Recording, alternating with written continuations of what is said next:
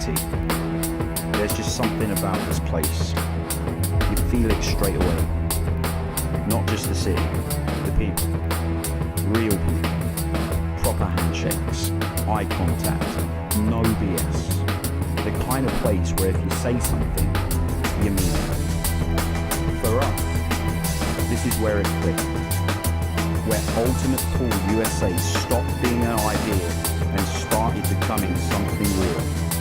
Places like Side Pockets Blue Springs. That wasn't just a venue. That felt like home. The noise, the energy, the players packed around the tables. You could feel it building.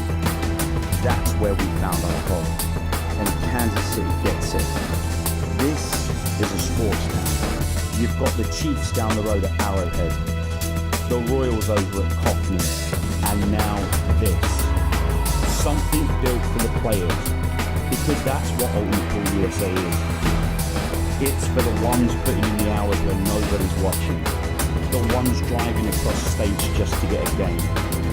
The ones chasing something, not just money, not just a trophy, but that feeling you only get when everything is on the line. Kansas City doesn't just hand anything out. You've got to take it. And that's why this means something. So yeah, this isn't just another event. This is the Kansas City Open 2026, built by Ultimate Pool USA.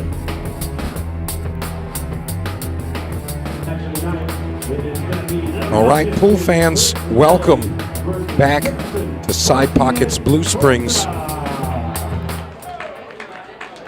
And we're here for a portion of the 10-ball showdown. And what a fantastic pairing we have here. Two world-class players in Chris Melling and Gerson, Martinez, Boza. Here you see the Peruvian superstar. And he is ready to play some rotation pool. Apparently he knew it was Chris Melling. He ran away.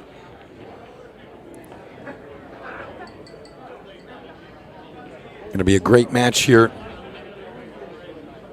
I think he's trying to negotiate, just moving forward. He said, all right, fine, we'll just play it out. Fair enough.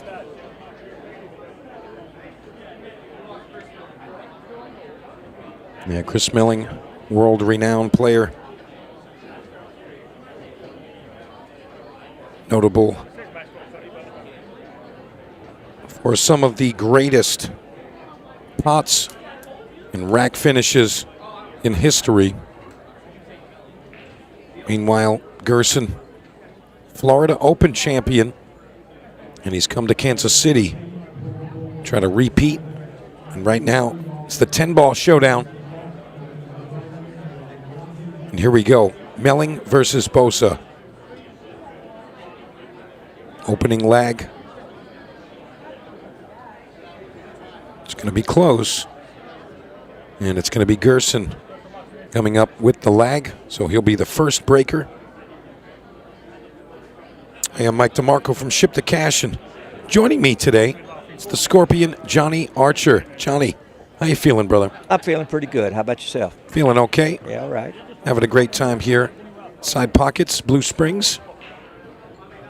Room has been on and turned all the way up for the last few days, and going to go right through till Sunday night. Got a lot of great pool ahead of us. Yes, still got, day and a half left, and man, it's just only going to get more exciting. Yeah. And you see Gerson playing in his first Ultimate Pool event just a short time ago. Classic Billiards. You see that insignia on his jersey. And he was able to go the distance, take that title. So now he's going to try his hand at some 10-ball. Gerson definitely a 10-ball player. Mostly rotation for this man, but as we just said, he was able to win the 8-ball format. So perhaps we'll see another strong performance from this talented player. But of course, he's got his hands full. Got the magician, Chris Melling, on the other side.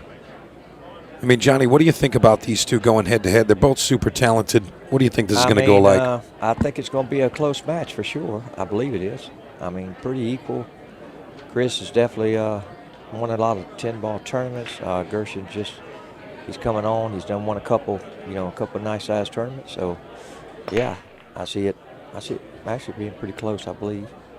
It's going to come down to the break, just like it always does mostly. Yeah, I can agree with that. I mean, it looks like Gerson didn't really get the reaction he was hoping for on that opening break. Yeah. Narrowly missing a few pots there, but now it's the magician, Chris Melling, to the table. And he does have a nice opening shot on this one ball. Not sure if the 2 passes that 7. If it doesn't, he'll be coming down table for the side. And that answers our question right there. A little tight on the 9. Should still have a natural line and be able to pocket this 2. If he can nudge the 5 or the 6 here, I believe he will. Yeah, he's liable. He can play the billiard, or I think he's looking to play the billiard, or if anything, if he gets a little bit flat on it, he can play safe. Oh, okay. Well, 3-ball does look like it passes. No, I think he might play the billiard again. Just thin the 3-ball, yeah, you're right. No, it may be. He may can pass it, but I think I'd like to. No, he's shooting at it. He's going to play it off the 4. Yeah, maybe off the 4. Yeah. Oh, he played the combination. And look at this, Wow. he breaks it up, and that's why Chris Melling is known as the magician. Boy, he does it. Neither of us were thinking he's playing the combination and the breakout. Lo and behold, he executes perfectly wide open table at this point. Right.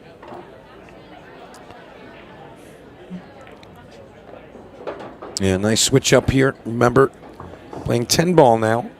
Balls must be shot in order. Make contact with the lowest ball first. Pocket the designated ball in the designated pocket. 10-ball is the winning ball.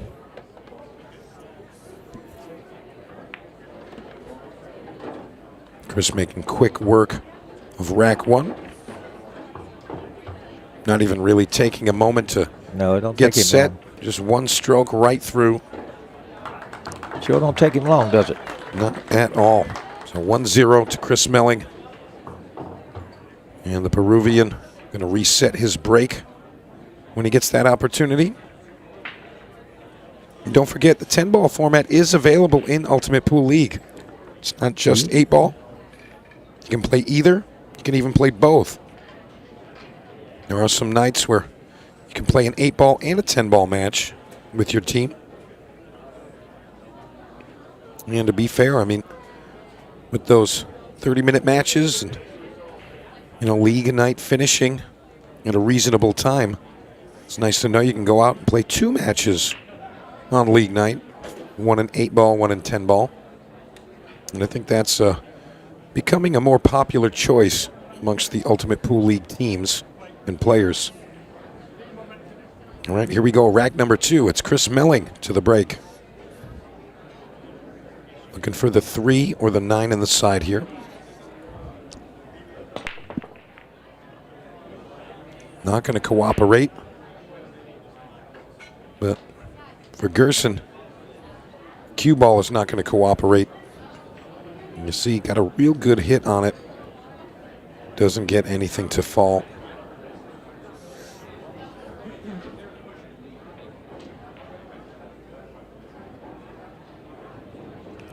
So Gerson likely going to push out here.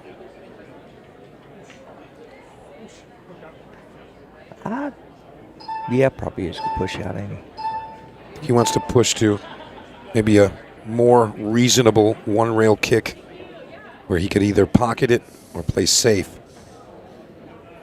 Remember, we're not going to see any jumps here. You see Chris eyeing up that one-rail kick. The slick cloth may have him hit this a little on the left side of that one. He's got to really come close to that point to hit it just right. He tried to make it. Yeah, that's going to backfire just a touch. I don't think he might not have a good shot at it here, but I know he can play safe. You really just want to get some separation. So thin hit on the 1. Likely try to get the cue behind the 10. He doesn't quite get there. So legal hit going to happen for Chris Melling. Pocketing a ball, that's another story. You can see he's not thrilled with the current shot. I'm going to try to hit this full and stop the cue ball right there. Keep it behind the orange 5.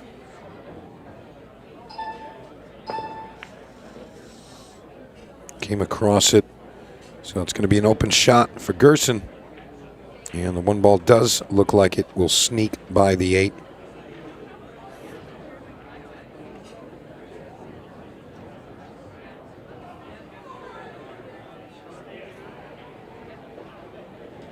So he's going to take a look around, see exactly what he'd like to do here.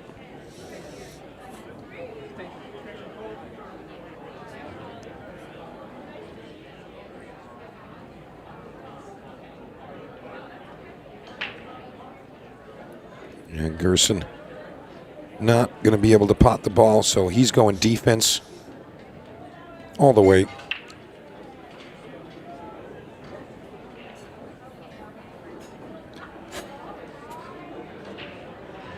They got a battle this second game, huh? Big battle. Yeah, it looks like Chris is going to have to be kicking again. You see the line he'd like to contact this one with.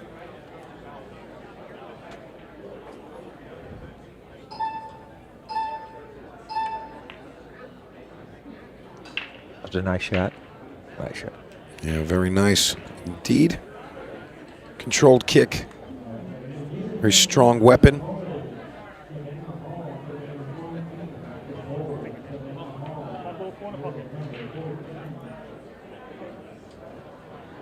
Right, Gerson going to be coming with a kick shot here.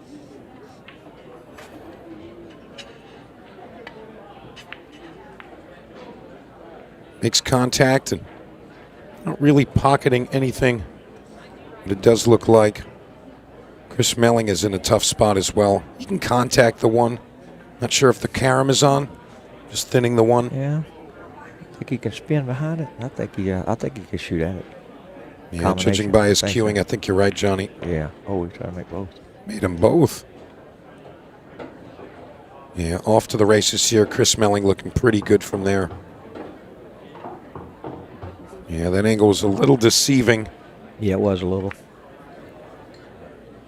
And he misses the open, too. Well, that's not like Chris, is it? No, it's not.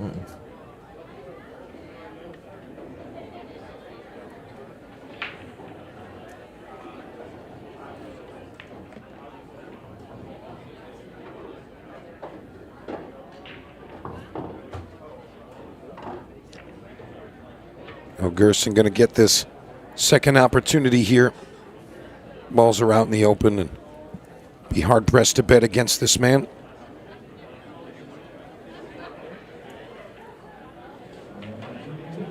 And if you are just tuning in, remember, Gerson, he's the champion of the Florida Open. So he went through that entire field down at Classic Billiards and declared the champion. What a feat.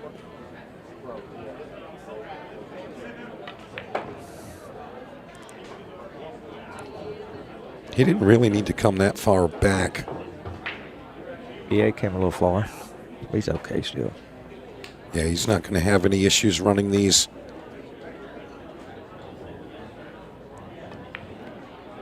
Good shot. I'll tell you, Gerson's got to be happy that he gets to play some rotation games. Yep. A lot of the players in Gerson's wheelhouse playing a lot of rotation pool, so he's going to be very comfortable.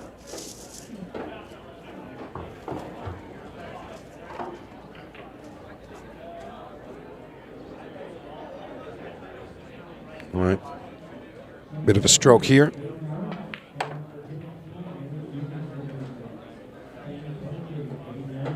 All right, same type of stroke here. Just going to float it over.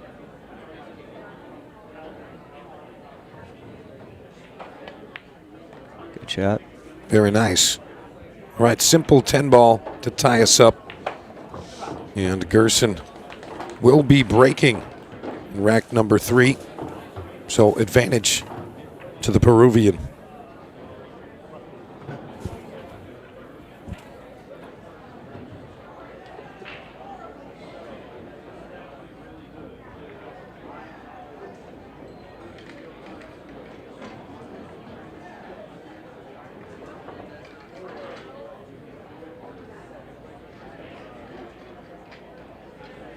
Like Gerson has a question. Oh, he wants a water. Get this man some water, will you?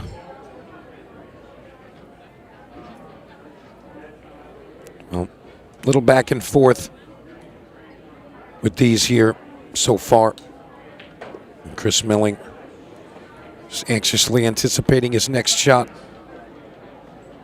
Well, let's see if Gerson made an adjustment on the break. Dry break first time around. And you see him just edging that cue ball over, so perhaps just a bit wider coming into that head ball. Again, most of the time we're looking for the 2 balls behind the head ball into the side pockets on a 10-ball break. Not happening, and the cue ball gets kicked in. Boy, that's a bad kick. Really unfortunate there. That's just poor luck. That 4 ball was headed to the side. Now 1 ball came in and ruined the party. A ball in hand to Mr. Melling.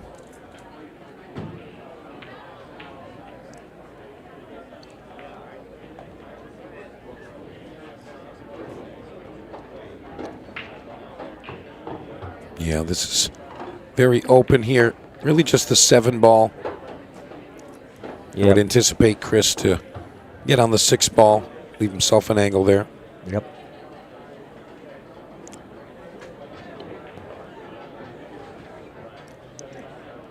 Chris just double checking his lines.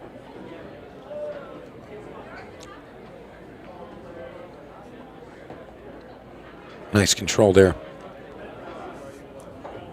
Back across the table towards the 9.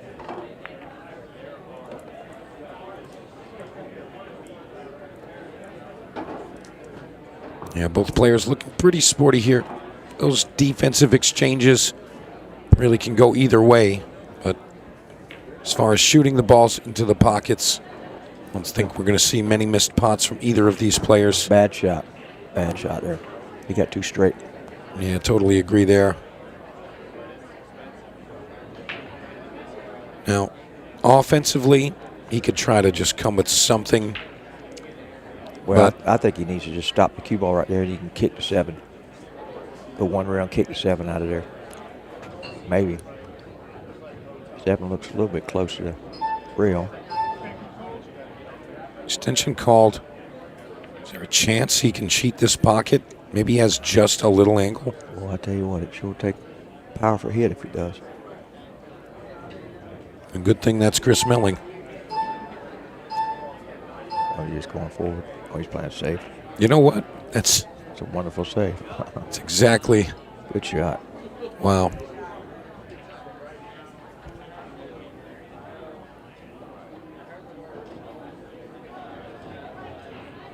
It's exactly what I was thinking there, and I actually couldn't believe he played that. Here I am thinking I'm crazy, Johnny. Missed the ball outright. Yep. But it doesn't look like there's an offensive shot here. No, you see Chris playing safe again. You got to be careful in these situations. I almost like him to shoot the 6 through the 7 and leave the cue on the back of the 10. Now it's simple to just kind of feather it, but yeah, this is what I'd like to see here. Just kind of bank the 6 out through the 7, leave the Q on the back of the 10. Just like that. Nice shot.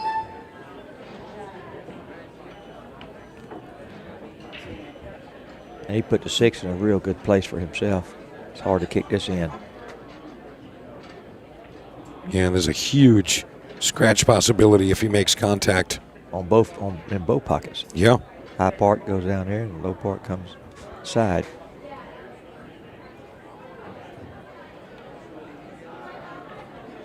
There it is, up towards And there it is. High part.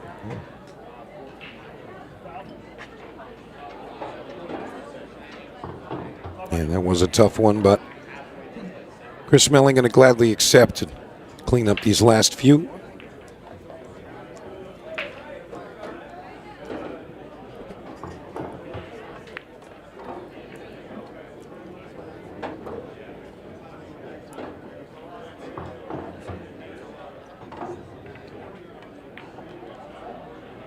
Yeah, the way Chris delivers the cue stick, unlike no one.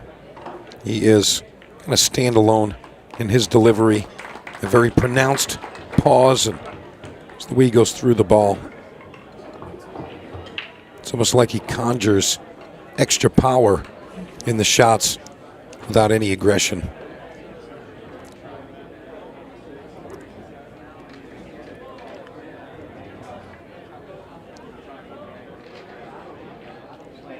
So Chris maintains the lead here. It's going to be 2-1 at this point, going into rack 4.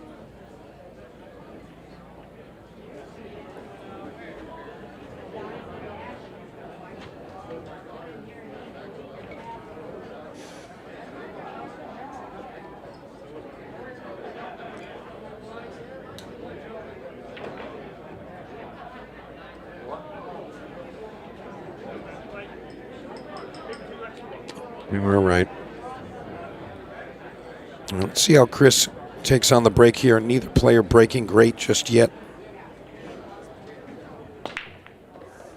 And he's went with the 1 ball to the side, which is a repeatable type of break. See him just carom the 1 ball right off the 3, square into the side. Great break shot.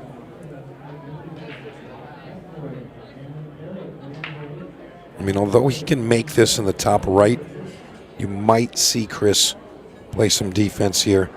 I mean, he's a shooter, though. Yeah, he's going at it.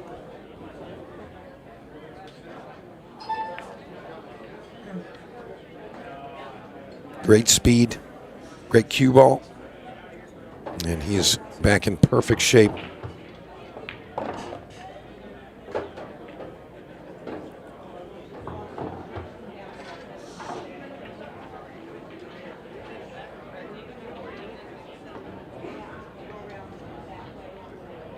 Chris looking for the bridge, aka the rest. And draw this one straight back.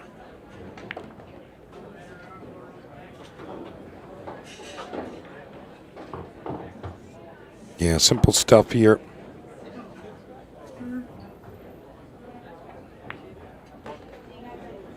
And you see Chris arriving perfect with a 6 to that top corner. You know, the patterns he's playing, very, very high percentage.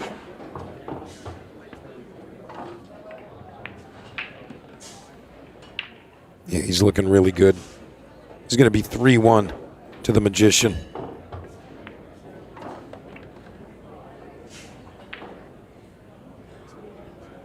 And there's the 10 ball. Cracks the back of the pocket. And he's up 3-1 over Gerson. And again, you're watching the 10 ball showdown. It's a smaller group of the elite players. And get to play a slightly different format, put on a great performance for the fans here in Kansas City and also our viewers at home.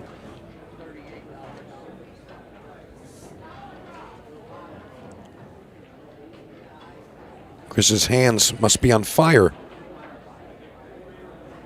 Playing so good. Chris, no stranger to this arena table. Been here many, many times over.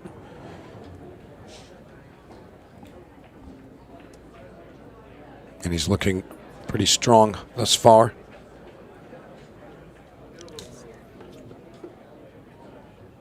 All business. All right, Gerson.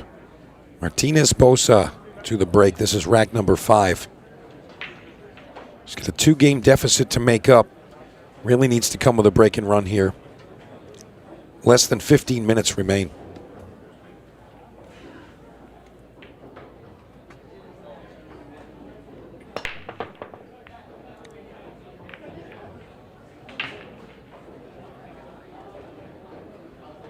Dry break again. I mean, he's tried a few different versions of the break. Really just couldn't figure it out.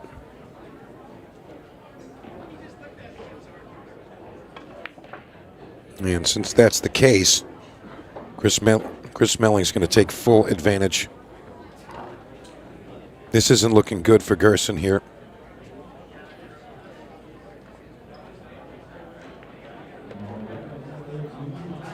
He wanted to be off the rail just a tad more, but as long as he's still got the shot available, no issue.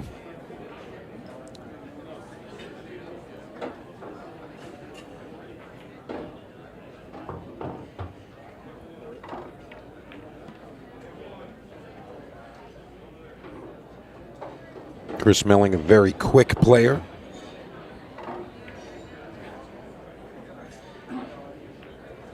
Really a fan favorite as well.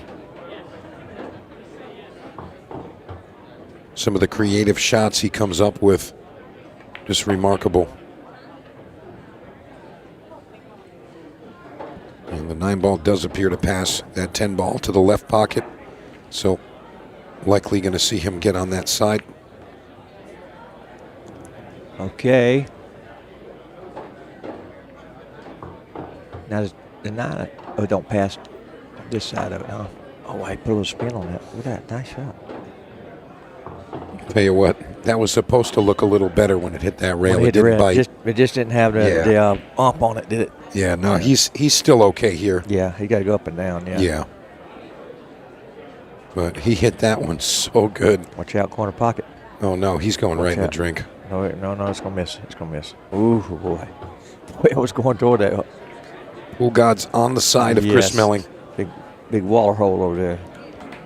All right, 4-1 now. Gerson in deep trouble. We've passed the halfway point, and he's got 3-game deficit here. Not good. No, it's going to be hard for Gerson here. Yeah, especially with Chris breaking this next rack. Very likely could see a break and run here.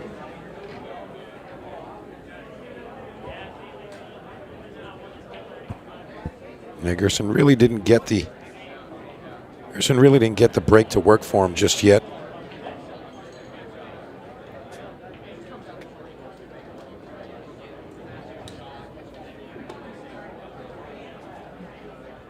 Got to figure it out right away.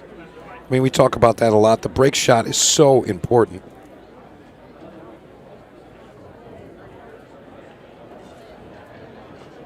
All right, Chris looking to make something happen here. Let's see how his break shot looks.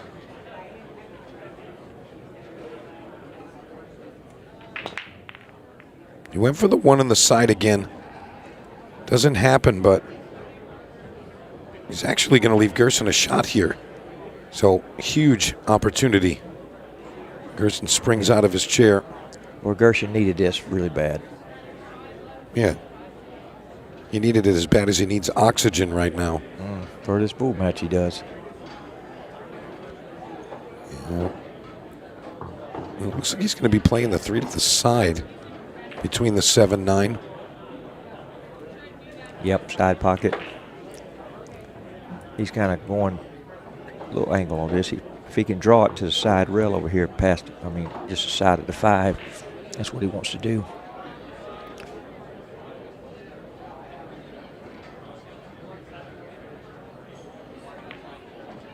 Ooh. Boy. Right on the edge of this. If he can make this, you might see some swerve and possibly a left-hand spin.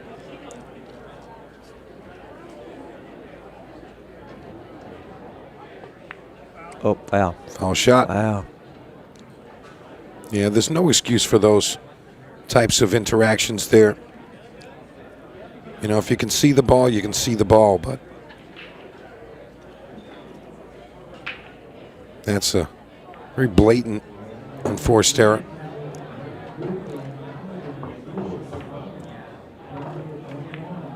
Five to 1 with 11 minutes. Ooh, this is awful hard here. Come back. Yeah, it's not looking good for Gerson at this moment.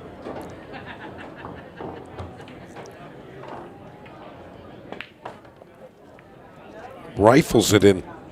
That one got. That's tough.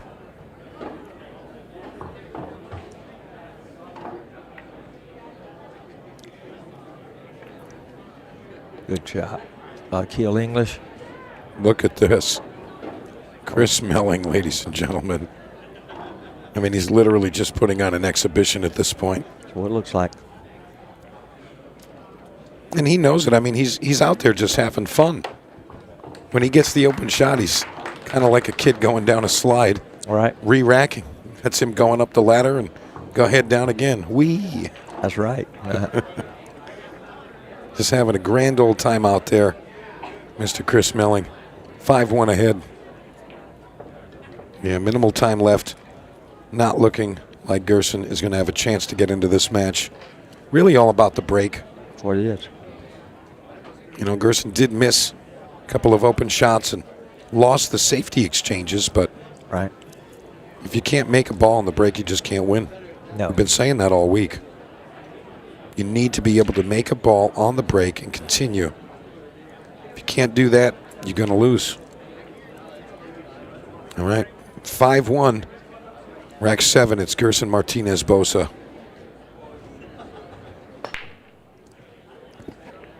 Like he tried to mimic Chris Melling's break. Doesn't happen. I mean, he finds the ball down, but it wasn't the intended target.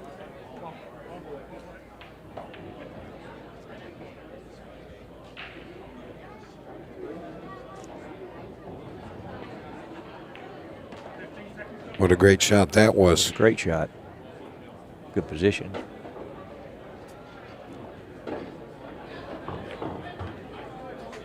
Yeah, really nice.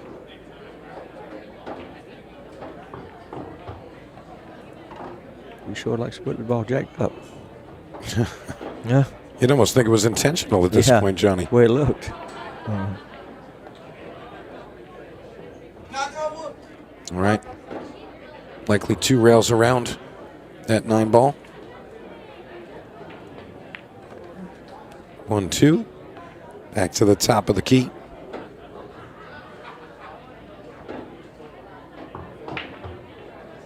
Just needs a little angle off the rail here. Just a touch. That's perfect. He's going to float this one out towards center table for the 9 in the bottom left. Okay, we got a slim chance, yeah. Yeah, I mean, just over 8 minutes left. You know, after those first couple, you know, the safety exchanges really burned a lot of that time clock. But again, Gerson still 3 games back. Chris Melling's going to be breaking here, so you know, if Chris wins this next game, I mean, it's basically out of reach. Oh yes.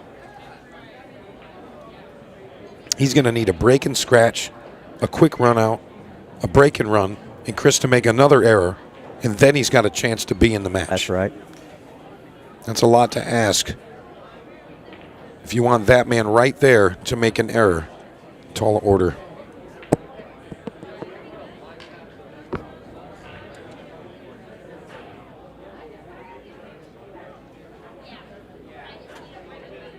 And you can see when the world's best have no expression, usually means they're dialed in and focused, and that's exactly what I think Chris is doing there. All right, here we go. Rack 8, and it's the Magician breaking. Okay. And again, Dry break. Johnny, they can't figure it out. No, they sure not, are they?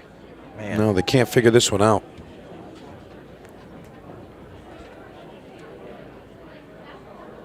And I'll tell you what, it's just the corner balls. I mean, the ball's going around for it. Well, the main thing is it's because the 10's on the spot.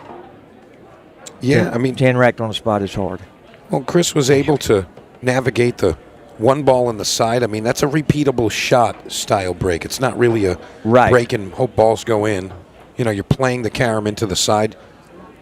And I feel like you should be able to repeat that, especially at this level. Yeah, they would definitely make more balls if the 10 wasn't racked on the spot, for sure, because that makes that ball go short, I guess.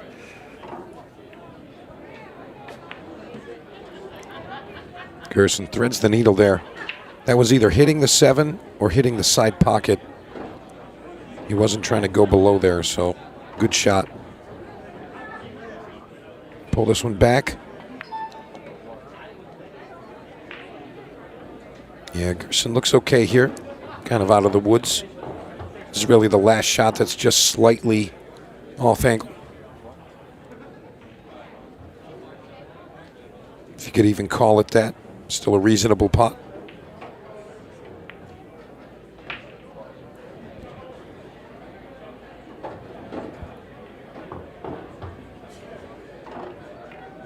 All right, 7 to the 8. Going to be a short draw here. Just about a foot back. And he goes all the way up. It's going to work out for him. He didn't really need to get that high. Could have had some issues if he bumped the 9 ball, but this is going to be perfect. 2 balls away, and he's going to close the gap just a bit.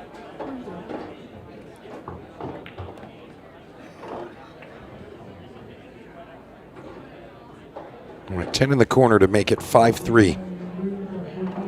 Tell you what, he makes it. He's in business here. He's still got a shot. At least a tie, I mean. Yeah, he's definitely got a shot. I don't know if he caught that at the end there. He had a little bit of body English A little there. bit. He did kind of Jerked his body when he shot. shoved through a little, didn't he? Yeah. A little body English. Well, 5-3 now. Gerson still trailing, but you see how quick things can change. But again, relying on an error from Chris Melling. Very tough to ask him that. So Gerson just going to stay on it. See if Chris Melling gives him that opportunity.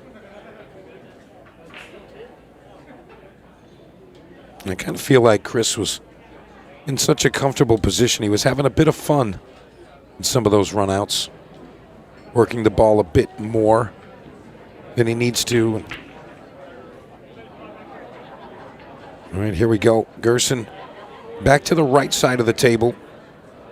Again, I think he's trying to mimic Chris's break with the 1 to the side. And he's got it. Very good one. Okay. Figured it out. What happens from here? Oh, 2 in front of the hole. Yeah, it looks like he actually has a good line of sight here. Yeah, he does. And he knows the 6 minutes remaining. I don't want to say that's a good amount of time, but it's enough. But Gerson's going to be moving. You can see he's moving with haste. Oh, no. What's happened? Oh, that was a huge mistake there.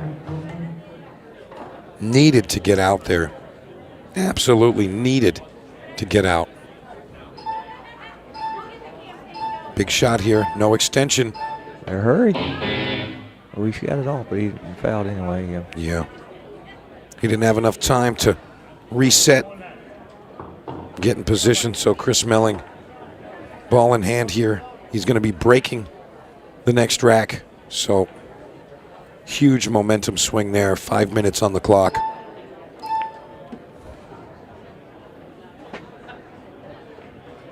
Yeah, Gerson might have just let it slip away with that error. Going to be real tough to stay in it at this point. He barely had enough as it is.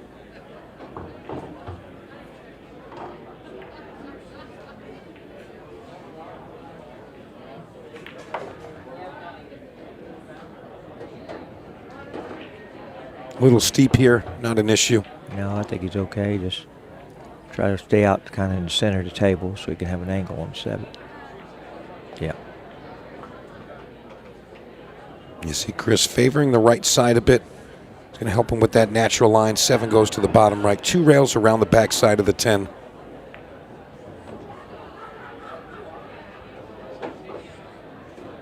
And this looks pretty good. 1 rail's okay. He can draw it towards it. 2 rails. Just like that. You know, that's always the favored way to get position. You want to roll into the line of your shot as close to that line as possible. Try to mimic the object ball into the pocket. Try to mimic that line with your cue ball as you approach that object ball. Just kind of gives you a larger area to have good position. Chris Melling staying on at 6-3 ahead. And again, he's going to be breaking here in rack 10.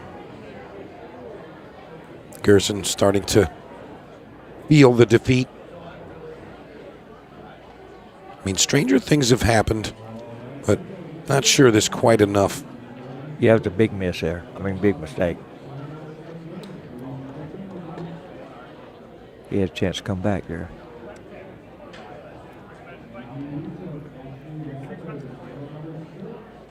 All right, here we go. Chris Melling, rack 10. And he's up 6-3 in our 10-ball showdown. Remember, this is a quarterfinal match. These guys are final 8 players. Going to be in the final 4 with the winner of this one. We are going to have another 10-ball showdown quarterfinal after this.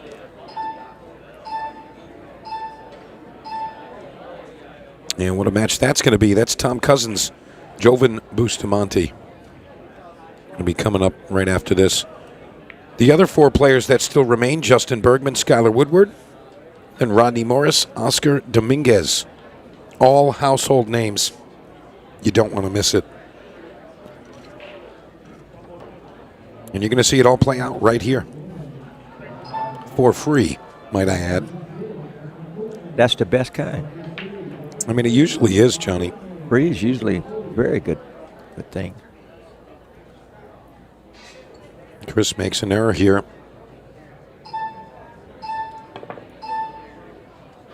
Yeah, he wanted that to open up, which was the right approach to it, but kind of overcompensated there and opened it up too much.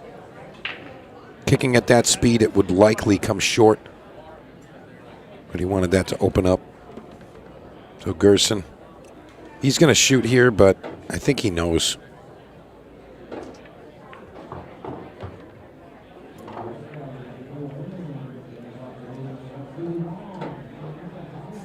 Yeah, he's going to start kind of moving around a bit quick, but again, just too little, too late.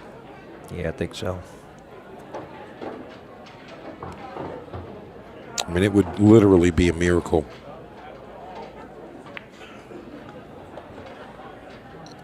Bank shot coming up. Yeah, we're going to slam it. Got to. Oh, we're going to play safe. Oh, Lord. No point in playing safe. Well, I mean, a minute left, 2 minutes left. Chris loves it. I mean, trying the zigzag bank or something, you just got to swing away. And I think that as players like Gerson get comfortable with the format, we'll start to see them understand the strategy. All right. Good hit.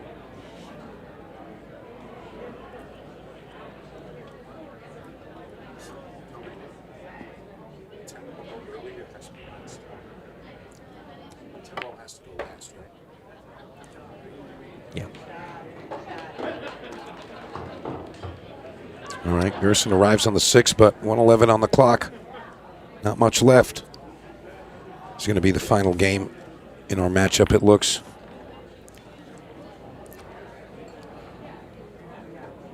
There will be some good matches tonight. Y'all stick around. It's a really good play. Get you some popcorn. Some of those Muncho chips. Oh, man, they're good, too. So good. Yep. All right, 10 ball going to fall. That's going to make it 6-4 with just over 30 seconds remaining. And Gerson may just walk over and shake hands. He wants to just continue, I don't know. be cordial. I don't think he knows to go There's do a it. chance he doesn't. Yeah, there's a chance he don't know he can do that. But that's got a lot of heart getting out there. It's just keep on playing. Yeah, we get to see a bit more from Chris Melling and Gerson Martinez Boza. But again, your next matchup, you really don't want to miss that. Got the Filipino phenom, Joven Bustamante from Arizona. Then we've got Tom Cousins, top cat. What a player he is. Yes, sir. It's going to be more 10-ball action right here. And joining you for that is going to be Mr. Dennis Hatch and Tony Holgate. Make sure you look forward to that, which is coming up in just a couple of minutes after this one concludes. Now, who do we have? Who's on third tonight? Well, the third match is going to be Justin Bergman, Skyler Woodward. Okay. Wow, good buddies. Yeah. Yep. And then the final one, Rodney Morris, Oscar Dominguez. Again, tons of household names. Going to be a great evening of pool. Yep, right there it is. I'll be on the comms in the third match tonight. Y'all have a good night. We'll see you a little bit later. All right. We'll see you guys in just a bit. Again, Bergman and Woodward coming up after Tom Cousins and Joven Bustamante. Be right back.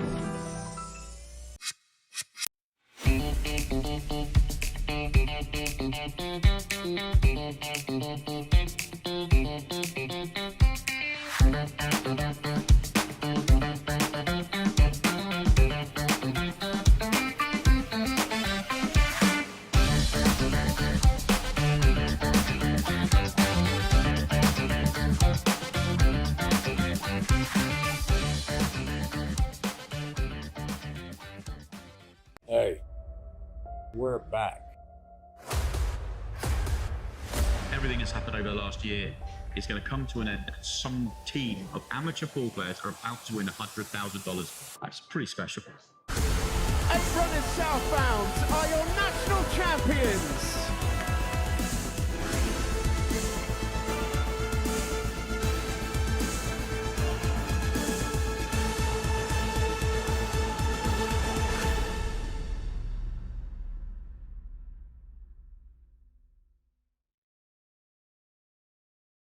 And welcome back. I am here with your winner, Mr. Chris Melling. Chris, I got to ask you this question. You looked really comfortable out there. Tim ball is a newer event for us. How are you feeling playing the Tim ball event? Yeah, I felt like I played all right. The break was tough for both of us. I think all the matches that are going to play on there are really going to struggle with the break. It's not breaking as it normally would. Whether that's to do with the heat outside, it's horrendously warm in the arena. Obviously the window's right next to us, so it's 35 degrees outside and it's showing inside the arena. 35 degrees would feel fantastic, but it's definitely warm in here. It's very hot, but you looked comfortable, you played well. you seem to be moving the cue ball really good on this table. Talk to me a little bit about just having that comfortable movement on the cue ball. Yeah, well, as everybody knows, I've probably got the longest backswing in the game, so I create a lot of power through the cue ball. So on this table, because it's so slick and so grippy, I have to shorten my cue action. So I have to change it a little bit. Obviously, it's playing really good as a table, so just got to adjust and try and get used to it as quick as I can. Yeah, 10 ball is so much different than 8 ball. There's a whole lot more safety game in it. You're seeing more of those Chris Melling shots, if you want to call it that. You had some trouble with some kicks, but you hit some other ones. Obviously, I know you're comfortable with that part of the game. When you're out there and you're trying to line up that kick, especially in this game where there's a lot of safeties, what's kind of going through your head? Well, where you would normally aim on a normal table, let's say in a club, it's completely different on the TV table. So you probably have to move over maybe 1 or 2 balls to adjust. But I felt like I played well. I like I say, manoeuvred the cue ball good. He made a few errors. He fouled on one shot, and then I think he scratched on another one. But all in all, I felt like I deserved to win the match. Well, congratulations. You're into the semifinals. We will see you a little bit later tonight. But for now, maybe you have to go play an open match or you get a little bit of rest. We'll go ahead and send you back to the arena for our next 10-ball showdown match. And welcome back. Thank you, Stephen. Referee Daryl Hibbert there racking the balls. Second quarterfinal in the 10-ball showdown. Joven Bustamante. He's up against Top Cat Tom Cousins. 30-minute match clock, no race. Tony Holgate and the legend, Dennis Hatch. Legend in my own mind. And congratulations, by the way, today on winning the mixed pairs. Thank you. With Charlie. That was awesome. You played very well indeed, both of you. Yeah, well, we were not the favorites. I believe Tom Cousins had a great partner. Sky had a great partner. Joe Prince. I mean, there were a bunch out there. Good partnerships out there. Some great. And we managed to play good. I mean, we played, what's Eric Charlton or Charlton? We broke and ran 4 racks. First 4 racks in a row. But, yeah, it was fun. She enjoyed it. Yeah, her reaction was great. Lovely to see. Right then. Here we go. Tom tried the 8-ball break there that he had been using, just crushing him. It didn't work. He didn't hit him that well. So Joven, I love watching this guy play. I hate playing him, but I love watching him play. He plays so good. Yeah, let somebody else suffer it. He's a great player. Joven lives down in Phoenix, Arizona. Good friends with Eric Charlton, who Dennis just mentioned.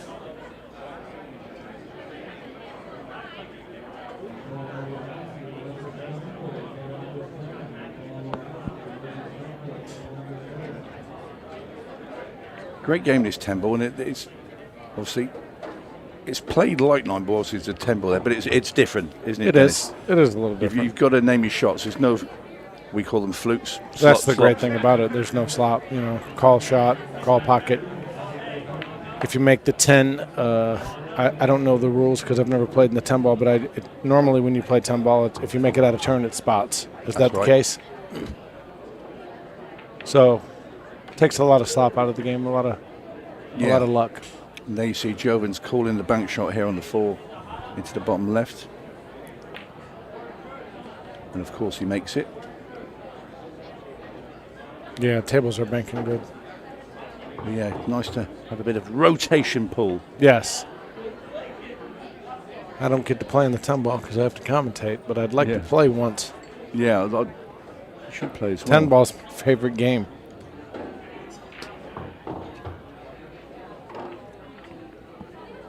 Joven made a good shot there. He's going to go 2 rails here with a little high inside and try to get all the way back down table for the 7-ball. I'll tell you what, we had a bit of fun today earlier with yourself and Rodney out there playing the rocket run out.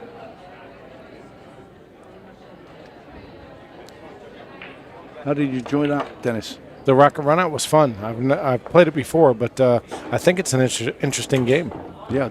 I mean, the crowd or the people that were watching might not have understood it, but it's really a good game because there's strategy involved. Fast. Yeah, fast. And No safeties. You have to shoot in rotation. No safeties. Nope. You shoot. If you miss, it's over. I think it's a great game. Yeah, Rodney Morris's creation rocket run out as Joven Bustamante completes the clearance and wins the first rack.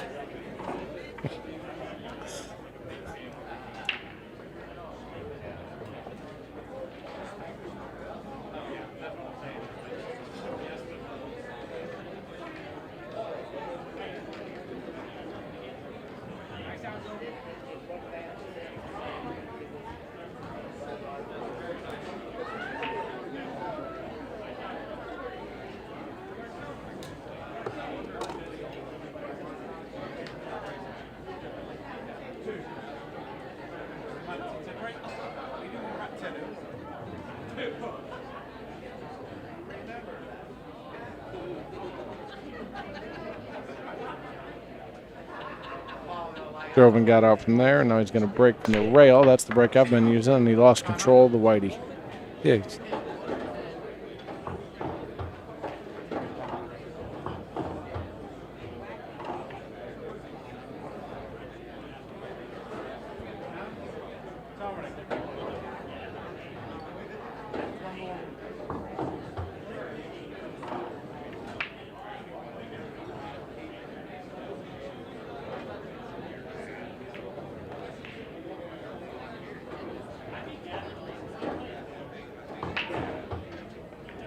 Sorry, guys, with a technical issue.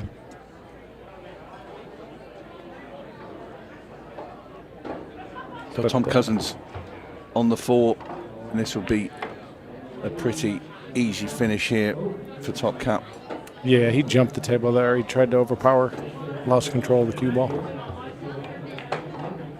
Table is not breaking the easiest. You know, I struggled last night with my break in the finals of the 8-ball shootout. I broke dry twice. But, yeah, the table's not breaking easy at all. Is there any particular reason for that, Dennis? I can't answer that question. I mean, they're using the rack with the back, you know, the ultimate pool rack that it doesn't have a back. And it's kind of a struggle for the refs to get the balls tight. It's not their fault. But I do know that, you know, a couple of times I broke yesterday, and they probably were not frozen. I mean, you could tell just by the way they broke. But the other thing is just like you got to find the right speed. You know, everybody's trying to hit them hard. Yep. And I think they're hitting them too hard. Like Joey Gray asked me today what he was doing wrong with his break when we played. And I told him he was hitting them too hard. He was crushing them. Yeah, take a bit off it. Yeah, he was crushing them and parking the cue ball, and he broke dry 3 times in a row. And he's like, just take a little off. Yeah, who's the other one? Roberto Gomez. He was really good. I mean, he has the best break I've ever seen playing 8-ball on a bar table. That was incredible. If he can consistently do that, he'll be winning more. Yeah. Well, this man has an incredible break. Joven Bustamante. He does. As well. I unfortunately can't. I have trouble breaking head ball because I can't put a lot of weight on my front leg. Yeah, they're very compact, aren't they? Yeah. Joven and Roberto are quite similar. And what they do, instead of going back that way, they sort of come up and down into the pack. Yep. And it's a sight to behold. It's really, I mean, the power they get into the break shot is incredible. Tom's changing his break now. He's going to the rail. Played the one on the side. Got a nice kiss there. Yeah. Very right on the very two. Fortunate kiss. Oh. He wasn't going to have a shot. He might have been able to play safe, but he didn't have a shot. That's a dream split. Yes. Now he has a chance to get out here. Yeah, nice easy 2-ball to start with and 3 balls. I think he can just pinch it and bump the 7 or follow it right between them. Yep. Good shot. Bless you. He put the 7 in a little funny position, but, you know, from the 5 to the 6, he should be able to slide over, shoot the 7 in the top left-hand corner.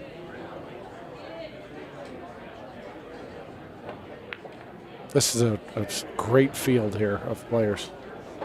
Yeah, this isn't Tom's natural game. He can play it. He can, but yeah, it's out of his element. Yeah. Yeah. And you can tell there he got a little out of line here. The only time he plays it is when we come over Right. But for these events, you know, he just doesn't play anything but 8-ball. So his brain's now finely tuned on 8-ball, and he's looking at it, and it's a little bit foreign for him, let's just say. Well, it's a little different than 8-ball because in Yeah. rotation pool you have to play a pattern, right? And it's, you know, in order. And 8-ball, if you don't play the right pattern or you get out of line, you can shoot another ball. So you always have that Yeah, there's escape. another ball that can rescue you. Yes. This is a little different animal. So going to get behind the 7 here, and then he's got to go up for the 9. He plays so good, though, that, you know, he's capable of playing any game. He just needs to learn the break. Yeah. Bit straight on that, but it won't be a problem. He'll just have to leave himself a little bit shorter on the 9 to give himself an angle to come back down to the 10.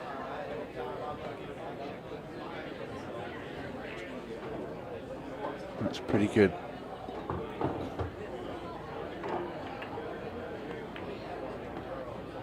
Yep, he hit it good. It was a pretty nice out. He got a real fortunate kick off the break, but that's pool.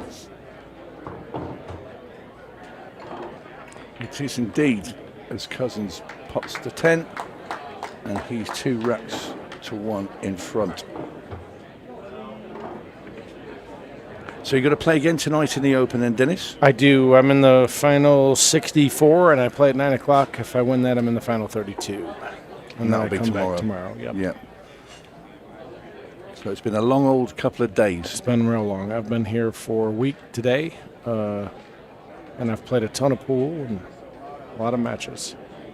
But it's worth it, you know, especially when you win. If you keep winning, you can play more I'll matches. take a second. Exactly. I mean, that's, you know, I'm proud of the finish that I had, especially with the blood pressure episode. I've never had anything like that happen. Yeah. That was crazy. Yeah. I shot the wrong ball and didn't even know it. I shot a solid and then couldn't remember what I had. So you feel a lot better now? I do. I'm really tired and drained because it took everything out of me, but I feel good. I'm playing good. I'm much better today than I was yesterday, yes. See, that thing, and I've had it before when you're out there and it's quite warm, and then it's the warm blood in pressure here comes now. up, but you end up like dizzy. Yeah, I was dizzy. And you lose a little bit of balance, and like you say, everything's a blur. Yep, everything was blurry. My eyes were, you know, my vision was blurred. I was sweating profusely. My face got red. It was a scary moment. Yeah. But I don't have high blood pressure. I've been checked, you know. I don't have any heart problems. I've been through it all. Yeah, that's good. I'm in good health as far as I know. But Joven broke and Glad broke to well. hear it. Thank you, Tony. Joven broke and broke well and shot the 1 there and went 3 rails to, I don't know if he was trying to get underneath it to shoot it in the side, but he got a little funny. Yeah, he's going to have to make the 2 in the side. Yeah, he can shoot it in the side. Play this with a little bit of left-hand spin on here just to come off the 2, maybe even 3 rails and up towards a 6. Yeah, spin it 3. back. Ooh. That's a good shot. I thought he might go a little bit wider than that, but it's okay. Well, he wanted to go that way just so he didn't get behind the 6. If he goes wider and goes, you know, towards the other side of the table, you risk going behind the 6 here. This is a tricky shot here. You got to get underneath, underneath the ball. So you can go at the 9 there. Got a nice little kiss off the 6.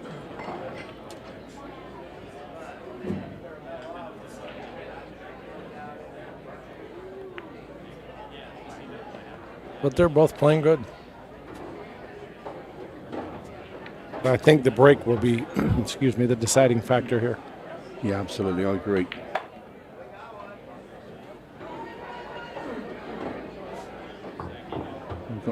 It's a cracking lineup we do have. Next up, our third match will be Justin Bergman taking on Skyler Woodward. Yeah. And then our last quarterfinal will be your buddy, the great Rodney Morris, taking on Oscar Dominguez. Nice. So some good matchups. Two Americans. Then you said Justin and Sky? Yep. Oh, those are 2 great matches. Yeah, that's next up. Joven just making it look easy. Got a little funny a couple of times, but he just got right through it. Yeah, he's played very well here. 2 each. 2-2 and Tom's break.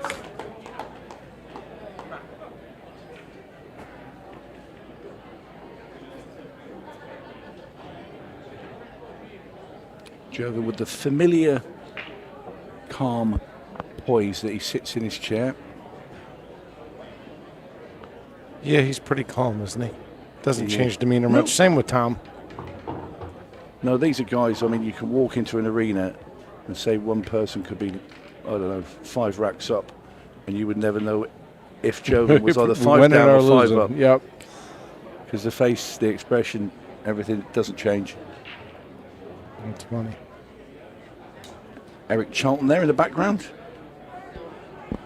Yeah, a friend of mine, Corey, told me, he sent me a text message with a picture of my face, and apparently I had a scowl, but I was winning 7-1. Yeah. He said, "You're the only person I've ever seen up 7-1 with making this face." Tom cut broke again, tried to play the 1. Got real fortunate again to get a shot. Yep. He actually made the second ball, I think, the 5 in the side. So 1 to the 2. Yeah, he'll just shoot the 1 in the corner with a little high right, come out, shoot the 2 in the corner, the bottom right corner. The other option is to try to go over by the 9 and shoot the 2 in the side, but I think that's risky.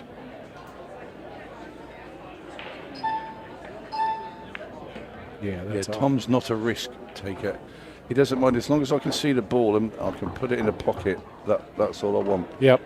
And he doesn't accelerate and use a lot of power unless he absolutely has to.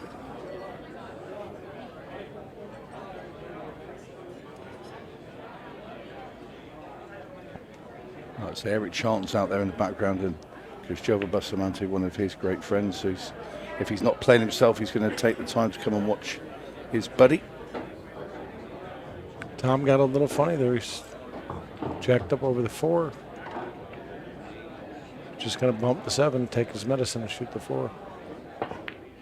Ooh, he snatched it. Wow, what a great shot. See, that shot there is a lot tougher than it looks because you're jacked up over a ball. I probably would have just tried to bump the 7 and just, then rolled the 4 in, but God, he hit that so good. What a pleasure to watch. Yeah, very clean cueist.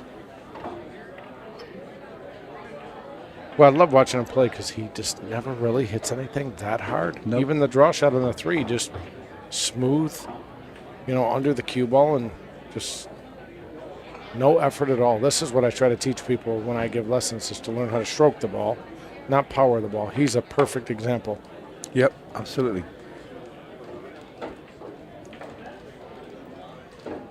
Another nice out by Tom. Yeah, he doesn't mind rolling a ball length at a table. Not at all.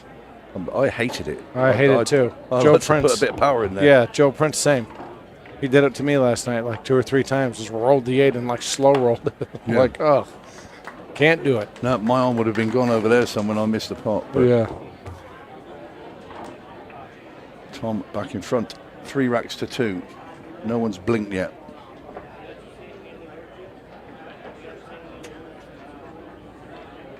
As Joven patiently waits for the ref to rack the balls. He will be breaking next.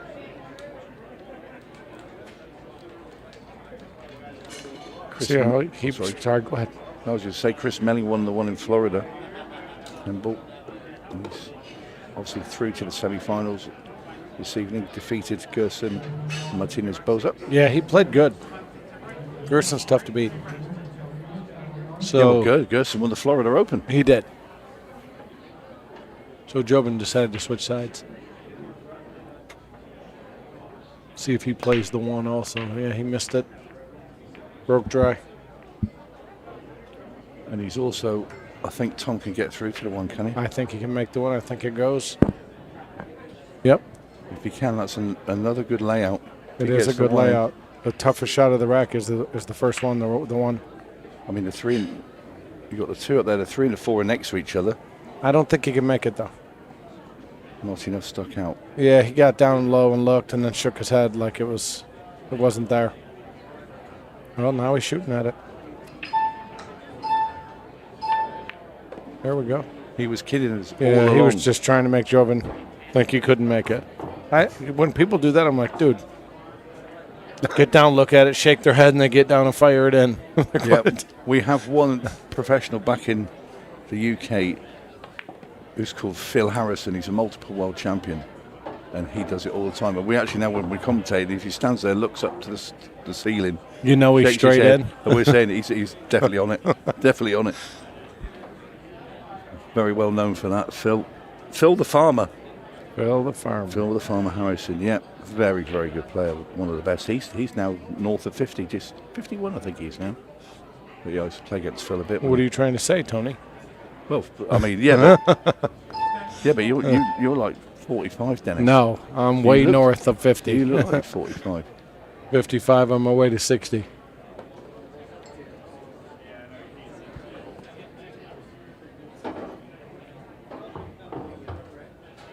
He's got a little funny. He's going to want to punch us and try to get on the right side of the 5, or at least straight in. Little punch float here to the center of the table. He got good enough to where I think he can follow this ball right between the 9 and the 7. Just follow it with high right, or he can pinch draw it over to the right rail. And there's a bit of a pinch draw as well. Yeah, I think he got good on the follow. He landed perfect. Yep. Touch of inside there. He almost he flirted with death. Yeah. Good shot though. This he has 2 options. One is to follow it with high right, 2 rails to the right side of the 7, or draw it 2 rails with low left, heading towards the 9 ball.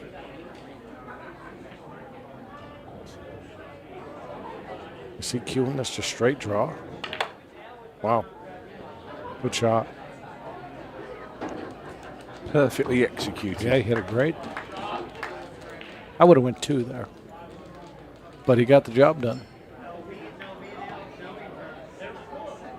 Tom looking solid right now. And this is to get 2 clear.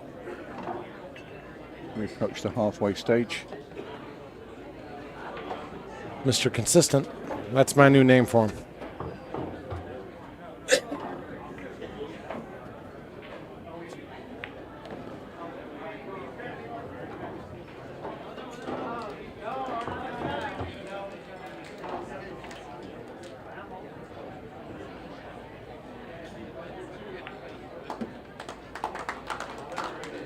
Tom looking good. Up 2 games.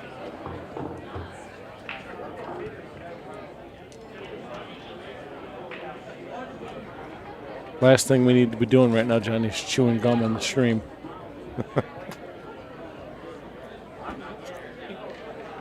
If you wonder, that was Johnny Archer. He's just wandered in. He doesn't have a hotel room. He lives in the commentary box. All this stuff here.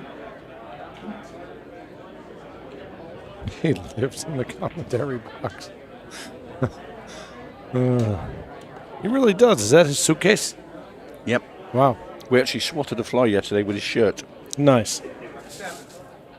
Yeah, this guy has candy, deodorant, ibuprofen, a Butterfinger. I'm in Johnny's bag right now, just in case anybody wants to know.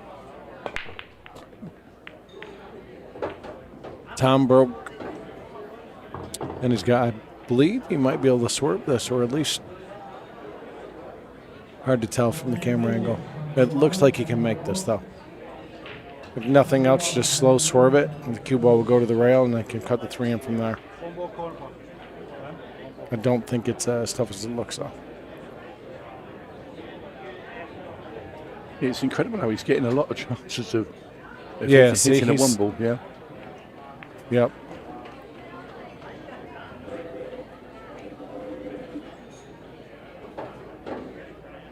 He's getting a lot of shots at the 1. Yeah, I mean, fortunate to get him too.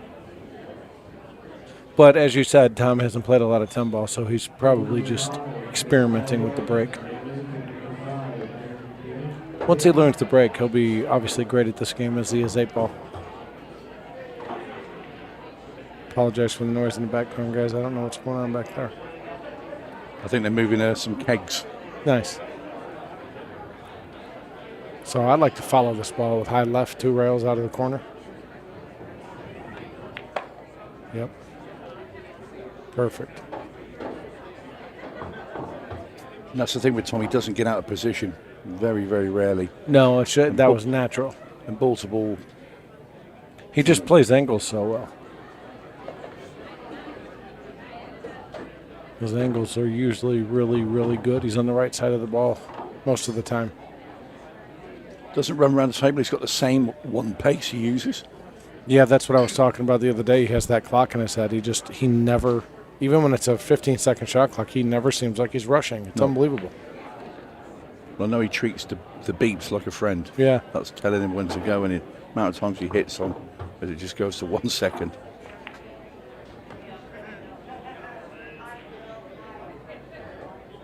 See, some players with the beeps, and especially on the 15-second shot clock, they don't want to hear them, so they start hitting within 10 seconds, and then they're rushing.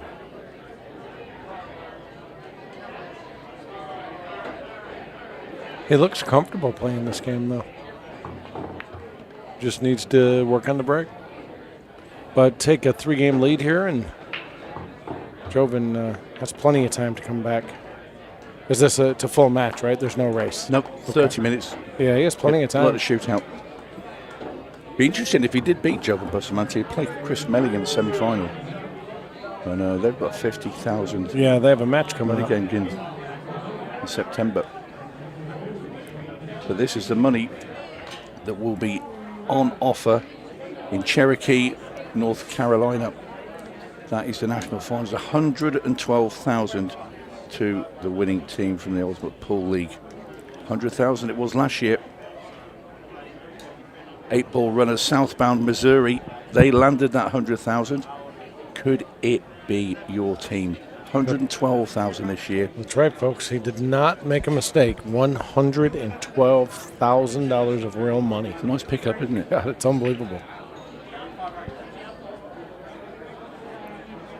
Yeah, I was going to say, if you don't have a league operator, you can find one. And it's not just first place. Last year, just a guesstimate numbers. First was 100, second was 50, third was 25, and so on and so forth down the line.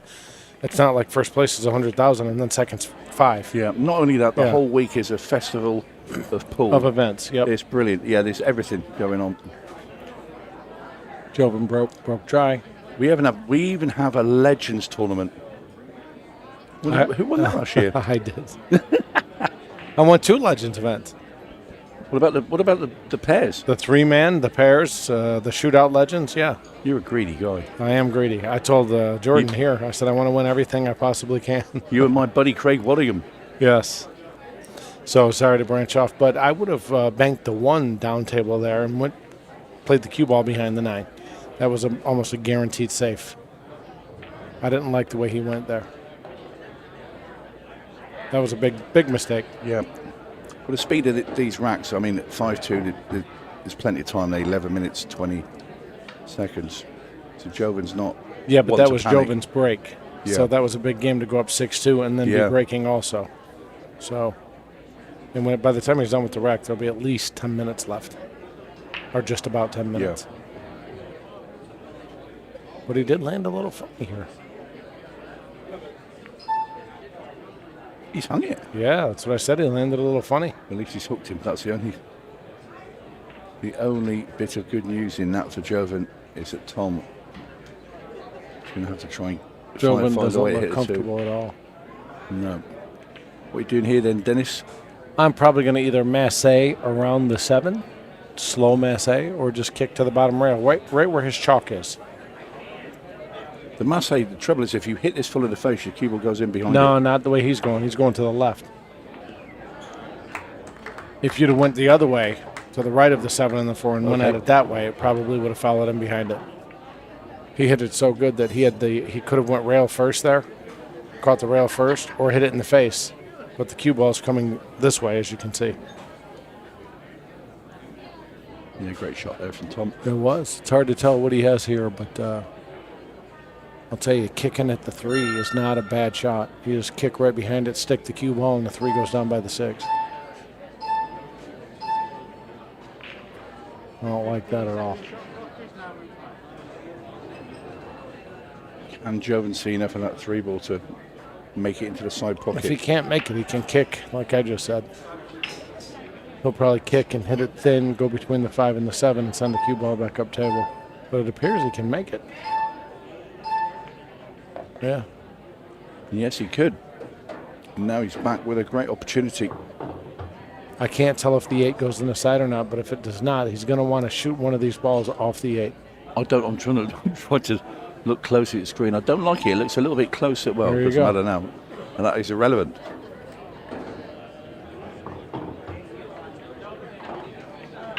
Follow this. 2 rails. Table's starting to bite a little bit. You see the cloth. It's not slipping and sliding as much. So the cloth's starting to get a little worn in. Table's starting to play a little different. It's not going to be as easy as the first day. Yeah, day 1 they're sliding all over the place. But Well, there's, hundreds of people in here. It's 100 degrees outside. It's humid. So the rails are starting to spring.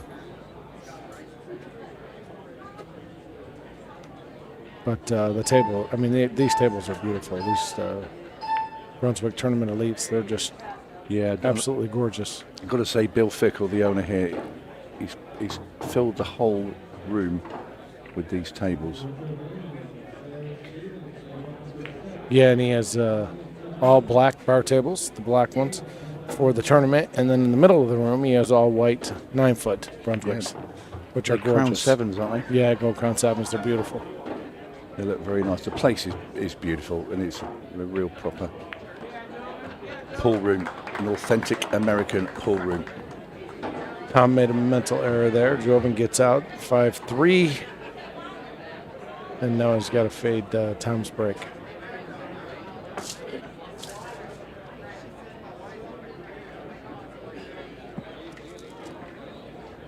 I have to play at 9 o'clock. I'm hoping I can take a little nap here. Go out to my van and sit in the air conditioning and relax. Oh, right, you got your van outside. Yeah. Oh, that's pretty cool. Be prepared. Absolutely.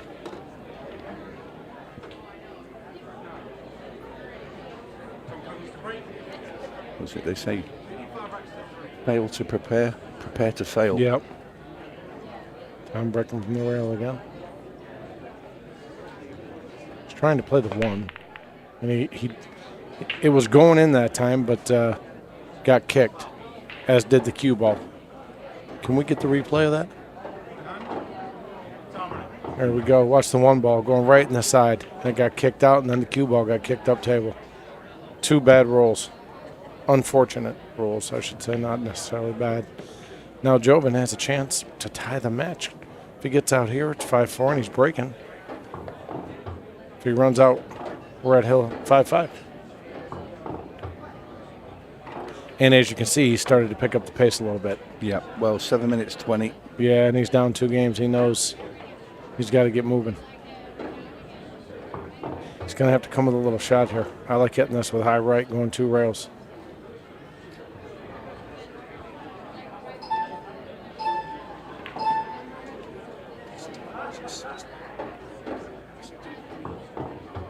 Yep. If it's tied, it goes to a 6-ball shootout. He hit that. I don't think he was trying to get down to the right side. I think he was trying to get to the left side of the 6, but he got real funny on this. He's both the jaws there. Yeah, he's not going to like that at all. Unless the 9's not in his way, but yeah. Joven seems out of sorts a little bit. He's not playing like he usually does.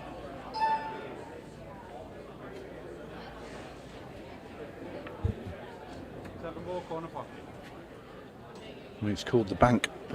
Yeah, he has no other choice. He'll play the bank, try to go into the 8. Great pot. Yeah, it's a great shot. Dug himself out of the hole. He did.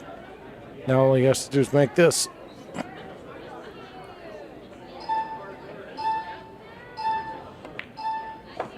Good shot.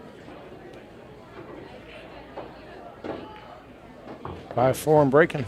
We have a match, folks. Yeah, he looked dead and buried, really, up at 5-2. Because like you say, Dennis, he was out of sorts. Still shaking his head, but yeah, it was 5. Right back in it. 5-2, and he was slumped in his chair.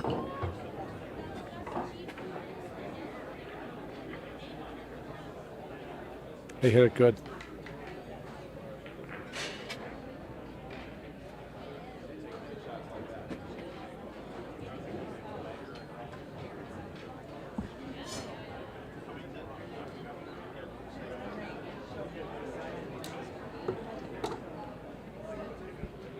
Tom does not look happy. Yeah, It must be warm out there. Well, I mean, I'm not one to talk. I mean, I had a blood pressure issue, but his face is red. But it is hot out there. See how Joven breaks these. See if he plays the one on the side like Tom. He just crushed him. Made the 5. The 1 did not cooperate. He's going to have to play safe here. Well, I think he is. I can't see perfectly, but I'll tell you what a good safe is here is if he plays the 1 off the 7 and puts the cue ball behind the 8. Touchy shot though. If you don't get behind the 8, you kind of sell out. There you go. Good shot. Perfect. Great speed. Well called. Very good shot from Joven Bustamante.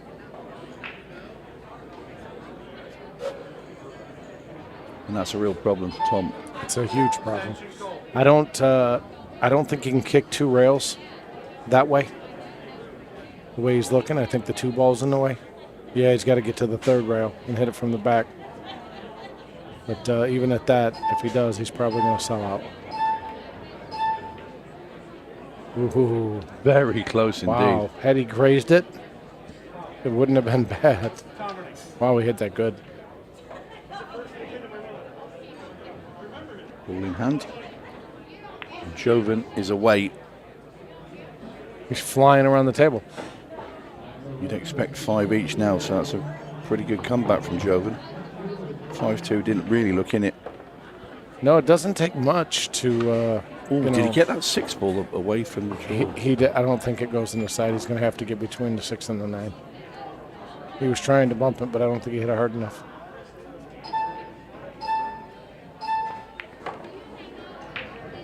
Ooh. This is trouble. Yeah, this is trouble. He's not. Draw it back and bank the 6 cross side, or you can try to follow this with high right 2 rails. But if you hit it too good, you're liable to follow the cue ball right in the pocket. Yeah, he's banking it. Well, he's running out of time there, so he had to play something. Yeah, quickly. This is just a natural bank. Follow the cue ball 2 rails. He's had 2 banks already in this match, and that's 3, and he's not missed any of them.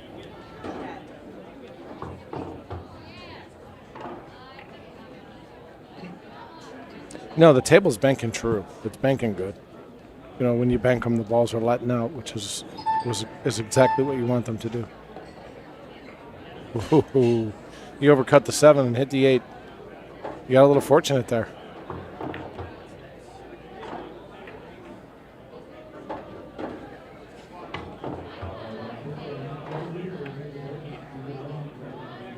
If you don't hit this good, you can scratch in the side here. So there's 10 ball for 5 each. Bustamante completes his comeback. Joven is running around the table. 2 minutes left. I think he was trying to prepare for Tom, right? He's trying to rush so there's enough time on the clock in case Tom breaks and runs out, but I would have done the opposite of what he did. I would have slowed down, tried to get the clock as low as possible. This way, if Tom breaks and doesn't get a shot, it goes to a shootout. Yeah, exactly. If Tom right. breaks and makes a ball, he's going to take his time, wind the clock down. Joven's done. Yeah, Tom, a master with the clock. I think he should have taken more time there and taken more time off the clock. Either that or shot a lot faster. One of the 2. Yeah, exactly right. Then there'd be 3 minutes on the clock. Watch the 1 ball. It hit both points. So I think he is just playing the 1, period. He's not even trying to make anything else. Watch the 1. It hits both points in the side pocket. Boom, boom.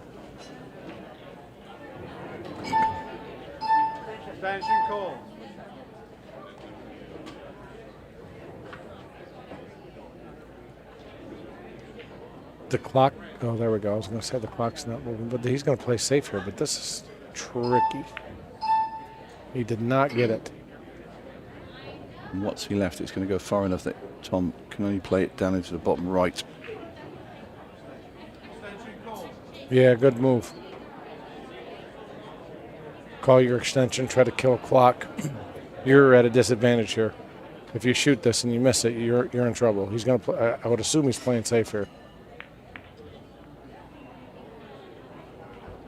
Well, he's not the 2 over the pocket as well. Yeah. If Joven can make the 1. He can make it. He's just a little massé, and I mean everything else is pretty open.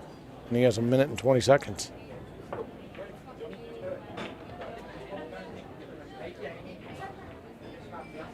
Yeah, this is bad for Tom. The only shot that he has to make is the one he's shooting right now to get on the 3. If he gets on the 3, it's over. And he did. He's on it.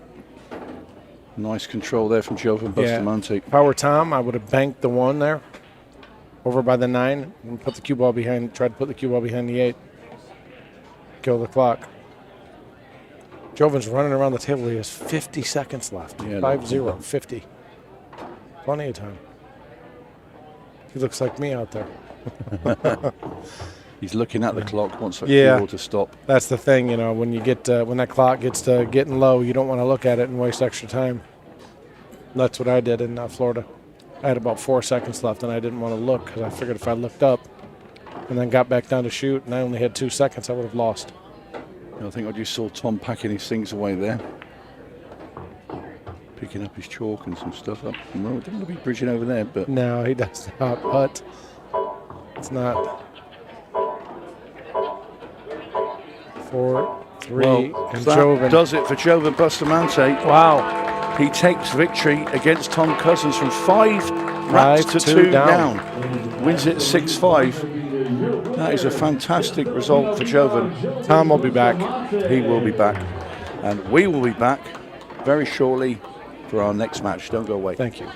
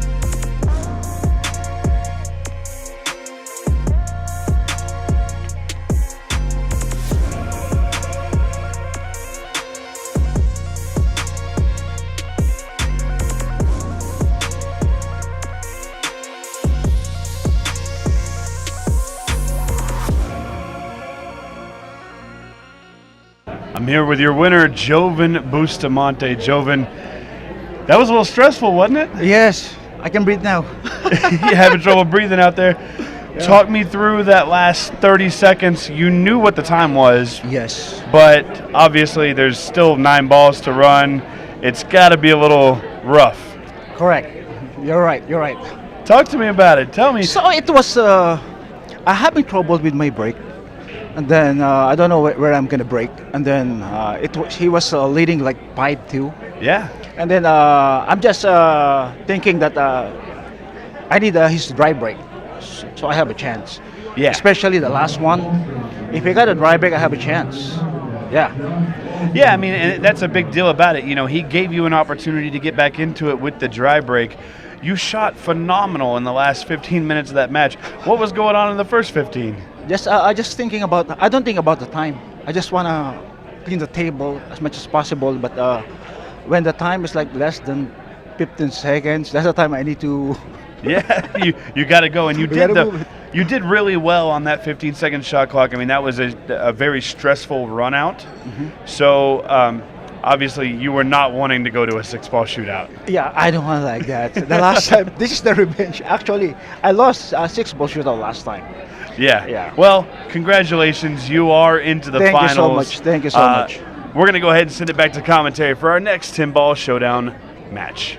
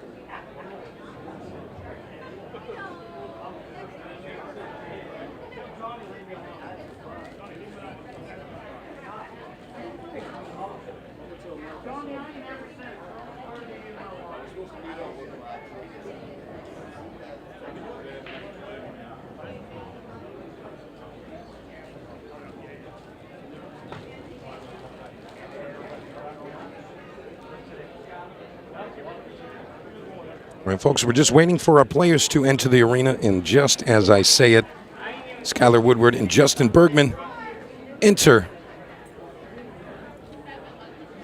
And what a match we have here.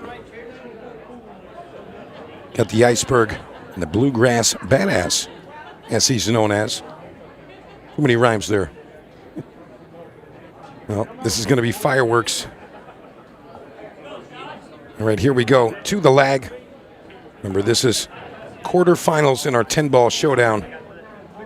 Got Justin Bergman, Skyler Woodward, two of the greatest American players.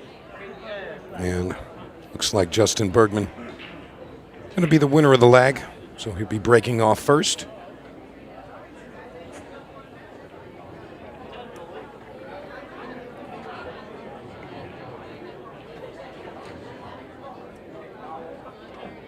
I see Skyler looking up some cheat codes before he gets into this. And look at that crowd out there. Still constant. Day one.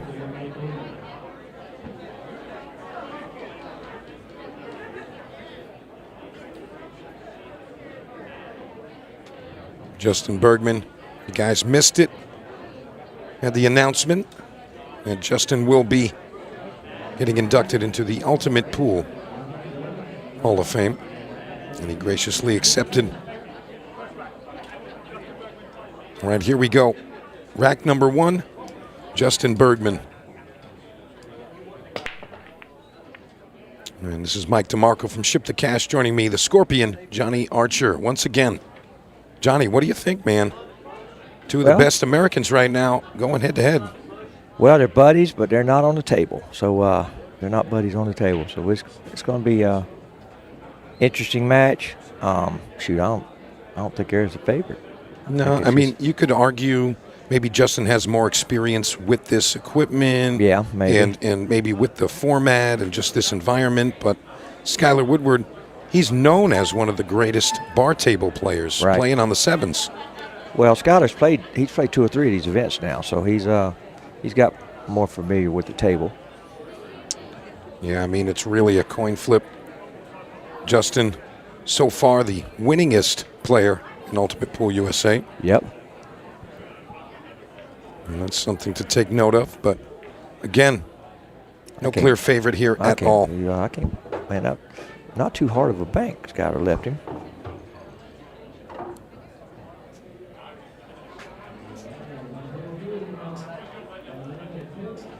Justin eyeing up the combination here. Going to be 2 to the 7.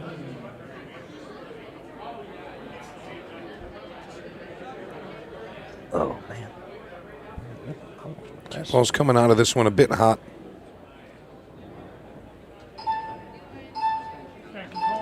Called the extension just in time. Yeah, he doesn't like the cut. Now he's thinking of the carom. I think perhaps a safety here. No, he's playing the carom. Yeah. Yeah, I think I might have played the safe because you could have banked it down and broke up into 6 and the 3, and in the meantime stop it behind the 7. Yeah, that's what I was thinking, Johnny. But yeah, I think under the pressure of that clock, had to kind of move along. Yeah, that's true. All right, Skyler looking like he's going to take on the bank or perhaps hide behind the 7.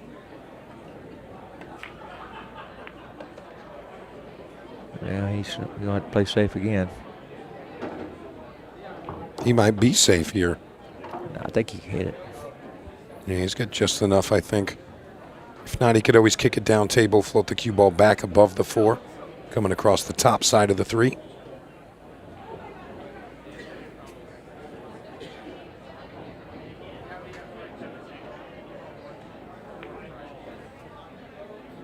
Oh, watch out. Watch out. Don't stop it. Oh, no. All right, cue ball in the drink for Skyler Woodward. So Bergman back to the table. He's going to be thinking about this 10-7 right off the bat. He's going to try to brush the 10 ball, float up table for that purple 4 in the top left. Not what he was hoping for. Man. Right, 2 rail kick. Wow, he almost made it. Yeah, he really did, Johnny. Man, what a great and kick. He left a pretty good safe out of it, too, because jacked up over the ball. Man, he almost, boy, he really did almost make that. He really did. Man. I'd like to see Skyler float behind the 8 ball here, Johnny. What do you think? Yeah, that's the play, yeah. He's going to just come on about half of the 4. There you go. Yeah, that's the play. Yep, just right. Yep. Just Add right. the 10 into the equation. All right, 1 rail kick.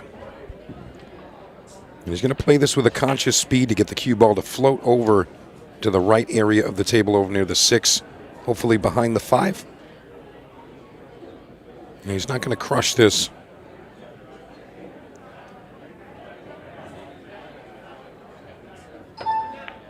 Wow, look at that Nailed shot. it. Look at that Ooh, shot. Boy. Unbelievable. That was pretty sharp there now. Justin Bergman, one of the all-time greats. Wow, what a shot that was. Well, he's definitely off to the races now, Johnny. He sure is. All right, coming towards the center of the table. You get to see this again. Minor Boy, adjustment shot. right at the last second. Wow, he just missed the 8, too. Very nice. Yep, nice shot. Yeah, 8 to the side. Could go to the corner as well, whichever he prefers. Gonna go forward 2 rails here. 1, 2. Right into line for this 10 in the bottom left. Johnny, Justin looks pretty good out there. Yes, he does. Looks really good. Yeah, you can see the confidence and the comfort he has on this arena table. You know, he lost his QXTV feature against Tom Cousins, but I'll be honest, it had nothing to do with his shooting ability. It was all about the break. And we're going to take a quick second to see that Hall of Fame video right now.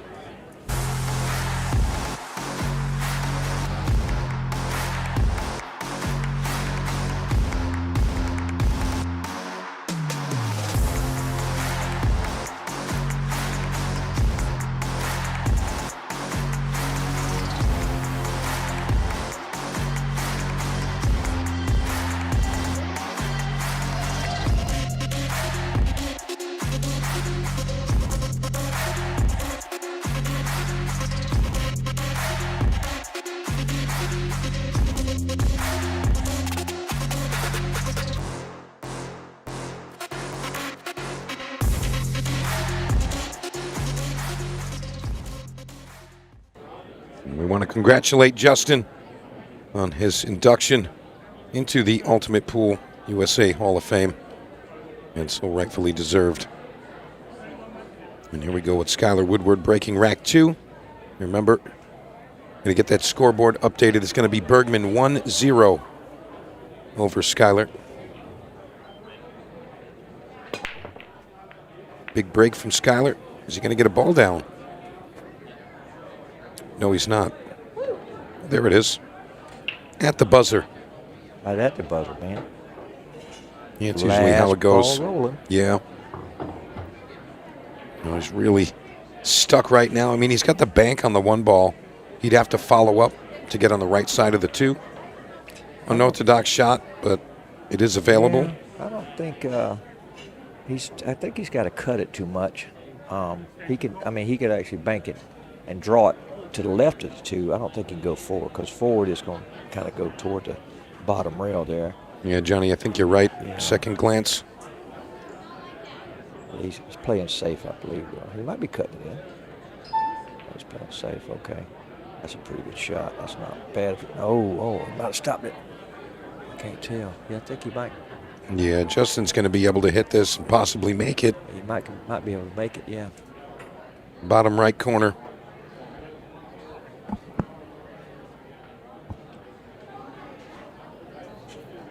Justin taking all the time he needs to prepare for this stroke. Looks like he needs just a touch of swerve, Johnny. Like it's not just a square hit.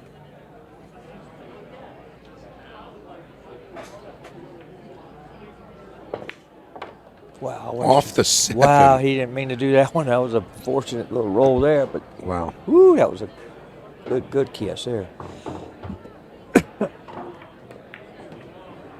All right, he's off to the races once more. See, watch his Good to ball see hit. that. It's going to just clip the 7.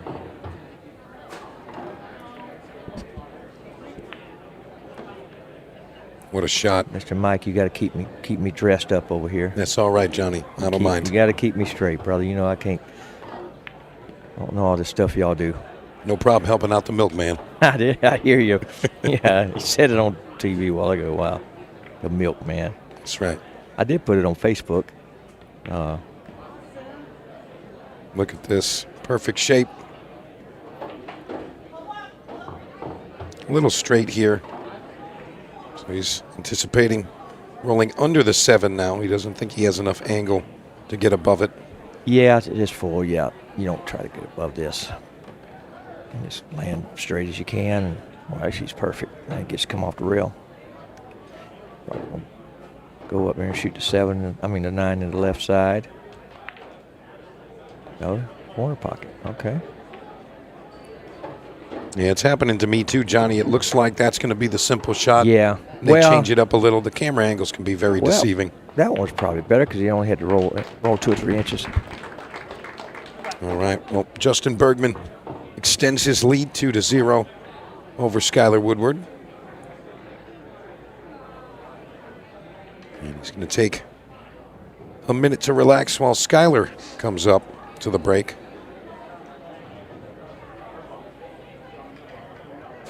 I'm sorry, no. Justin won the lag, so he'll be breaking rack 3. So Skyler's going to have to still be on standby. And here he comes.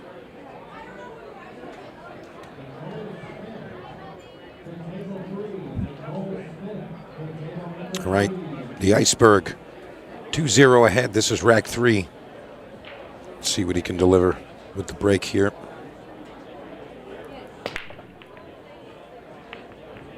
Big snap. Don't see anything falling just yet. And I'll be honest, based on that result, I feel like Skyler's just going to get the worst of this one. It's kind of how it's been going.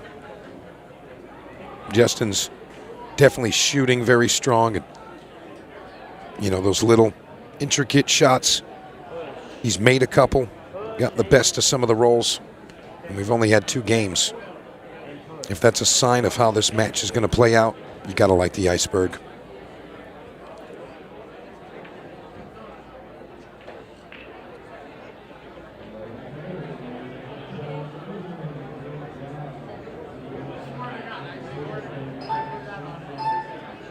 He's going to push out. I don't know if he's left him the 1 ball or not. And if he has, Justin will definitely be taking this on.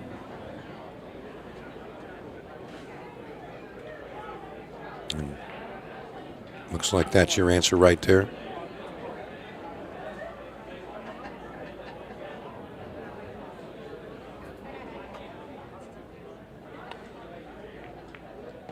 What a shot. Needs to find vision on the 2. And he's not going to get that.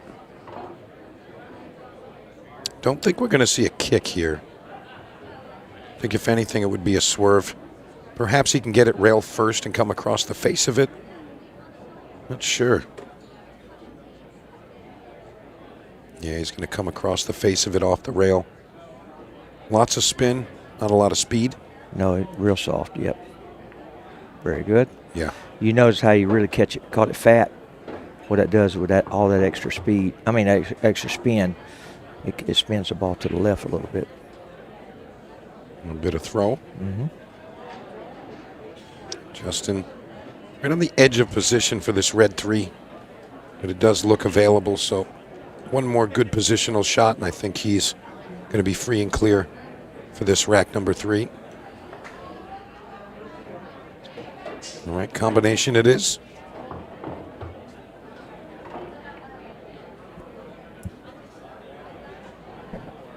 I think he'll be dainty with this so the 4 sits up. Oh, yeah, he's not going to hit that very hard. Why, he still caught the rail. He didn't mean to catch the rail there. No. But I think he hit soft enough. I think he's still okay. Yeah, I don't think this is going to be an issue. He's definitely thinner than he wanted. Yeah, I think he's just trying to decipher how to avoid the 6 ball. Looks the natural to go 2 rails into the green. Good shot. Just clips it, but he's going to have an open pocket. Very nice from Justin Bergman.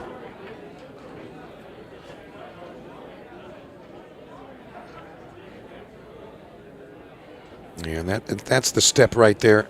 Looking at all of the lines prior to getting down on the shot, it's a sign of a true professional and top-class player.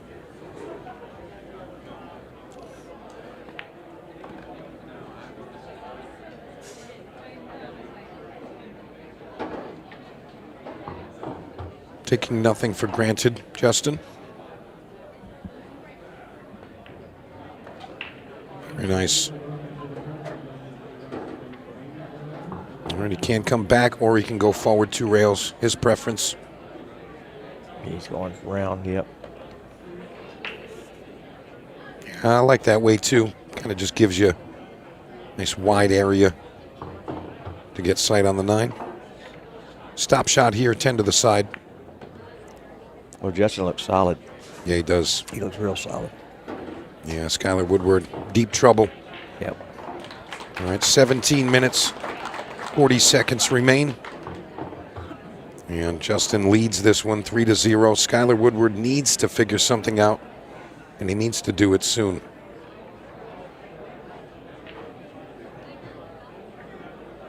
Skyler will be breaking rack 4. He'd love to come with a break and run and at least let Justin know he's still here.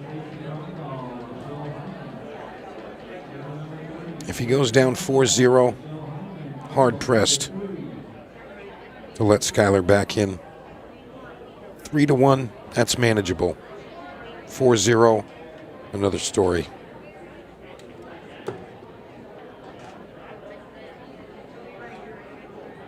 Now remember, it's just a 30-minute match. You need to stay ahead of your opponent when that match clock expires. All right, big break here.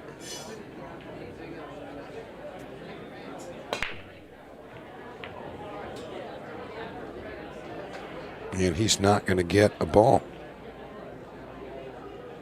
Push out coming.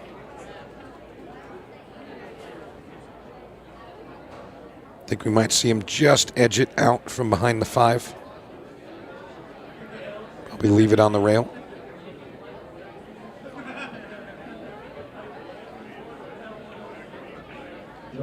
Yeah, just to the left of the 5 ball, I think, is where he'd push to. What do you think here, Johnny?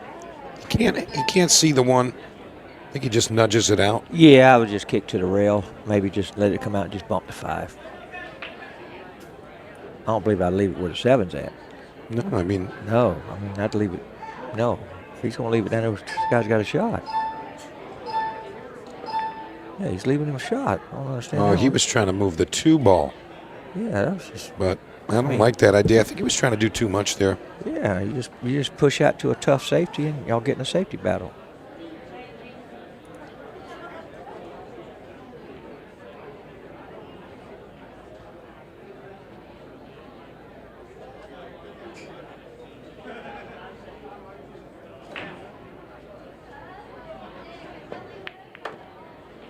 Skyler just so good at That's those. good bucking ball there. Really nice shot there from Skyler. A little love tap with the 8-ball's assistance. With no fault of his own. Really going to be all about the 4-ball from here. Combination wired. Just going to send the cue ball around just a bit.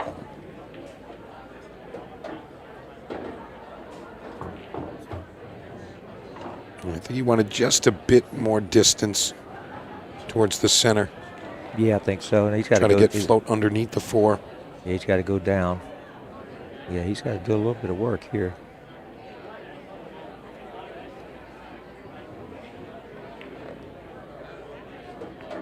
Oh, we got fortune there. I mean, I know it's a little bit of a tough shot, but not a 9 tied up. He can't make the 9, I don't believe. Yeah, Skyler seems to be just under his normal performances.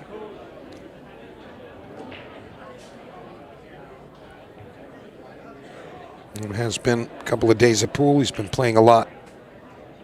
That's no excuse, but perhaps a bit fatigued.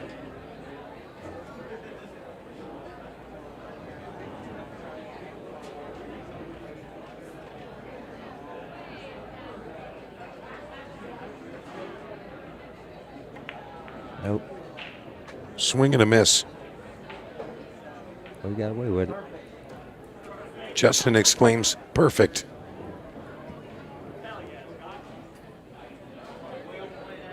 No, this is a tricky one here. You know, I like coming off the top short rail, trying to spin into the 4-ball full, so it just barely banks below the 5. Justin's going to try to nestle them up together. Oh, no, I see what he was trying to do there. I think he was trying to come off the top side of the 4 and try to split it with the 5. Put the cue ball in between there. But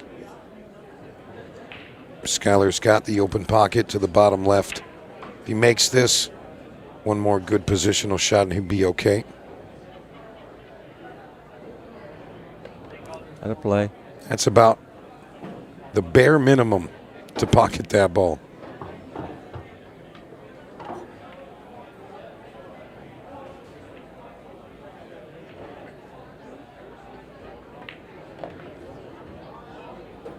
All right, combination 6 to the 7. Got to be very careful how you hit the 6 into the 7. You don't want it to get buried. That's exactly what he's done.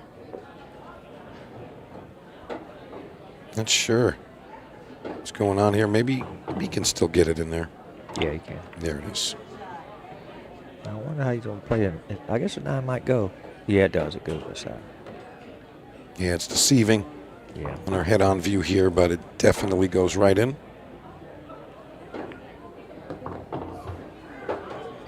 All right, Skyler Woodward on the board. 3 games to 1. And it's Justin Bergman coming up to the break. Be honest, a lot of time has expired since we've started this match, down to just 12 minutes and change. So we'll pass the halfway point.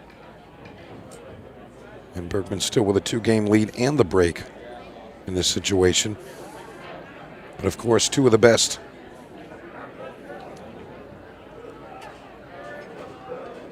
Justin ready to get back in there.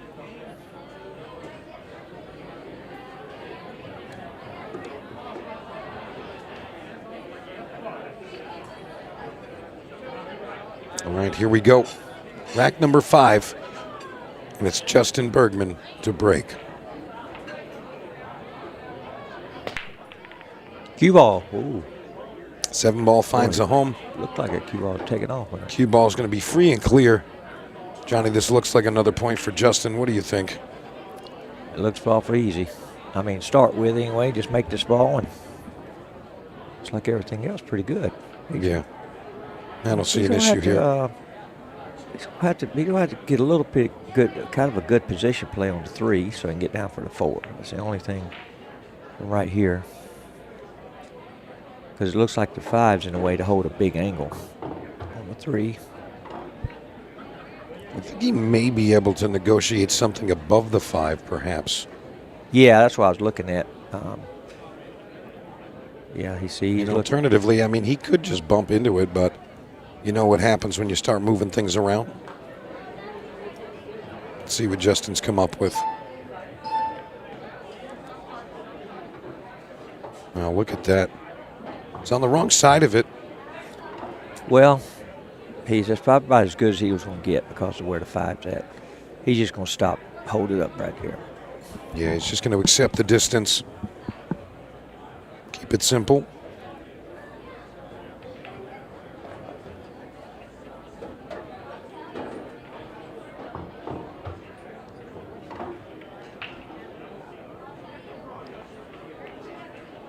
I don't know if you could even call that shot on the 3 ball a problem. Right. He's just playing so solid.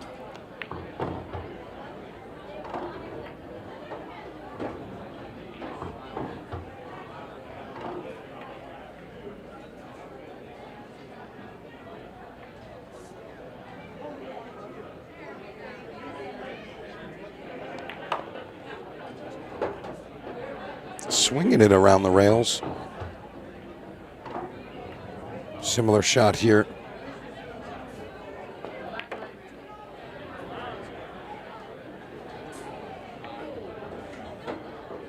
All right, 9-10. We're going to have a 4-1 ball game in just a moment. Yep. Yeah. The Iceberg playing flawless pool right now. Skyler Woodward not really up to the task just yet. 10 minutes of match remaining. So it's starting to look like it's going to be the Iceberg moving forward into the semifinal of this 10-ball showdown. Johnny, there's 10 minutes left. And you see the score line. I mean, is there a chance Skyler comes back into this? Not much of a chance. No, you can't make the 10 on the break. So no short racks. All Justin has to do is kind of get in a little bit of a safety battle, back and forth. That takes time. Yeah, I mean, 3 games you can. 3 games you can, yeah. Now 4 or 5, yeah. But 3 games, I think you have a chance.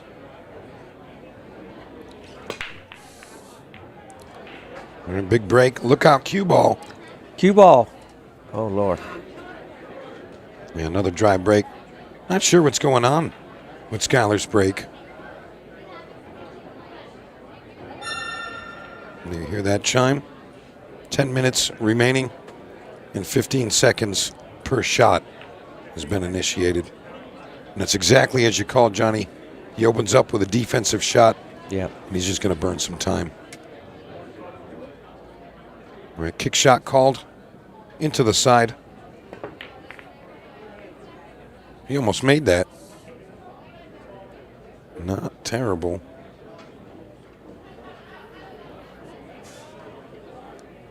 All right, 6-ball combination, very available.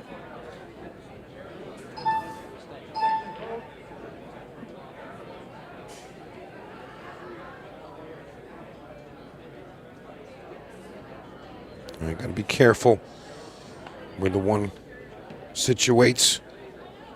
And he comes out okay.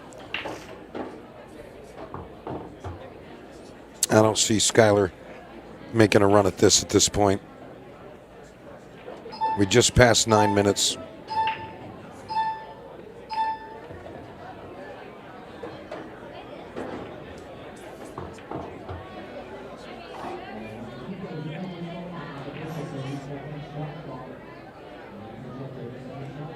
All right, this is the last of the tricky ones here. And the speed got him. Well, speed got him. Yeah, I don't see much.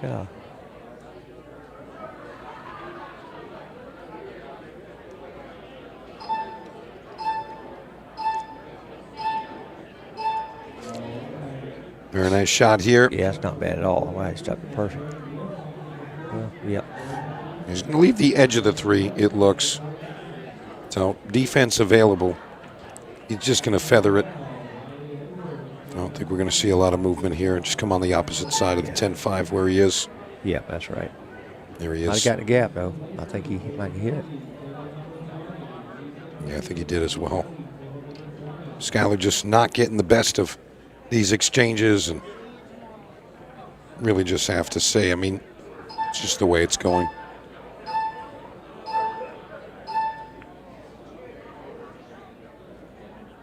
Justin playing great speed there. Don't think there's an edge. Go back to the kick. Calling the 8 ball.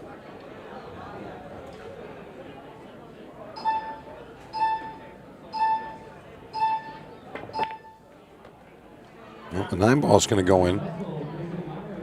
And the 3 ball is going to go way up table. And he's going to give it back. If he can spin this, a lot of spin, left spin, slow forward speed, he can kick the 3 full enough to get it out of there. But Skyler looks like he's just going to try to thin this square in. I didn't think he had an edge. A lot of speed here. Wow. Oh, hit a little bit hard, though. Well, he almost cut in, didn't he? Yeah.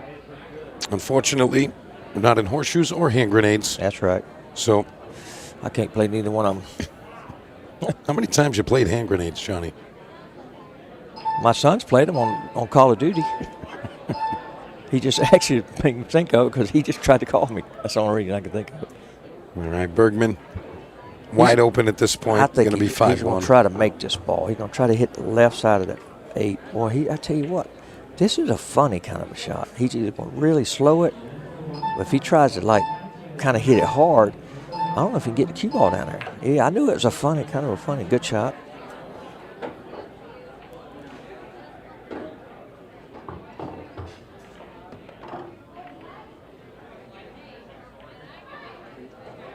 Yeah, flawless pull from the iceberg. Tell you what, whoever plays this man in the semifinals is in trouble. But what a strong list we have of players.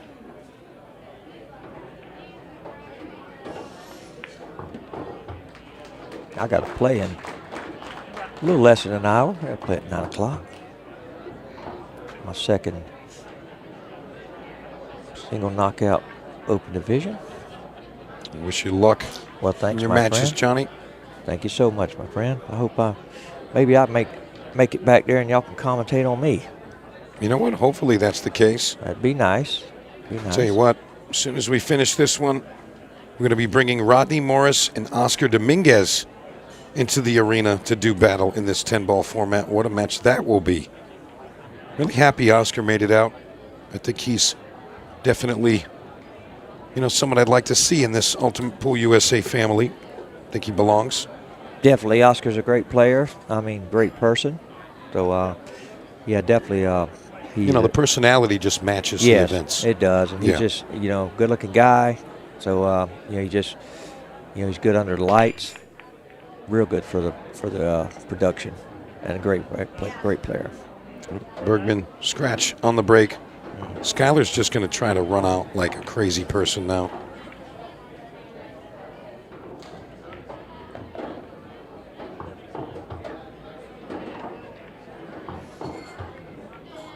Yeah, Skyler's going to be running. Pull down. Yeah, the thing is, you can run that quick.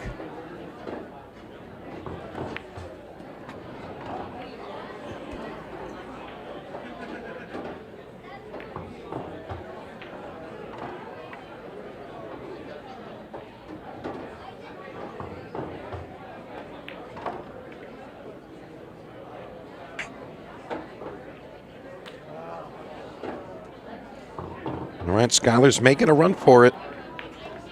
Coming up on the 4-minute mark, just a couple.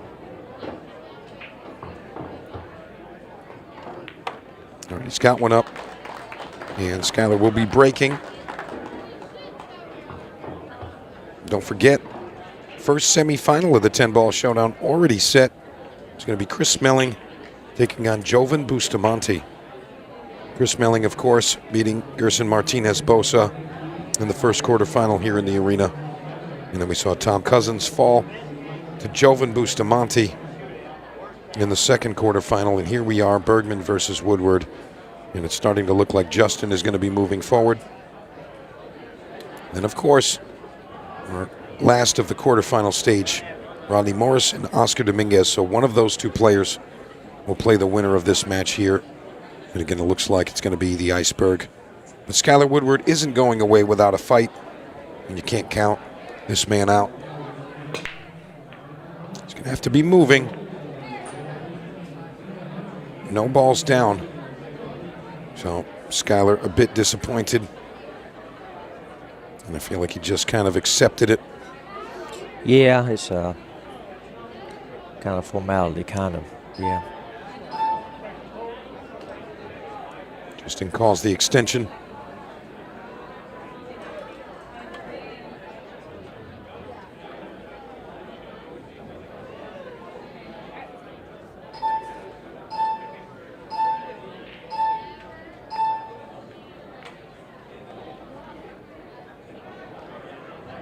Friendly little bump there. 2 balls still available. It's thin into the side, but still very available. Just going to float this one in.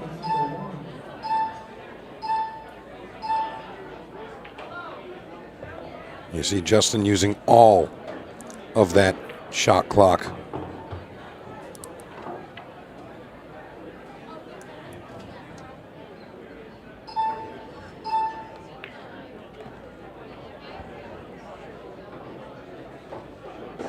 Yeah, Justin again, very well versed with the shot clock and time management. Yeah, Justin's been around. He's been around a long time, so he knows what's going on with that shot clock, and that's why he's re-inducted into UPL Hall of Fame. That's right. Hugs the right side of the table. Wanted one more rotation, I think, but of course, no issues for the Iceberg. Might see him stun into the 9. It's just barely come across. Yeah, avoiding any issues here. And again, he's going to use all of the time.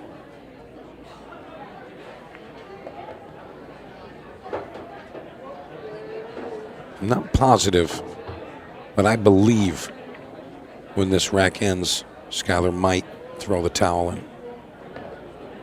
Yeah. I mean, only because they're friendly. Yeah. Yeah. Yeah, he's already starting the banter. Skyler says, hey, take your time.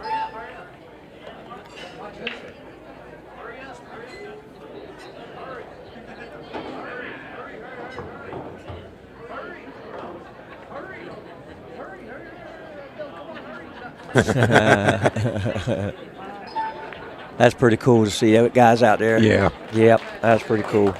All right, there you have it. Justin Bergman moves forward, and he's going to play the winner from our next 10-ball showdown quarterfinal, and that's going to be between Rodney Morris and Oscar Dominguez. Folks, go hit the bathroom, grab a drink, grab a snack, get right back in front of the television. We got more pool action coming at you right now.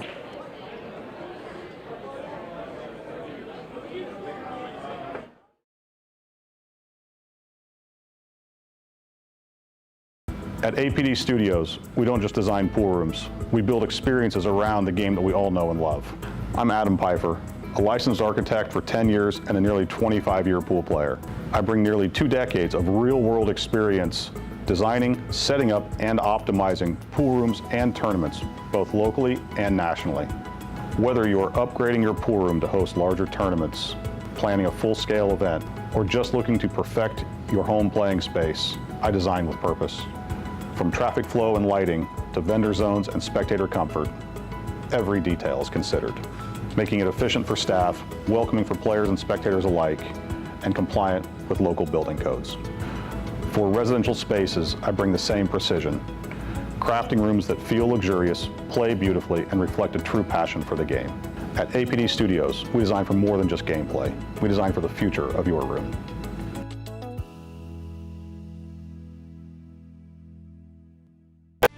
With over 175 years of billiards history, tradition, and expert craftsmanship, Brunswick is a name synonymous with our game, which makes it the perfect partner for Ultimate Pool USA's vision, a fun, fast, and exciting pool for the players all across the United States.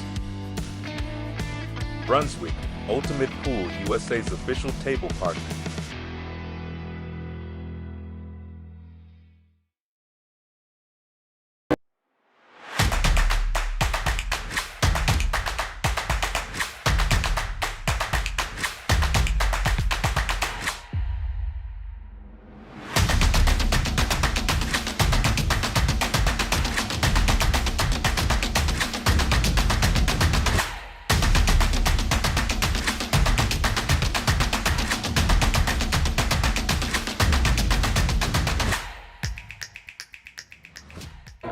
Welcome back to Blue Springs. Here with our winner, Mr. Justin Bergman.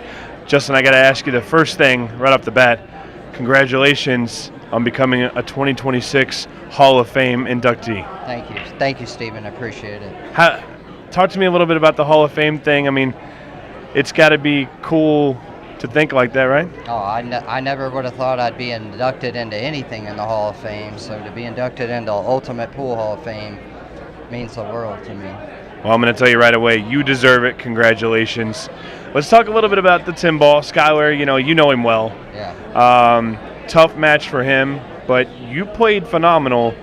What's your mindset in the difference between 8-ball and 10-ball? 10-ball is a little bit faster game. You don't have to really think as much, and I definitely got the rules that set. He didn't really have no opportunities after the break, and that's what it comes down to. He didn't do much wrong. I think he made one mistake, maybe. Yeah, well, and your safety game was on point too. Yeah. And you see a safety game a whole lot more in 10-ball than you do in 8-ball. I think that's something you excel at pretty well. So, I do want to ask you, you've got a ton of titles in Ultimate Pool USA.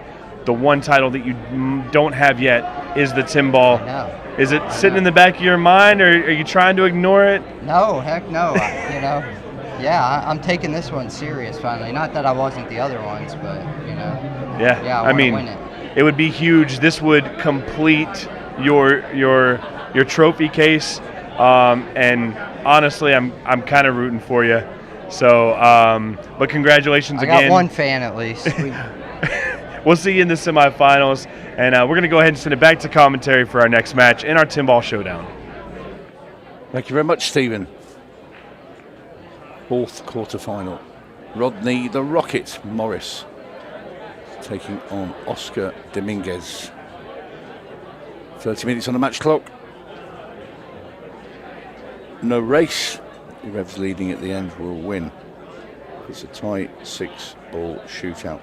Tony Holgate and Kobe Jap is in the house. Hello. Good evening, sir. The man from Montana. He is here. Judgment Day Jap. Yeah, happy to be here. Love the 10-ball event, one of my favorite to watch.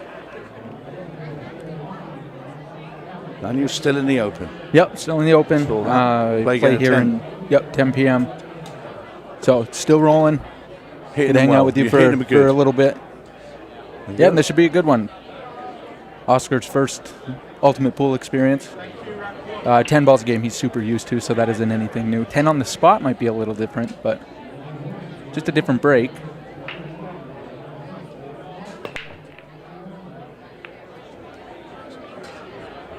He's going to make the 3. And he's on the 1. Yeah, and he kind of waved to Rodney, kind of indicating that he made somewhat of a lucky ball. And just this head ball break with the 10 on the spot's a bit different. That's a pretty good split, though, Kobe. Yeah. I mean, it's about as good as you're going to see for sure.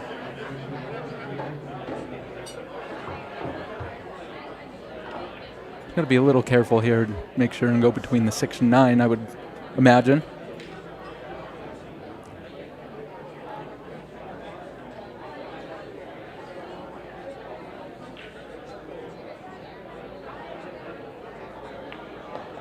Yeah, and decided to draw past it.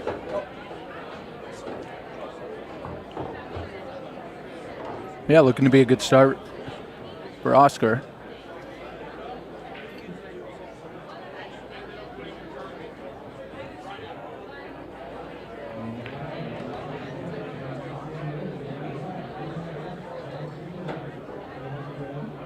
A little bit pacey there. It should still be all right. Kind of play the same exact shot and, you know, kind of take that same line. So have you been on quite a few of the 10-ball matches? I was on, not the last game, the one before that, Joven Bustamante's comeback. Yeah, what a match that was. Against Tom Cousins from 5 racks to 2 down, a win 6-5. Very good indeed. Joven played brilliantly. And he will take on Chris Melling after this. We know Justin Bergman's into the semi-finals and he plays the winner of this match. At the moment it's looking like Oscar Dominguez is going to take this opening rack. As Rodney Morris looks on. We had a bit of fun earlier in the day, didn't we? Yeah, absolutely. We did a little demo of Rocket Run Out, Rodney Morris's new game. Yeah, and it was fun. It's new, different, fast-paced, all offense. Yeah, I enjoyed that today. So this easy 10 ball for Oscar Dominguez, and he is 1 rack to 0 up.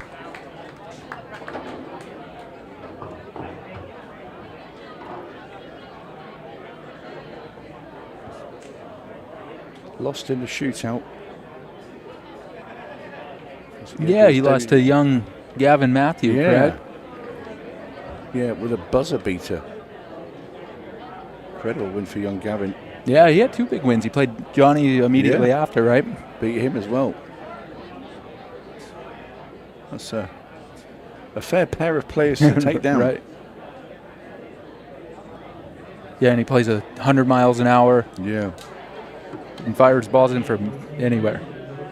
Well, he's still in the open event and obviously in the junior. Rodney breaking from the side. What he's trying to do there, typically when they're breaking from the side, they're either trying to make like the 1 ball or the ball behind it in the side, kind of cutting it in. So and then if they miss like it did, they bank towards that opposite, top left corner, like the 9 ball. So what are you doing here, Kobe? Because you can't see the 1. So what's your play? I mean, he's definitely going to push out, probably up.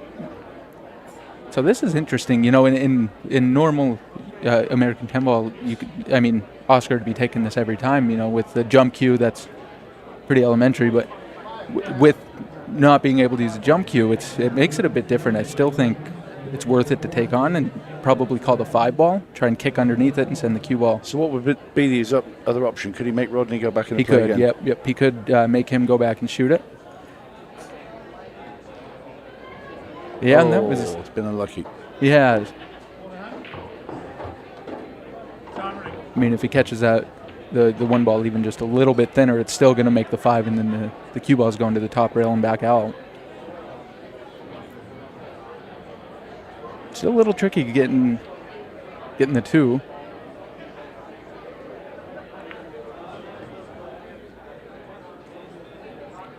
Yeah, he tried to come down a little bit further to leave the 2 into the top left, and he's landed not very well.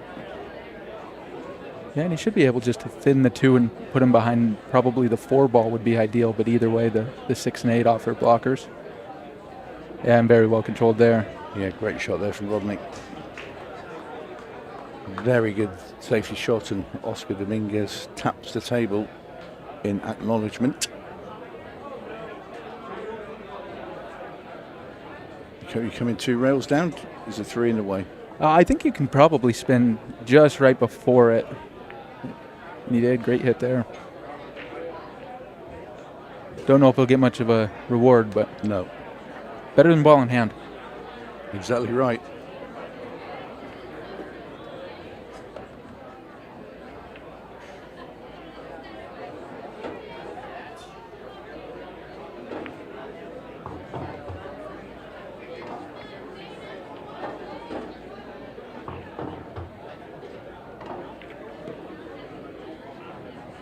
So in this event finishes all tonight, correct? Indeed it does. So after this we'll have our 2 semi-finals, then we will have the final where we will crown our 10-ball champion. Like I said, next match will be the first semi-final, Chris Melling versus Joven Bustamante. And was it Chris that won in Florida? He did. I believe Rodney won the 10-ball event in Iowa. He did. Well remembered. Mind you, you're always at these events. So Yeah. you're a big part of all of this.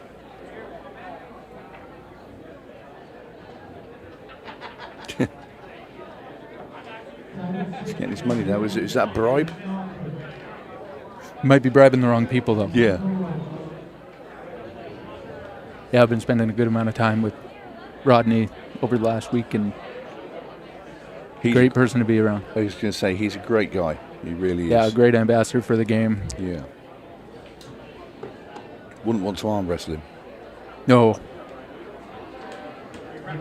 So Oscar Dominguez to break off wrap 3. It is 1-1. He's sticking with the head ball break. From what I've seen of the other matches, this has been the least consistent.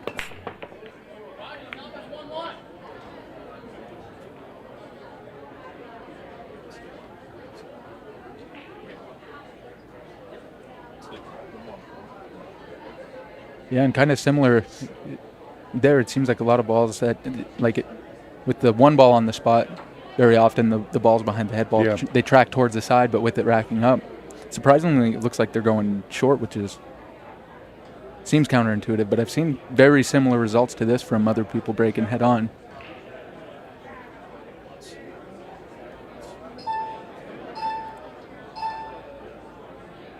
Another push out from Rodney. I don't know, do you take this on or do you give it back? I don't know, because, I mean, you can see it. And I'm pretty sure he can hit the thin edge of it and cut it into the top corner. Tough shot. Yeah, just it's see a one lot of those. You don't want to put him back in, and then he makes it, and then you. Right, it's kind of a. But it's very hard to get out. You know, you got to be a bit lucky to get on the 2 as well. I think he's put him back in.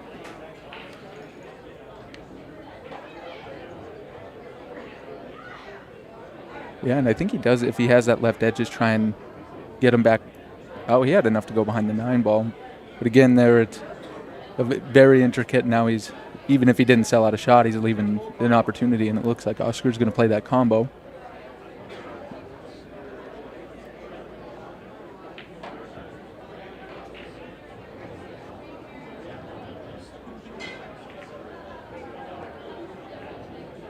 Yeah, well played there.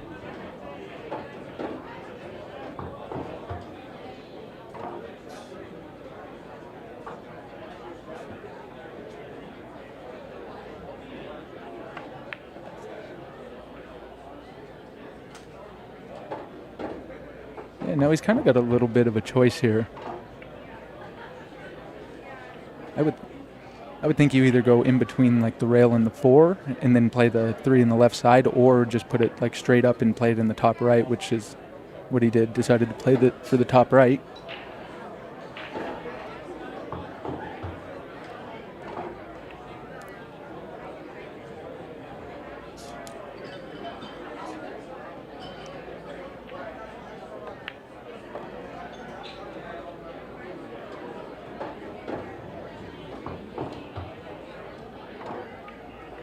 And do you play this one and try and like hold it, hit it soft, or do you kind of let the speed out a little bit and go back and forth? Yeah, I think I'll go back up a bit.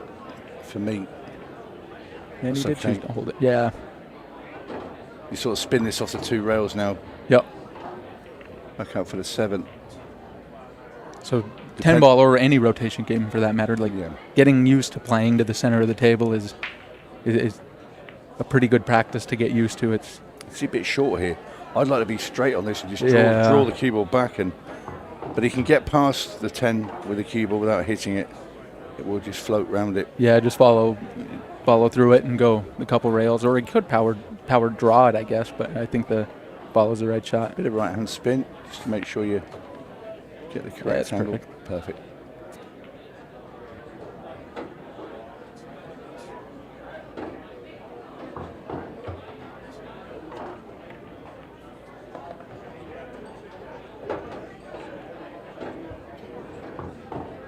Yeah, and Oscar's another great ambassador for the game.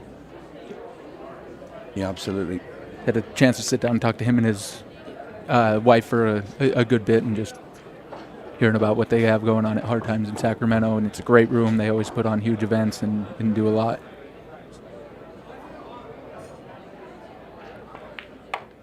Nicely done by Oscar Dominguez. Leads 2 racks to 1.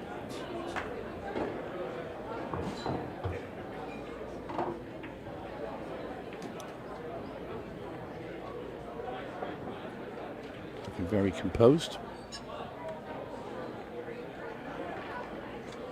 So who'd you play later? It's a good question. There was still a match playing last I looked, but neither of them I know. Okay. Is that a good thing or a bad thing? That's a good question. I always think it's a good thing because if you know them, they're big names. Yeah, right. Unless it's a buddy.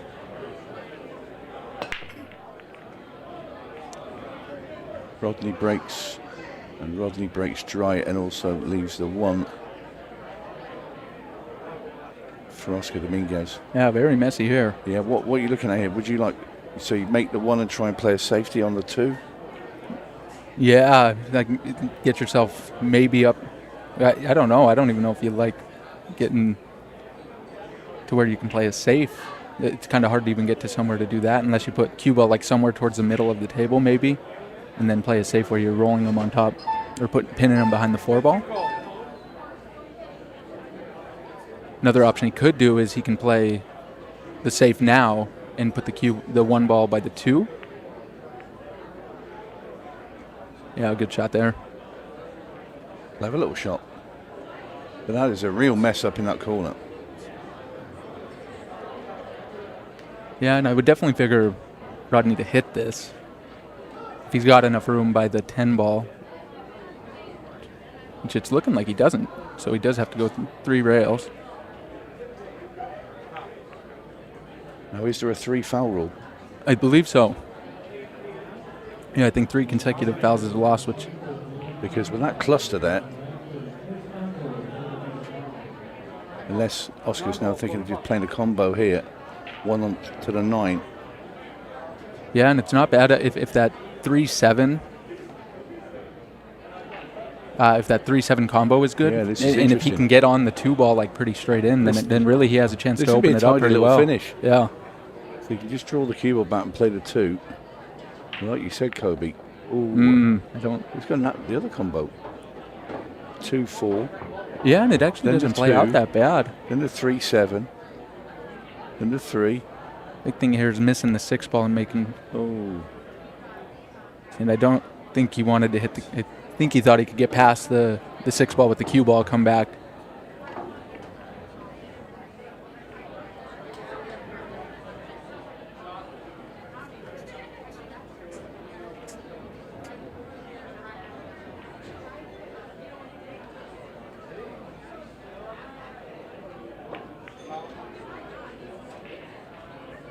I think that's a loss of game.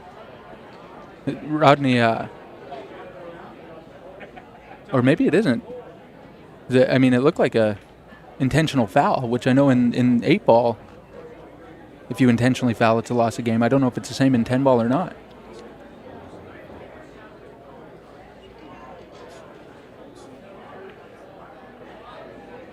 No. So, and that's a bit, but Rodney is on 2. Yeah, he's just checking there. Oscar's saying you're on 2.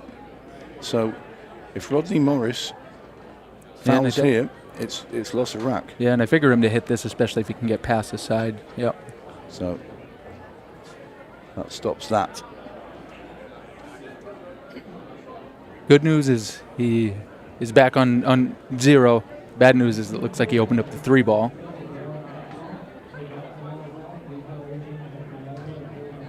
And it looks like he's going to have to play it. A little right-hand spin and go in between the 5 and 6, which he did hit perfect.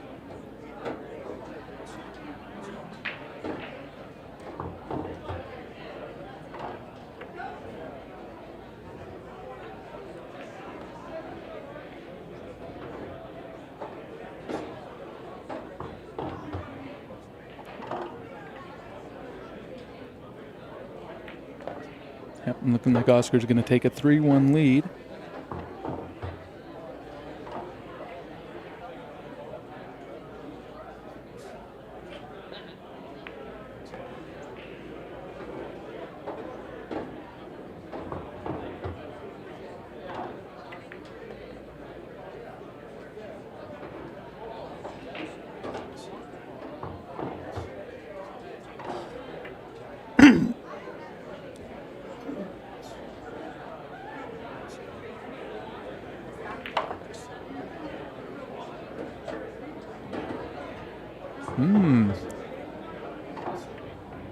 Either. Don't know if he came up a little short or went a little long. Either way, should be fine. Yeah, not ideal.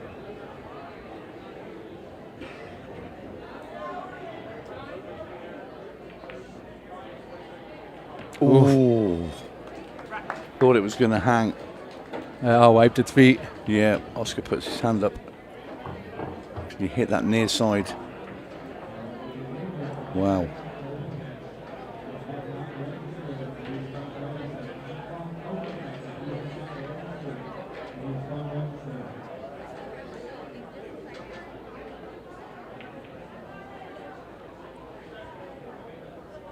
Curious to see if he changes his break at all.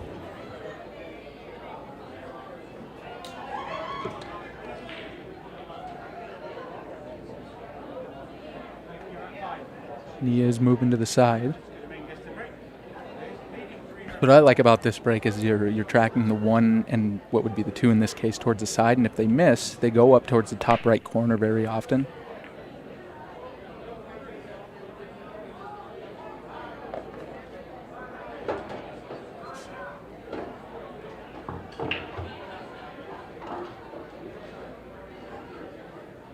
The 3 ball sneaks in the side.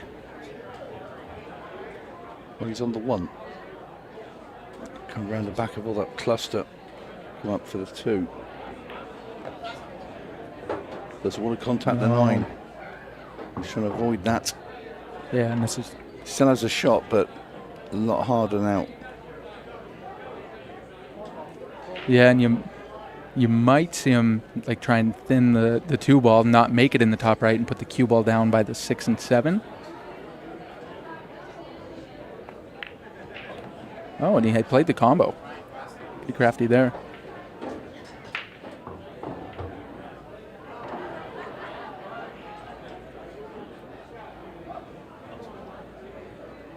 Big thing here is getting the right angle so that you're underneath that 5 ball so you can go back towards the 6.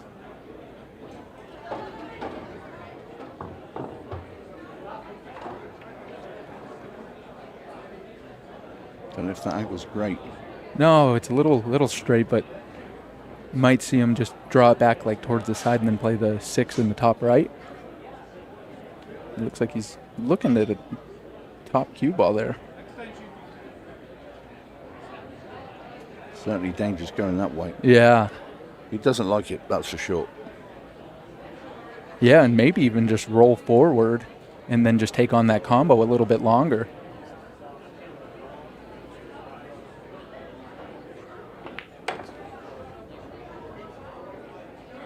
Yeah, that's pretty good there. Bang on for Oscar Dominguez.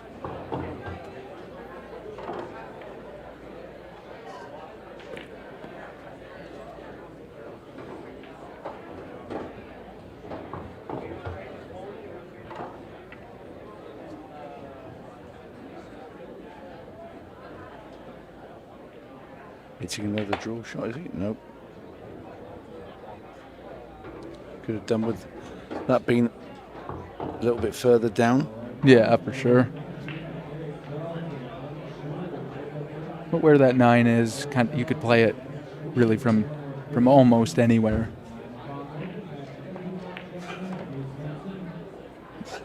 Unless he gets absolutely glued stuck to it, that's not nice. Almost anywhere but there. Yeah. I think he's still all right. I think he got away with it a little bit, but definitely a lot harder than you'd like. I thought he might go the other pocket. Yeah, me too.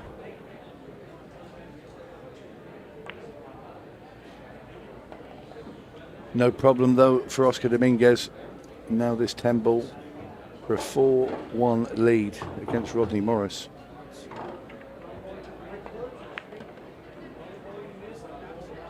4-1 lead, and Rodney breaking.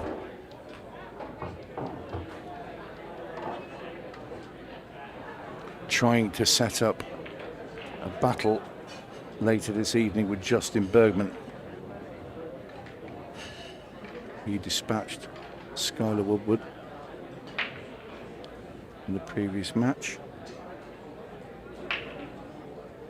So immediately after this, it's Chris. It is Chris Melling and Joven. Bustamante is the next match on that. Be our first semi-final in this Ultimate Pool USA 10-ball showdown here at Side Pockets Blue Springs. Yeah, and that one he really cut it. And he did make the 1 ball. He kind of cut this 1 ball quite a bit.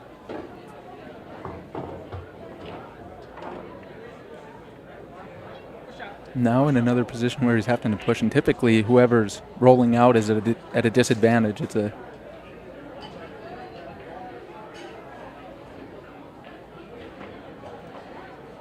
leave it dead on the top rail.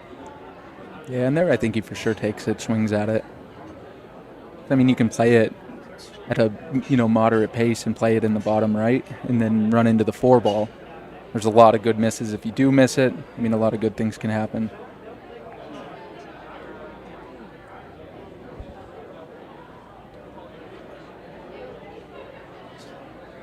Then cut here, try and go back and forth.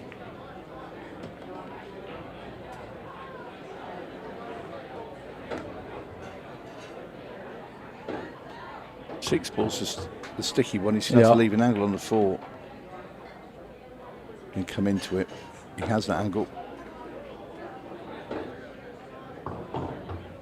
Yeah, and he'd love it if he could just punch directly into it. Oh, that works too, for sure. 8 ball looks like it's a little tricky. I don't know how easy it goes in the side. And now with where the 10 went, it doesn't go in either corner.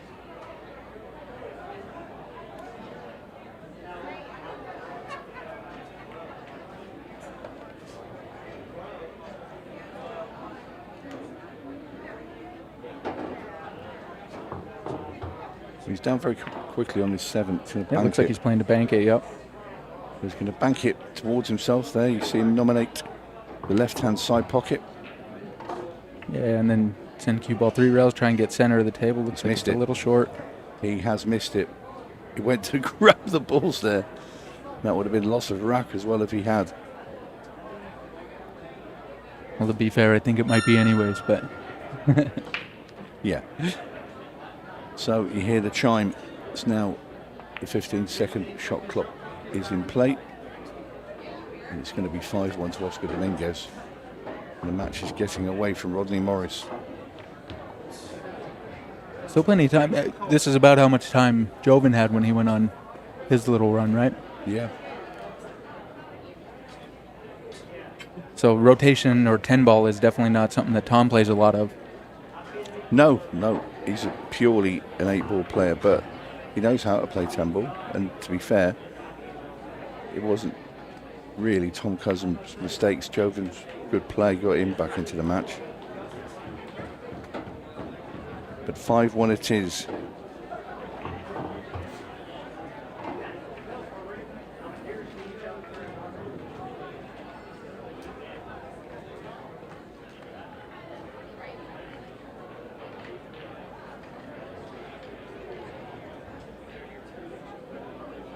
Did you get a chance to hit any balls on the new tables, Tony? Nope. No, I was here when they were delivered. When Bill Fickle, the club owner, it's not club, the room owner, took delivery on the Sunday night. Yep. And watched them get unwrapped. Then the guys put them together. Incredible effort. Yeah, it was pretty impressive to watch them take 25 tables out and 25 in. Then Josh and his team were getting them level. They've done an absolutely tremendous job, and the place looks, I mean, the place is beautiful anyway, but having all these brand new Brunswick Tournament elites in as well on top, it's a wonderful, wonderful venue. And we've been very, very well looked after here by Bill and all his team. They've worked incredibly hard.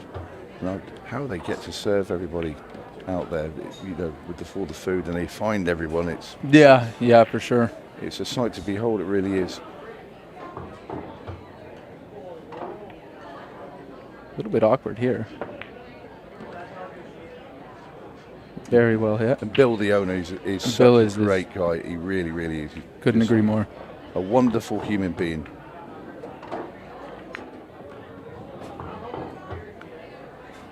Evident to see Rodney Morris has sped up.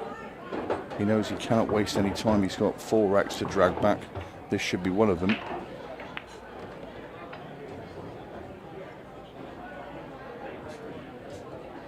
Yeah, and this was on Oscar's break, so definitely a good opportunity. Very purposeful from Rodney Morris. And the rocket fires in the 10 ball, and he's back to 5-2. Still plenty of time. Yep. It's not over by any stretch of the imagination.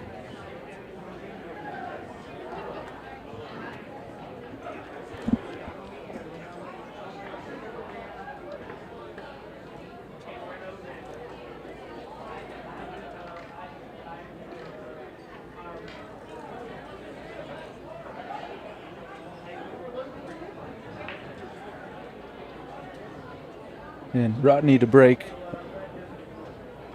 The last one, he really hit that head ball pretty thin, which it did make the 1 ball on the side, but didn't leave the best pattern or leave a shot on the 2.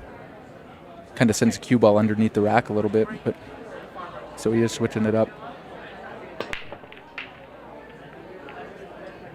Well, good split, and it's going to be ball down reasonably behind. That's okay. Yeah. You can play the 1 onto the 7.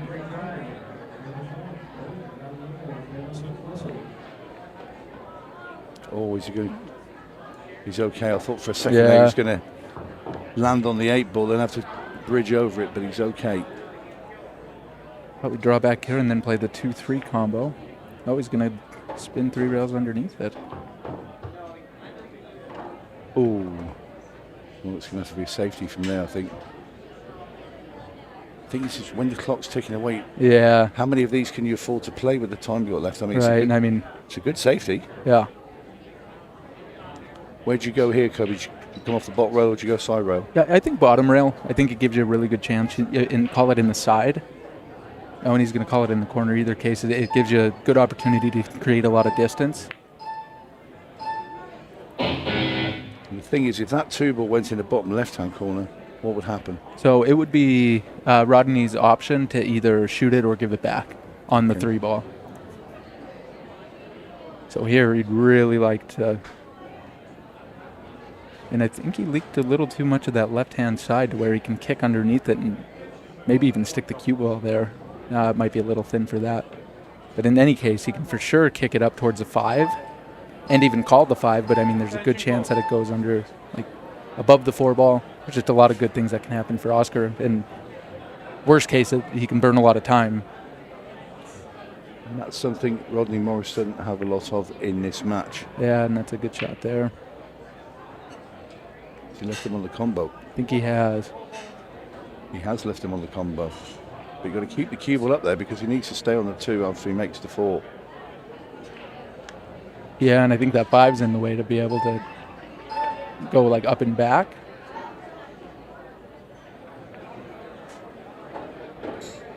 And I think he might have just got away with it. Yep, you can see it. Now does he elevate and just try and draw through it? Draw through that. Yep.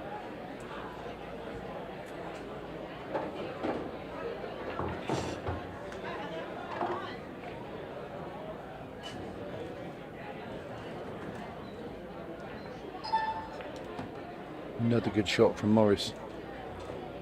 Yeah, and a pretty... Keeping the dream alive. Yeah, and it was a helpful little flick off the 8 to be able to be a little bit better on the 5 ball.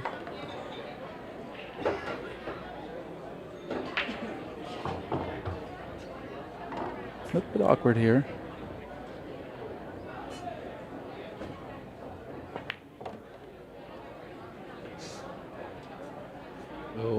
just wanted to slide off it. It's okay. Yeah.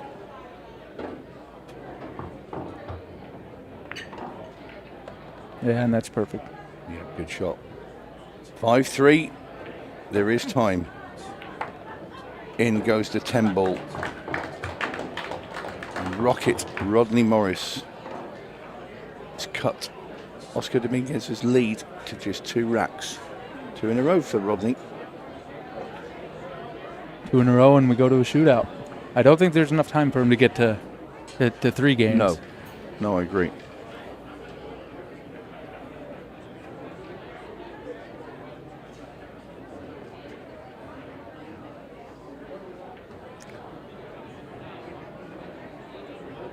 Oscar wants either a really scruffy layout or an easy run out. Make a ball.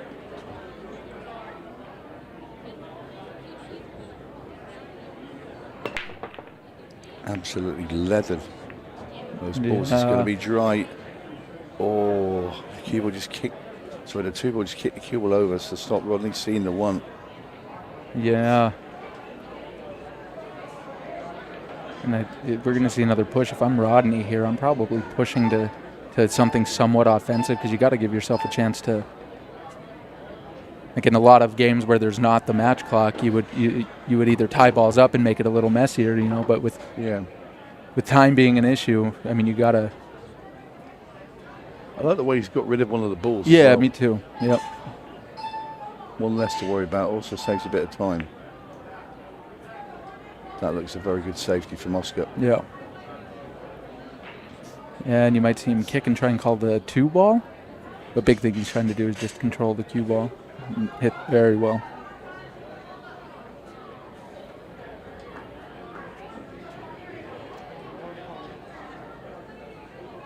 Oscar calling the 1 ball here.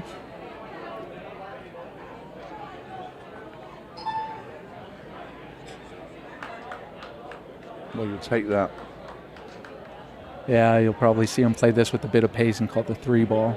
And play it 2 rails. At some point, he's going to leave Oscar a chance, and it's going to be now. And that's his chance here. Disappointment for Rodney Morris. Oscar can now see all the balls. Yeah, and he has a touch straight, but he should be able to cheat the pocket a touch dry. I thought he might have tried to draw him to the right of the 5 ball. Yep, wisely call the extension, start running some of the clock down. You can't tell if that 6 ball goes inside, then everything's pretty available. And in any case, he could always get to the 5 and play it off at the 6 anyways. I think it does. I don't think that's too much of an issue for Oscar, as Rodney can only sit there and hope, pray that Oscar Dominguez makes a mistake, which he doesn't look like he's going to do. No, this looks like a mistake here for sure. And he got away with it if it goes in that top left corner.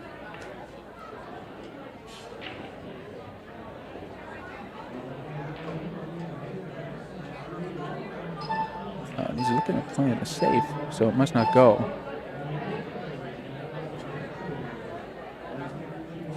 So there is a glimmer of hope here. Yeah, he's got to make this ball. You've got to bank it, I think. Yeah.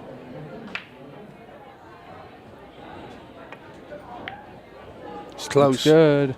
Got it. Looks good. We're going to see the Jets on now. There is a glimmer of hope for Rodney Morris. Yeah, and played it off of that ball. That's great.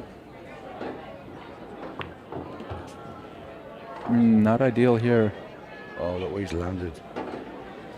Oh, he's playing so quick, trying to get round the table to get the balls knocked in the pocket. Now he's landed. Oh, he's miscued.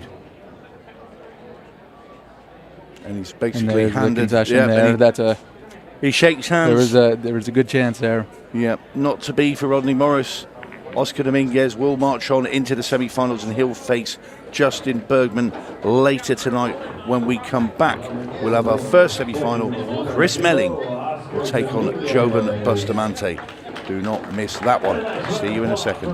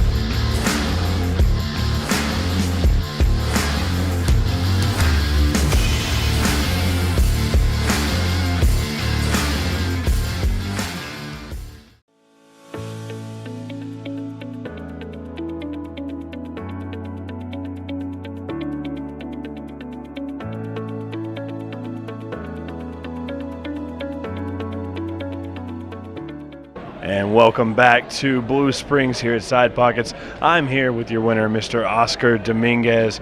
Oscar, this is your first foray into Ultimate Pool USA. How you feeling? It's a little nerve-wracking. You know, it's kind of it's like the Moscone on crack when it comes to the shot clock on the 15 seconds.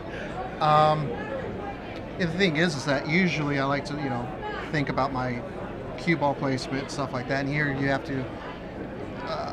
to shoot what's your first reaction, you know, because once you start second guessing yourself, it's when you start making a lot of mistakes. And that's what happened to me day one with Gavin. I had ball in hand. I was so under the gun that I didn't know what I was doing. It's kind of crazy to think that even the top-notch pros at 15 seconds, it just takes all your thinking ability out of it. It really does. Creeps up on you very quickly. It feels like 5 seconds sometimes, but yeah, I mean, it's a lot of fun. It's definitely different. You know, this bar table is it's a complicated beast. I always like to say that bar table's so easy, it's difficult, because if you lose focus for a second, or you take for granted your cue ball placement, like what happened with Rodney there at the end, it's going to bite you in the butt. Yeah, well, Rodney's a former champion of our 10-ball event. This is a fairly new event for us. I think we've only had it for 3 or so, but it definitely brings a different style to our Ultimate Pool USA events. Right. The 10-ball obviously is a little bit more technical when it comes to safety play and stuff like that. Do you feel like you're probably stronger in the 10-ball suit than you are 8-ball? Normally I'd say yes, but I've always thought 8-ball was one of my best games, but I just haven't played it in so long.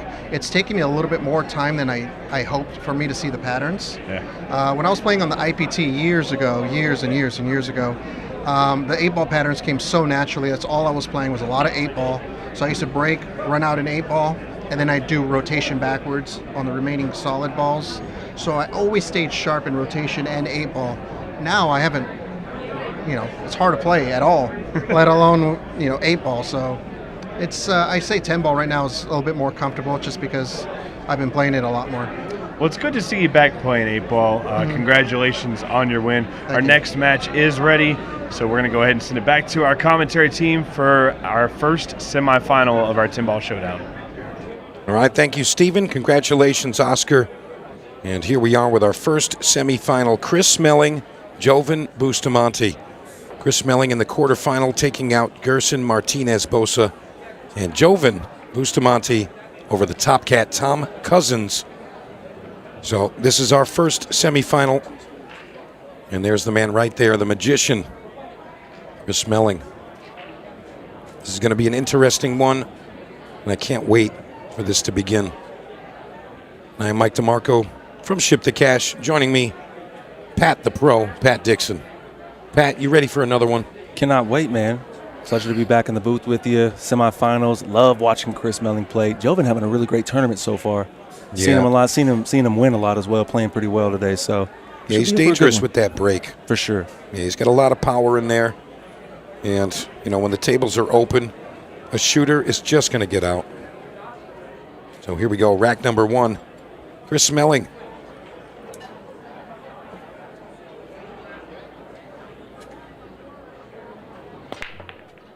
Big break, 6 finds a home.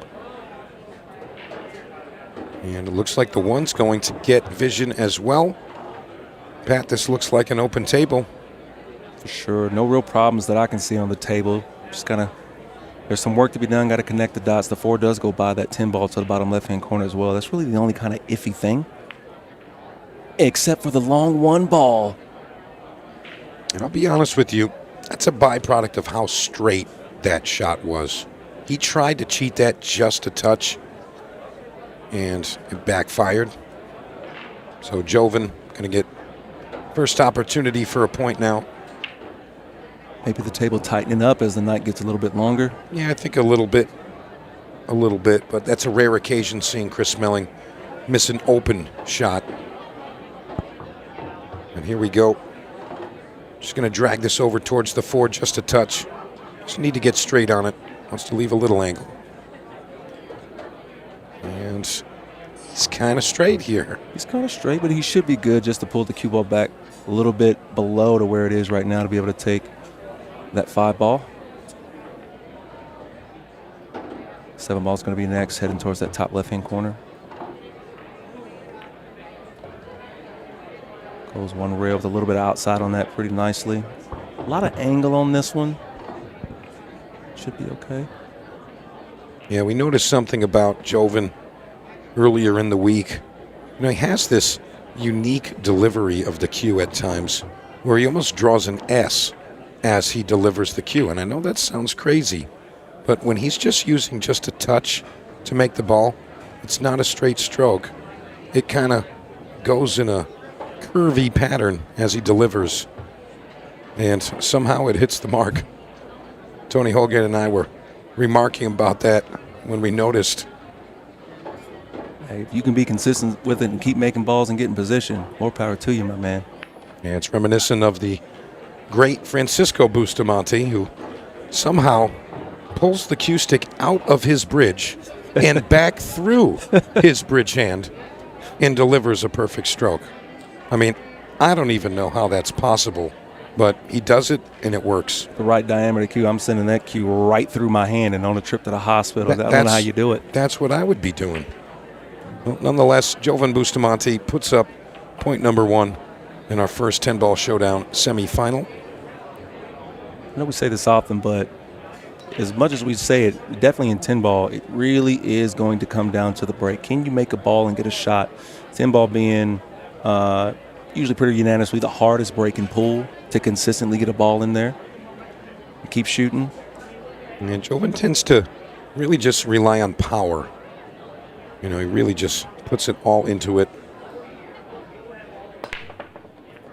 Just delivering one ball, goes square into the side pocket. Makes the 4 in the right side pocket. 5-ball flirts with the top right-hand corner, but he's hooked here behind the 3, it looks like. You weren't playing around when you talk about that power. Yeah, he really does generate a lot. And that's kind of in line with a lot of the Filipino-style players. And it looks like he's going to carry him off the 2-ball into the 5. Now, he'd like to hit this rail first. I don't think he wants to just have the cue ball die on the 5. Good just call. like that. How's it going to end up? Not great, but he's got a pretty easy save here.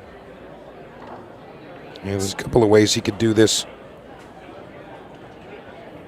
We're going to see what he's most comfortable with.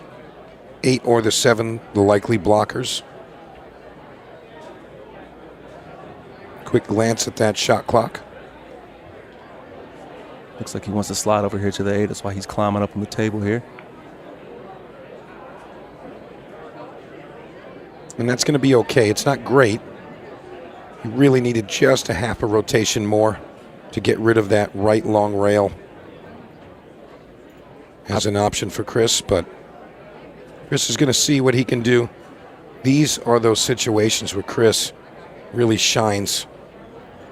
Pat, what do you think here? I look forward to Chris Melling getting hooked because I know a highlight's probably coming. You know, I've said those exact words. I literally have said that exact phrase. And honestly, I couldn't agree more. You really just want to see what he's going to do. Oh, catches the point very nicely, but he's got to catch a rail after making good contact with that 2, which he doesn't. So that's going to give Joven ball in hand here. He's getting the rewards of his work, getting that safety. And Chris let him know it's ball in hand. Maybe that's the conversation, I'm not sure. Yeah, foul. See him mouth it there. He's like, you don't have to double check. I fouled. All right, Joven back on the horse.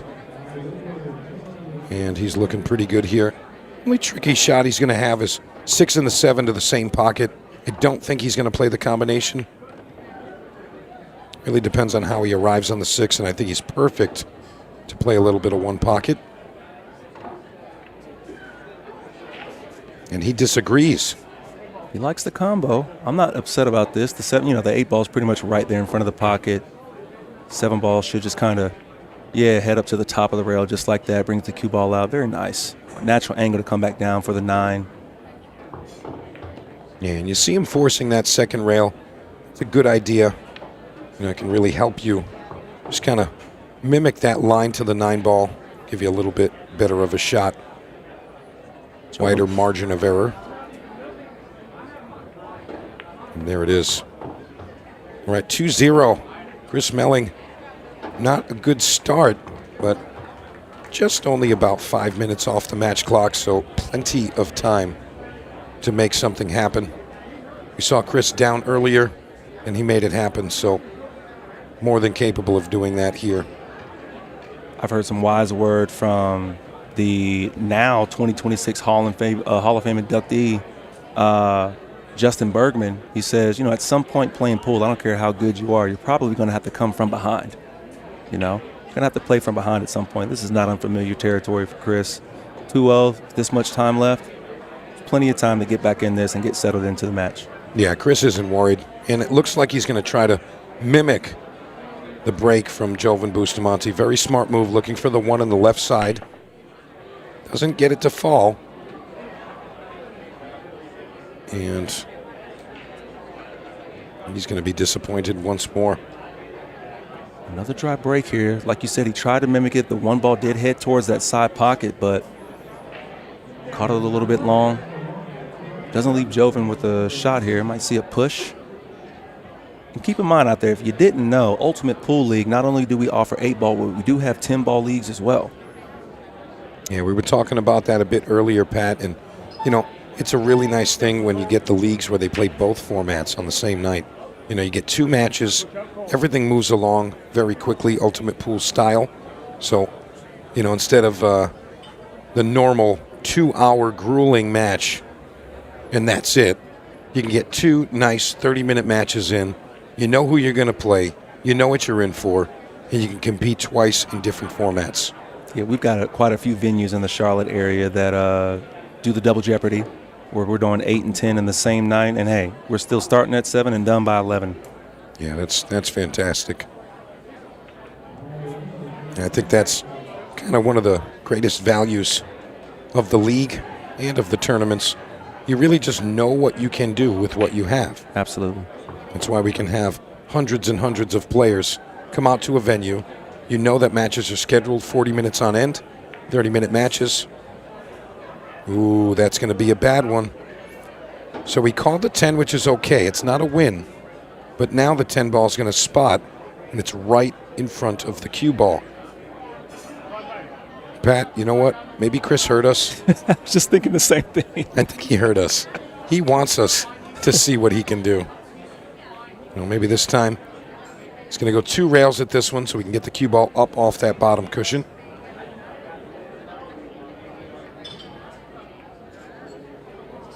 Doesn't get there. Leaves it wide open here now for Joven. Yeah, I mean, anytime you got a rack like this, it's a 10-ball game. The balls are open, and you've got an open shot. At this level, it's just a point for your opponent. Nice touch shot right here. Be able to roll up on this 4-ball. Looking at maybe taking this into the side and floating the cue ball up to the top of the table for the 5 in the top right-hand corner. Yeah, he's kind of balancing the idea. He wants to stay on the left side. If he goes to the side, he's going to be heading towards the 9, so he might just accept the longer shot on the 5. He's exploring your idea with the side pocket. He doesn't have to. He can just shoot it in the corner and roll forward a couple of inches. He looks like he wants to throw this off the long rail. Yeah. Look at that. Yeah, I mean, he made it work, but that could have been trouble. And anytime you have a natural line somewhere, you try to want to use that, but Joven managed that okay. Obviously, this man is not afraid to spin the ball. No, not at all. Check that cue ball to hold here. Still a little bit out of line, but he's getting on the right side of the ball now. As it comes short side for the 7 to the top left-hand corner. Close to that rail. Might see a bit of a stroke here. Pump it off that top cushion towards the 8. And he's going to let it just go natural, a bit wide. And I mean, this man's got a heck of a range, so this shot is not in jeopardy. I'll just shoot this down here. We try to bring the cue ball back and forth. If you can't just hold. Well, that's Filipino style right there. Spin the ball and let it die. I held my breath for a minute. I saw that thing coming off the line. There was a chance it could have hung up, but Joven executed just enough. Big shot here. I wouldn't say that's the 50-yard line, but it's definitely the 48. Oh, it's definitely the 48. Point 2. Joven looking pretty strong. Never a doubt. Joven Bustamante putting another point on the board, going up 3-0 as we get closer to the 20-minute mark in this 10-ball showdown semifinal. Yeah, Joven's looking pretty strong, but I'll be honest, Chris has gotten into a couple of exchanges in these racks, and Joven's just coming out on top. You know, very easily, Chris Melling could have made some of those great shots he has attempted, but in this case, he's not getting the better of it. He looks the exact same right now as if he would if he were up 6 racks to nothing. Absolutely. Totally agree with that. Yeah, Chris, you know, it's kind of just, that's what he does. He plays great pool, travels the world. He's not out of his element by any means. See that big break coming up here from Joven. See if he can find some more success slamming that one ball into the side. All right, big break. And the 8 ball is going to help him. The 1 ball not cooperating. As long as they're not touching, I feel like he's going to play the 4 here. You see the 1 and the 6 fighting to get into that side pocket. And as we see that overhead, it's likely going to be a carom shot here. You might be able to carom off of the 7 and then play the 7 off the 3 to the side. I mean, unless my eyes deceive me, I feel like the 4 is a much simpler carom shot.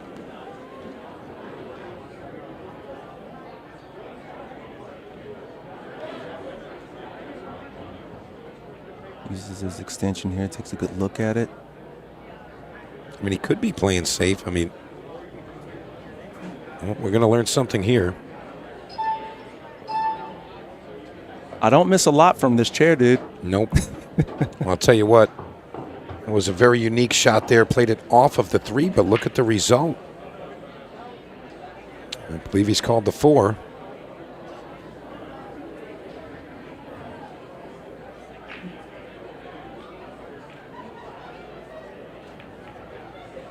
Ooh, and it's going to hold up on him. And now Chris, with that opportunity that he's been looking for to get in stroke a bit, get a little settled into this match, put a point on the board. Soft touch here. 1 ball, not helping. It's like I say, you know, he's really just not getting the best of it. See if he can recover, and he does. Very nice. Chris Melling, of course, one of the all-time greats. Such a unique stroke as well. That big, dramatic, long, flowing stroke, almost as if he's playing a big cello. Yeah, you know, Pat, I remark about Chris's stroke very often, and he's a player that, in my opinion, just seeing him play kind of shows you how pool works. If you understand what I mean by that. You know, it's very pronounced. You can see the game happening. You know, he doesn't really generate a lot of aggression when he powers through the ball, you know, but he's getting a lot of power coming out of it.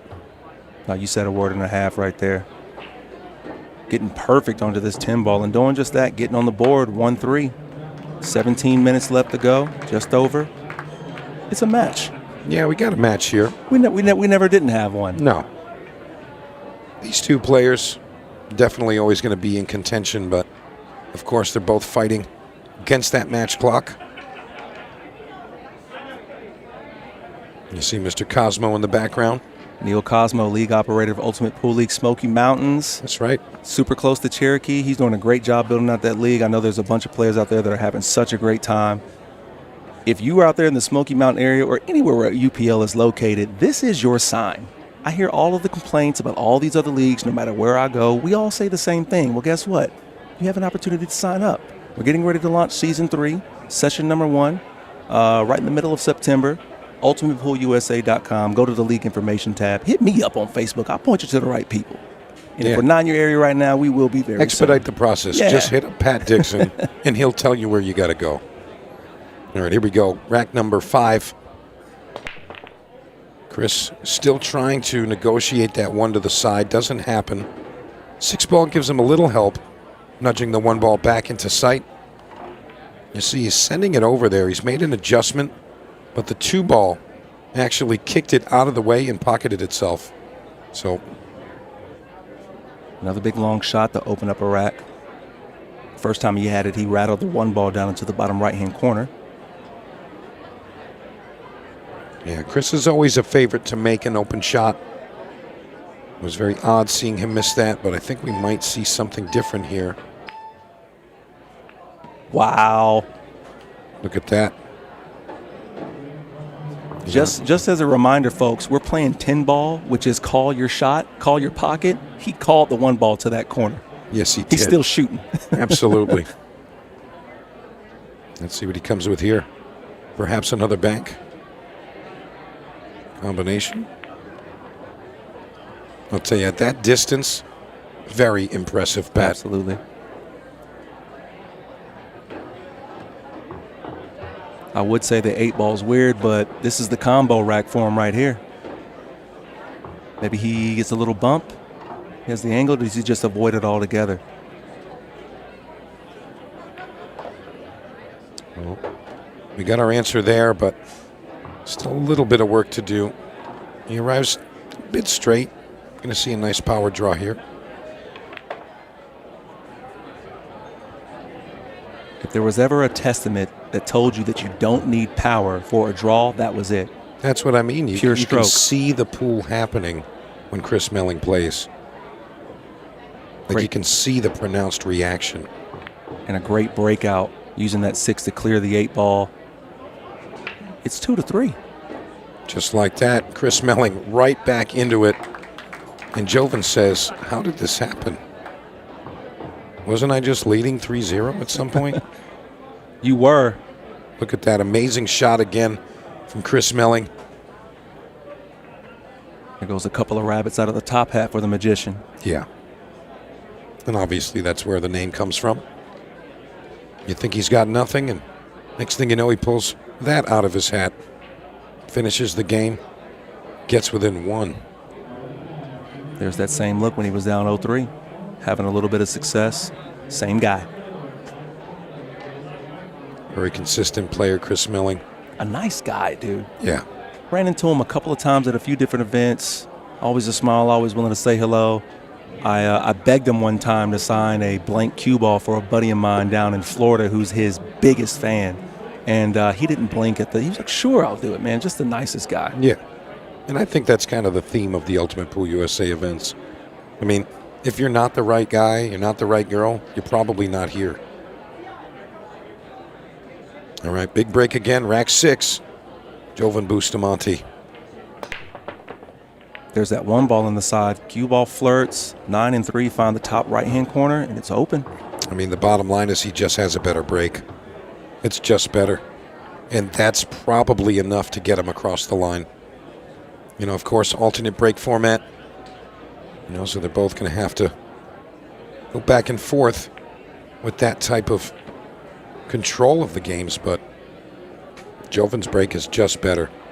A nice flick on that 2 to hold the cue ball to be able to take this forward to the bottom right. Great shot here to get position onto the 5.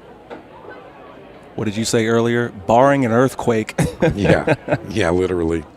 Or somebody tackling him in the arena. One of the flies landing on his face while he's trying to shoot. No, he'd probably still make it there. He'd probably still make that. Yeah, Joven coming from Arizona, heading on over to Kansas City. And again, this is the 10-ball showdown. Some of the elite players here in Kansas City all competing. I mean, so many events going on here.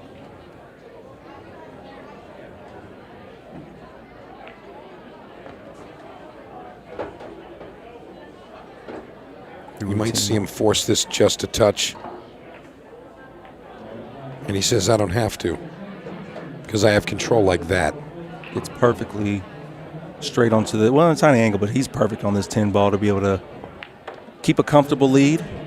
I use the word comfortably loosely because whenever you're playing Chris Melling, if you ain't up 20, I don't know what to tell you. It's 4-2, Joven Bustamante's way as we cross over that 14 minutes remaining in this 10-ball semifinal.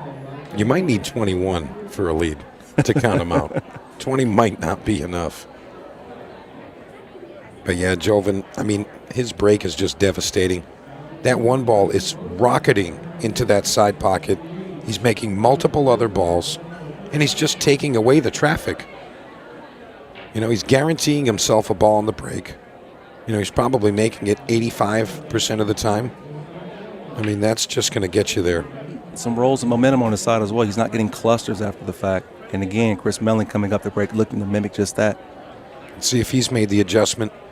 One ball looked good last time, but it got kicked. He's still a bit high. So not going to get it. Both times that he's tried to mimic it, he's had the one ball tracking and another ball going with it that kind of fights it for position. It's the 3 this time. I believe last time it was the 6. Yes. Yeah. Whereas Joven, it's just the one ball going right into that side pocket. I think Chris needs to really take note of exactly what Joven's doing there. So we're going to see some defense here. Looks like he's going to feather the one ball, try to get it behind that 3-4-7 trio. And that's exactly where he wants his cue ball. 2 rails right in behind that 5-6. Wouldn't be terrible if he feathered the 5 on the way in also. Doesn't get the feather, but he is going to get the eclipse. Looks like he might even left him an edge. I'll tell you, but if he goes right into the one ball, probably going to carry him off the 4 and scratch. So you might see him manipulate the ball. Yeah, he's going to be jacked up a bit here. What a control. Shot. Beautiful masse right through the gap. Perfect speed.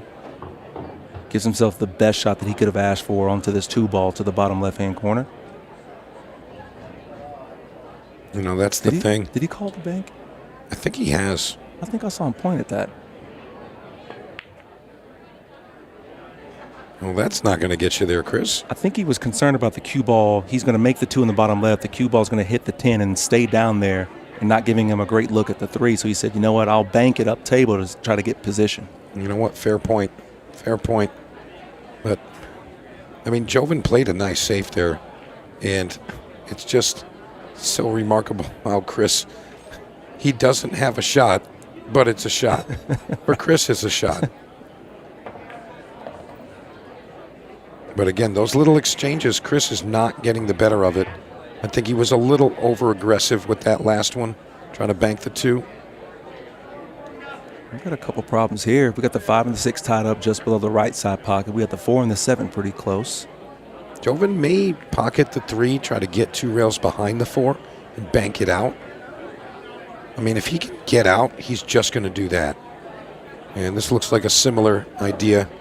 Bank the 4 ball and just try to rest right on top of that 7.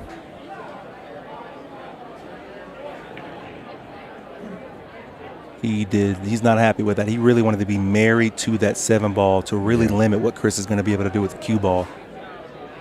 But just those 2 inches of separation is the difference between Chris having nothing. Well, he never has nothing. He's always got a chance. Or Chris having more. Well, Chris Melling looking at 2-rail kick at this purple 4. And again, he's going to play it in a manner. Hits that 2nd rail just below the 4. Cue ball comes up table. And he's going to get legal hit. And it's not a runnable table for Joven. So we'll call that one delay of game. I like it. 5 ball just helping Chris out, touching the rail after a good hit.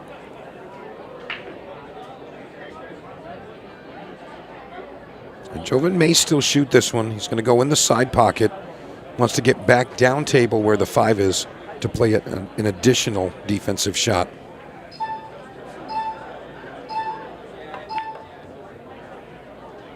Looked like he was swinging for the fences there, but that was dangerous. Very risky. Very and much again, so. over-aggressive in my opinion. Would you have opted to maybe play defense in that situation there, knowing that it was going to be tough to get on the 5? Or? No. I think Joven was supposed to play the 4 into the pocket, then get vision on the 5, play an additional safety. Open up the 5-6, try to get the cue ball behind the 10, try to extend that, but this is no good.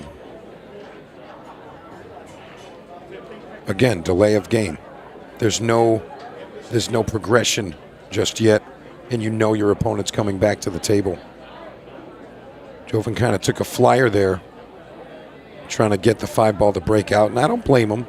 A professional player always tries to get out versus playing the defense.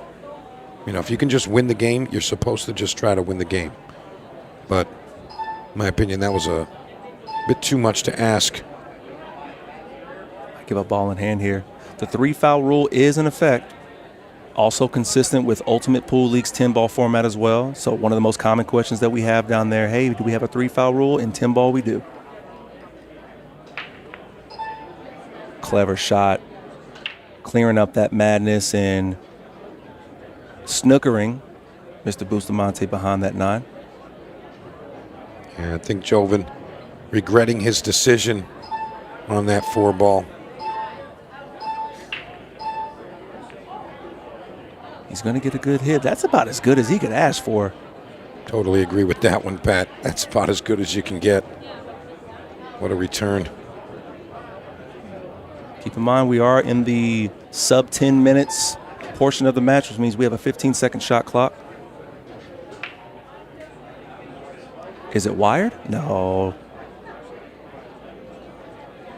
I mean, there's a chance. I don't know how close they are exactly, but if they're frozen, you could try to get it to throw itself towards it. You'd have to hit the 5 ball fat, and he does.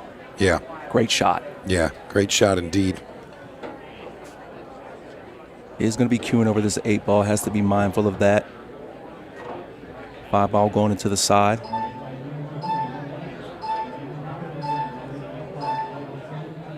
Oh, it just catches the point. And this is where you start making little mistakes and something just doesn't go wrong. And now Chris has an open table and suddenly it might be 4-3.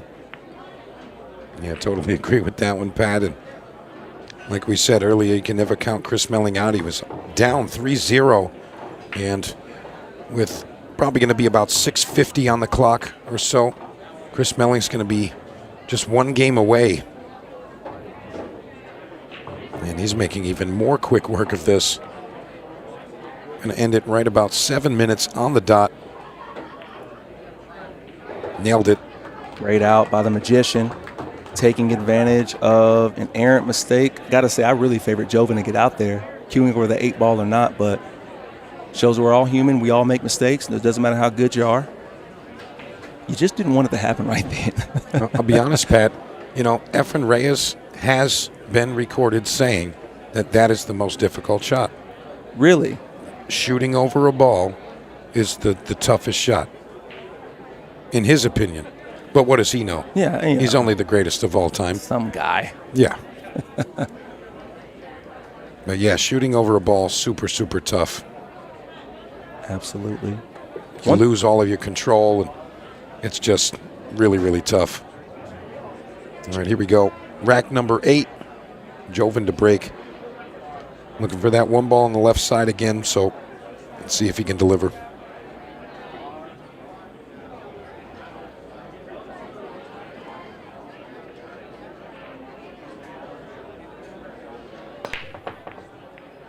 Not this time. It's going to catch the point. However, the 4 ball finds its way to the top right-hand corner pocket, and I don't know that he has a clean look at this 1. No. And I don't even think he's going to push. He might actually just kick at it. Yeah.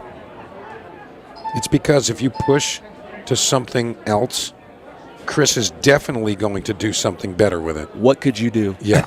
Where could you push that he's not going to take No one it? in the world can do something better than Chris Melling in that type of situation. So you got to kick this. You're looking for really 2 rails up the table. Yeah. That's what you were looking for. Something along those lines.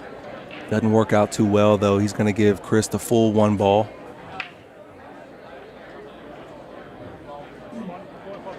It looks like he's pointing to play this one off of the 7 into the top left-hand corner. You know, I think that's, again, over-aggressive. I don't think he has to do that. If he's that confident, go ahead. I think he's that confident. But look at his cue ball. Hey, Pat, we're on the same page, my man. Absolutely. Yeah, I didn't think he really needed to do that. And I'll be honest with you, I'm not sure if you've ever heard the phrase, the ball's no, but Joven missing that one on the side, that's because of the pressure put on by Chris Melling. You know, the balls know that the momentum has shifted a bit, and Joven just wasn't able to focus and make that one on the side again. It's like hooping back in the day when you know the guy fouled, you got to shoot for it. Ball don't lie. Yeah. Plays a nice 2-ball all the way down to the bottom right-hand corner, setting up nice for the 3-9 combo to the top right. Cueing over the 6-ball here. Should be okay. Makes both of them, but he's all right. He gets a nice roll, gets perfect onto the 5, be able to pull this back a little bit, take the 6 in the side.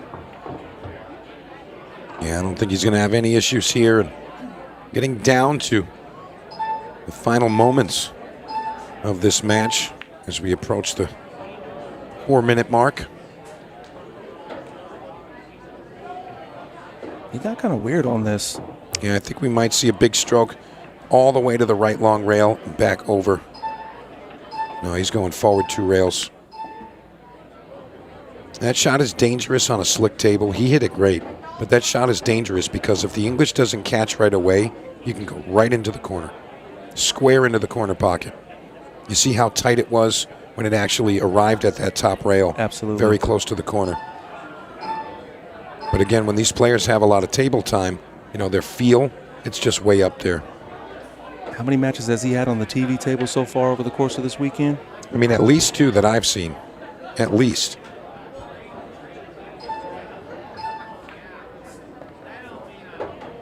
Makes that ball into the side pocket, setting up for the 10-ball to the bottom left hand and keeping a comfortable 2-rack lead, getting up 5-3 on Chris. I'll tell you what, it's still not enough to count Chris out. It ain't. Not enough. It ain't. Not 3 enough. minutes and 40 seconds left. That's a long time.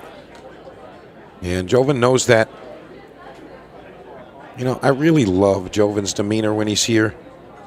You know, he just kind of does his job and waits for his turn. Doesn't really knit about anything.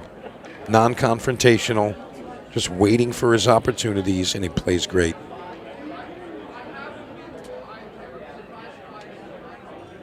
%. Speaks volumes about, to me, the biggest aspect of pool is the mental game, keeping that composure. Whatever's going on outside, inside, stoic, calm. Yeah, I remark about that sometimes, Pat. You know, the greatest players, when they're performing at the top of their games, you know, like world championships, things like that, the best performances, they don't have any emotions. They're like a caveman, and all they know is how to make a ball do a thing. That's it.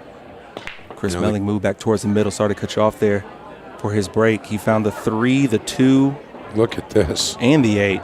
Wow. Pat, what a break. Momentum shift. What a shot that was. Well, Chris is starting to show off a bit. Maybe he took the governor off of his cue. He's going to go full throttle now. 2 rails above. I think this is when he's at his absolute best, when he has to increase his pace and start moving around the table a lot faster. I mean, it's kind of just what he does. I think the only player on the planet that can clear a rack faster than Chris Melling is Gavin Matthew. Yeah. Oscar found out about that one. Yeah. So did Johnny Archer. That's right. How remarkable is that? 13-year-old crushing world-class players. Unbelievable. That kid is a super talent. And don't forget, we're going to have our next semifinal right after this. And that's going to be Oscar Dominguez, Justin Bergman. So if you are watching, you've got plenty coming up. And we're going to be delivering the action all the way through Sunday. So, and it's free. Nothing better than that, Pat. There is nothing worse than a paywall in between the viewer and great matches. Love Ultimate Pool USA always being about the players, always being about the audience, not putting that paywall up in front of everybody. Free pool is for the people, man. Gotta love it. Yeah, it's really tough to argue with that as Joven approaches the break. You see he's hesitant now. He wasn't doing that in his first few breaks. One ball flies in. 2 ball follows to the top right-hand corner pocket, and the 3 ball says, hold on, cue ball, I'm coming. Well, 3 to the side. Got to navigate around the bottom of the 6 here. He may try to twist this in. He had a similar shot on a 2 ball a few racks ago where he just kind of gave it a nice little draw flick to hold the cue ball. Yeah. Yeah, I use the term twist. That's my my way to say that, and I think he's going to do something like that.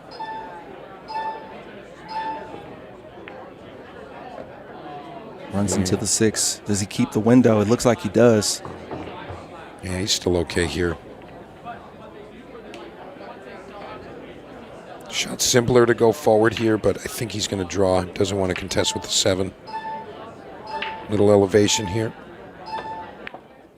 How good did he hit that? Not as good as you can. But the pressure's on here, and I mean, we're down 1:45 on the clock. Needs to get this point. And to be fair, Pat, he's going to use all of the time he can. Absolutely. To finish this run. And he should. Yeah, there's no point in rushing. I mean, if it just time clock expires while he's still shooting, he wins. Bingo. He's already up a game.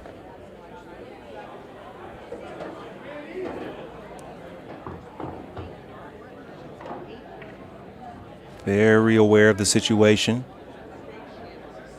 Taking a look over his shoulder at the screen to know where his time is. Yeah, this is going to be a Joven Bustamante victory. Not going to happen for the Magician.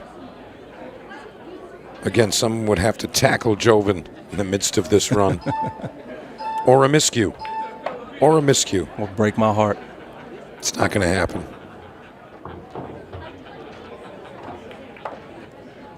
Joven Bustamante taking this 10 ball to go up 2 racks with under a minute left. Chris Melling's going to give it up. All right, congratulations, Joven Bustamante, and thank you, Pat Dixon. Always a pleasure. We're going to be right back with our second semifinal. And again, Justin Bergman, Oscar Dominguez. You don't want to miss it. We'll be right back.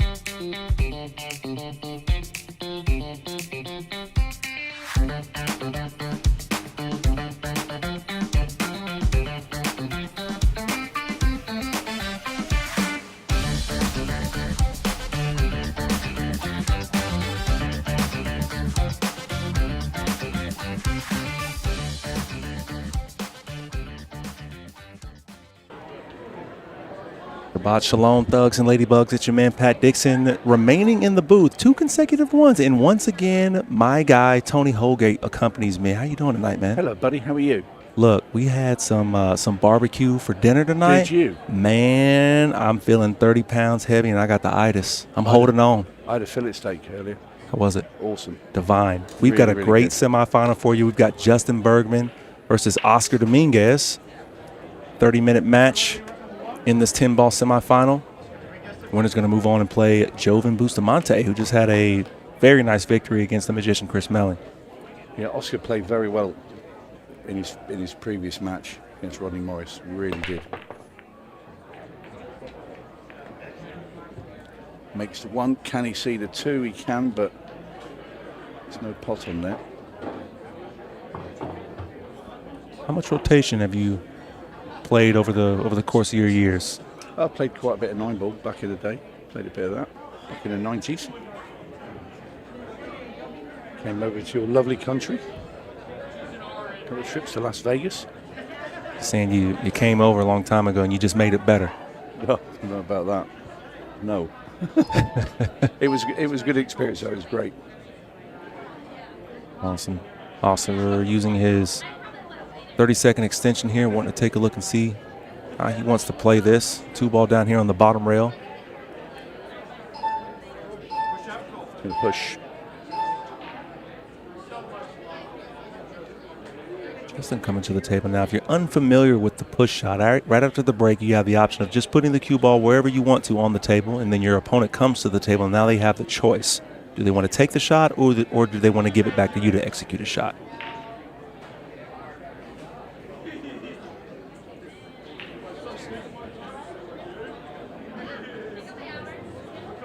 The ultimate pump fake. He gets down on it and says, nah, you can have it. Yeah, it's one of those. You're reluctant to put your opponent back in case you do some damage. But I don't blame Justin there. I think it's very hard to get safe here. And he made the right decision. Leaves a shot. The 5 and the 6 are close to each other, but the 5 goes.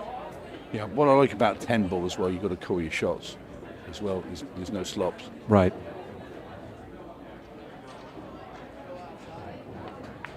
That's why I love that with the pool league, we offer both, you know? So if you are a fan of calling your shots and not having slop, we got something for you. Yeah. You know, if you like the freedom of how the UPL rules work with 8-ball, we've got something for you. Yeah. And 10-ball's very different. It's not like 9-ball. If you can break and you make the 9, you win the rack. Exactly. You can't do that on 10-ball. The 10 has to be potted last.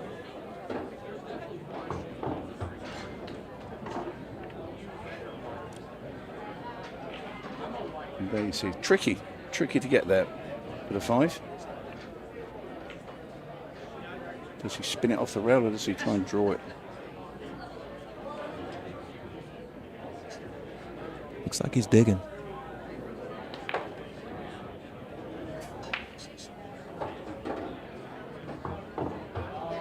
Always very hard to get the weight correct on that draw shot, but I think if he looked at it and thought, if I spin this too much, I might clip the 10 and be in absolute no man's land.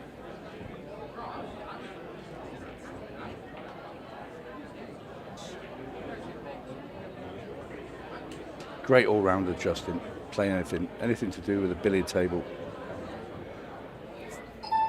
So Extension call. a formidable opponent in anything. Uses his 30-second extension here. Taking a real good look at this 5.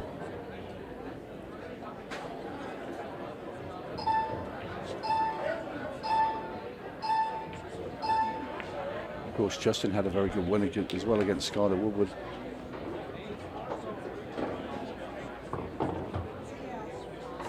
How do you like this 6-ball here? What do you do?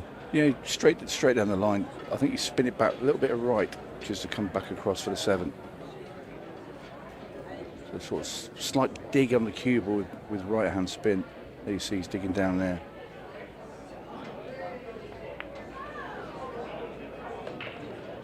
Played it nicely.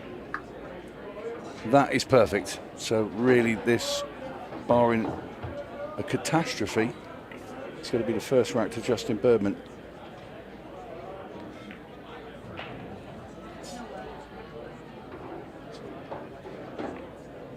Justin Bergman, the 2026 Ultimate Pool USA Hall of Fame inductee. Well deserved. Absolutely. Now there's 2, am I correct? There's Dave Matlock and Justin. Dave Matlock last year was the, if you like, the founder member. The original, the first. The OG, as we say. Yeah. Just like that, Justin Bergman goes up 1-0, gets on the board first. Just over 25 minutes left in the semifinal.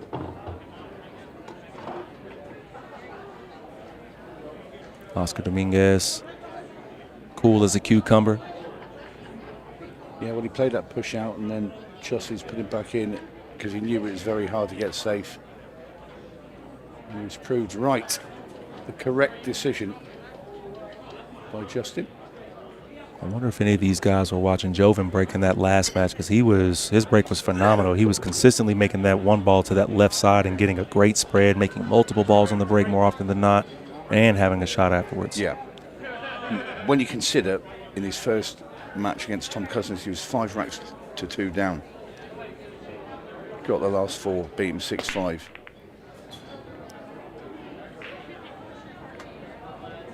I think I was shoveling beef brisket burn-ins and beans while that match was going on. They do some nice food here, that's for sure. Oh, good Lord. I'm from North Carolina, and Tony, if you don't know, North Carolina, we know good barbecue. Yeah. Okay? It's a lot of vinegar-based barbecues. Oh. They're going to kick me out of the state because I think Kansas City has the best barbecue on planet Earth. Yeah. I'm telling you. Yeah, last year went to an authentic one of the... It was awesome, but what a shot there for Dominguez. Incredible. Can he see the 2? I think he can. He's calling it. Yep. 2 side pocket. Gets it. He's going to be guaranteed to be on 3. Nicely done. Seems like he had to swerve around the 9 just a bit. Yeah. Bit straight on the 3.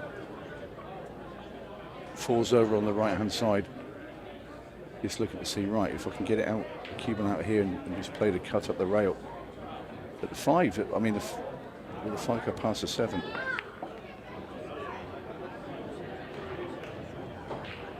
I think it does. He does have a natural angle right now to be able to float over to that left side to be able to take it to the top right-hand corner if it does go. But I think that 7 ball looks to be just far enough north on that table.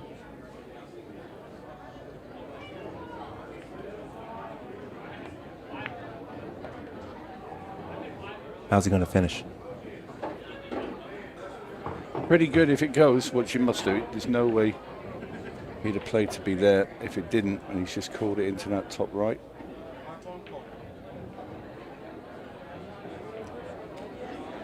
He doesn't like something. Calls his extension. What do you think of playing it off the 9? Does he need to? I guess. He's playing that. Wow, interesting shot. He gets a roll out of it. You might be to put a lot of bottom on the cue ball here, go into the top rail, kick into the 5, and try and hold the cue ball beyond the 7. There you see where he wants to kick the 5. So if you put some bottom spin on the cue ball, it will stop it. A good old kick and stick. Well, you have to square on. Unlucky. Just drew back a little bit. You can see what he's trying to do.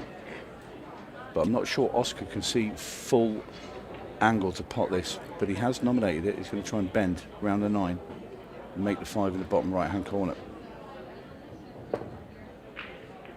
Gets good contact. Good effort.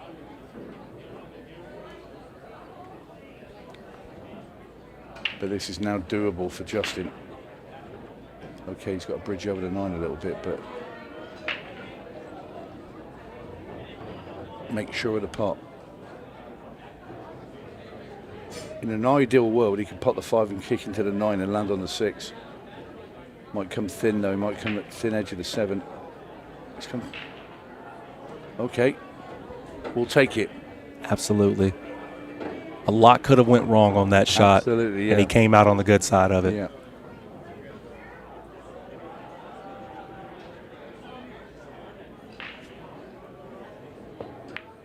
Oh, and just as we thought it was golden. He misses and hooks him. He threw the hand up because he already saw the path of that cue ball getting behind the 10. Ouch.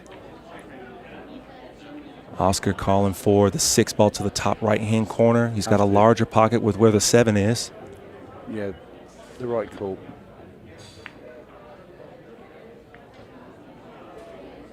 Good effort. Yeah, Justin might just have to come cushion first into this and knock the 6 in. Spins the cue ball out and sort of comes down towards the 9. There you go.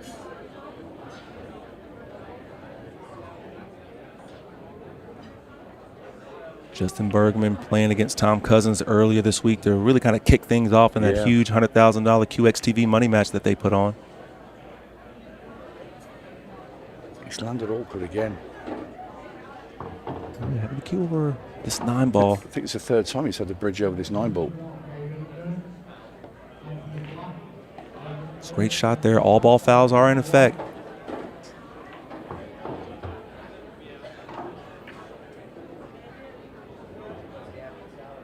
Of course, if you make 3 consecutive fouls in this game, you lose the rack.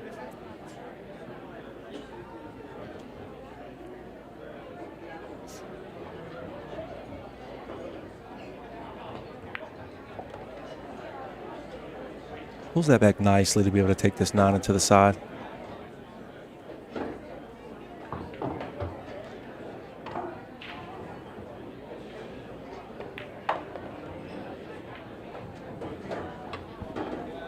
Played that firmer than I thought he would. I thought he'd just drop that in and just played the 10. You almost fell out of your chair. I did.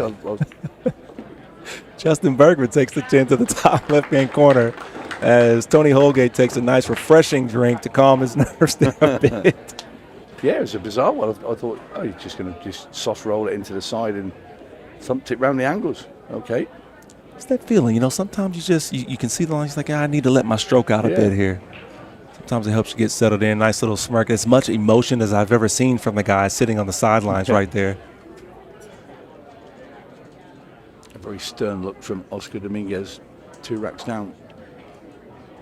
I kind of fangirled a bit when I saw Oscar walk into the room. Did you? On day 1, yeah. Had to run up to him, tell him that he's one of my favorite players. I first started watching pool back when he was on the Mosconi Cup team, and he silenced the crowd as he dropped the last 9 ball in a particular rack. I've been a fan ever since. Try break. Yeah, cursing his luck a bit here, Oscar. Can he play a bank with the 1? Justin nominates that side pocket.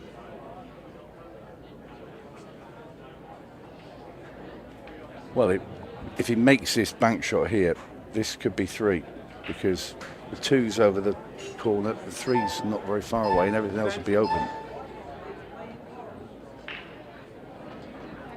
Big, big shot.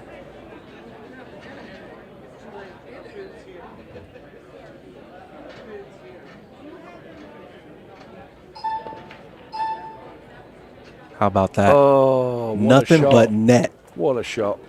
Controlled the cue ball beautifully as well for the 2. Great bank shot there by Justin Well, he had Bergman. to make it. It wasn't an easy one. And not only that, because to hold the cue ball there, another look, because it's nearly touching the 7 ball, the 1 ball. That's a great shot. Perfect speed. Yeah.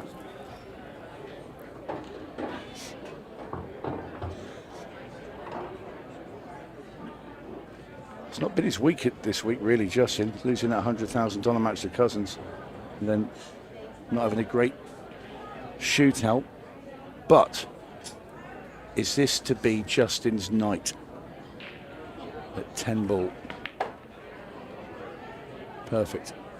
Leaves a nice angle on the 4. Maybe a little bit thinner than he'd like, but that's fine. Shaking his head, he wanted to be not with so much of an acute angle on the 4, but Justin with his great positional sense, I think he'll find a way to get onto the 5.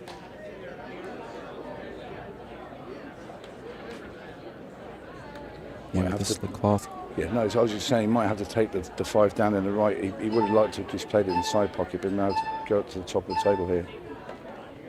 Around the back of the 7 and the 6. Beautiful.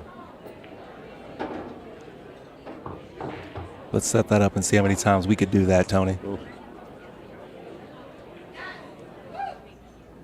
And the thing is, he's played for it, you know, that's no fluke. Right. That's somebody that really knows their angles, knows their cue ball, the pace and everything. To your point, the untrained eye look at this and says, what, he just made the ball. Nah, you don't get it. No, not at all. You don't know what just happened. It's an art form. Absolutely.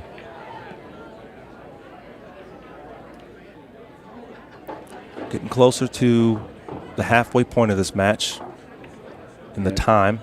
3 racks up, it's big. It's big at 10 ball.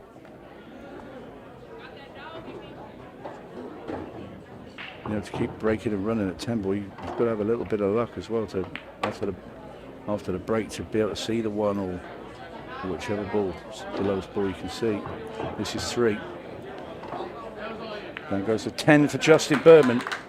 And he's on a march at the moment, playing brilliantly out there. Cue ball on a piece of string. I can't imagine a better way to cap off a Hall of Fame inductee ceremony than getting a 10-ball shootout trophy. Exactly. And all the family are out there as well. Father Al. Scott Ryan, CEO. His aunt, and Sister Danielle's there as well.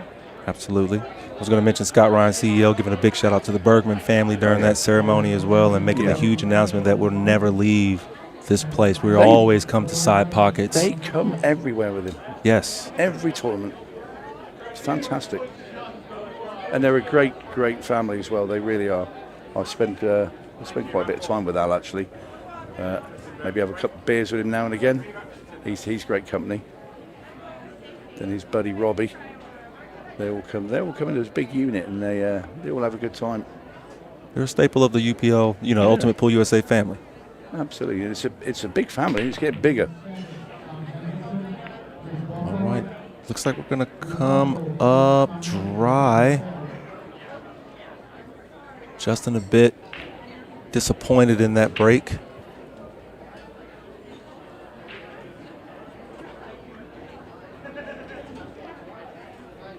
Call the 9, maybe? Don't think it was on.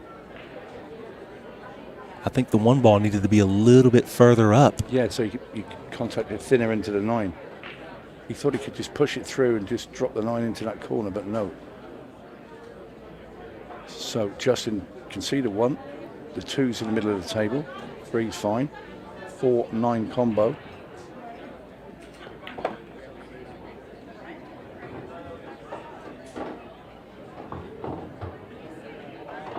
So where he'd like to sit on the 4 ball, because we know he's knocking in the 2 and the 3, I'd think he'd want to be further up. Because when you play the 4 into the 9, the 4 goes into the side rail, but you need to bring the cue ball back off that rail to come back for the 4. The only thing with playing it from that side, if you play it a little bit hard, you could hook yourself on the 5. But then it's very hard to get right behind it from this 3 ball. So I think he's just going to say, right, okay, I'll just leave myself a shot here and work that out. But it's a tricky one. There, now he's looking, that's the side I'd like to be, because that way the cue ball's running into the rail and coming down, and you come down with the 4 ball and you'll sit behind it. He's definitely taking a look at all angles, all possibilities, trying to figure out what's the best way to get onto that 4 to get out.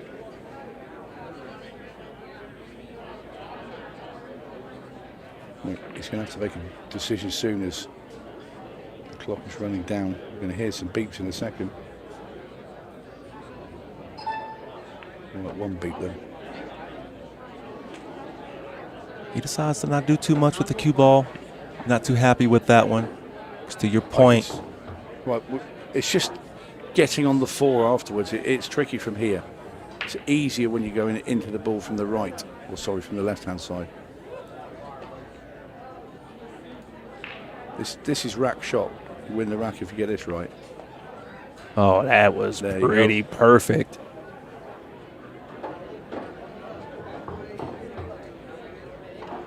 Well executed there. Showed some great finesse on that shot.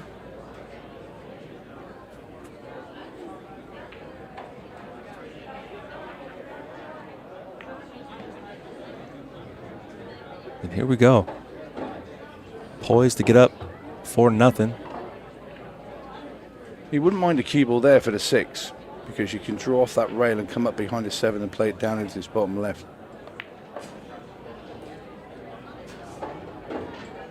There it is.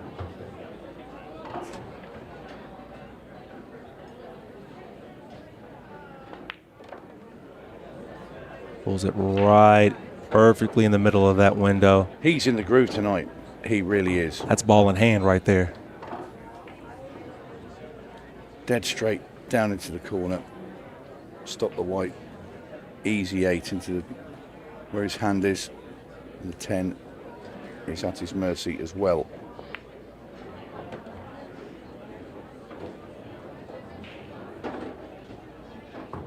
Getting close and close to the 10-minute mark in this match, which means we're going to move to the 15-second shot clock.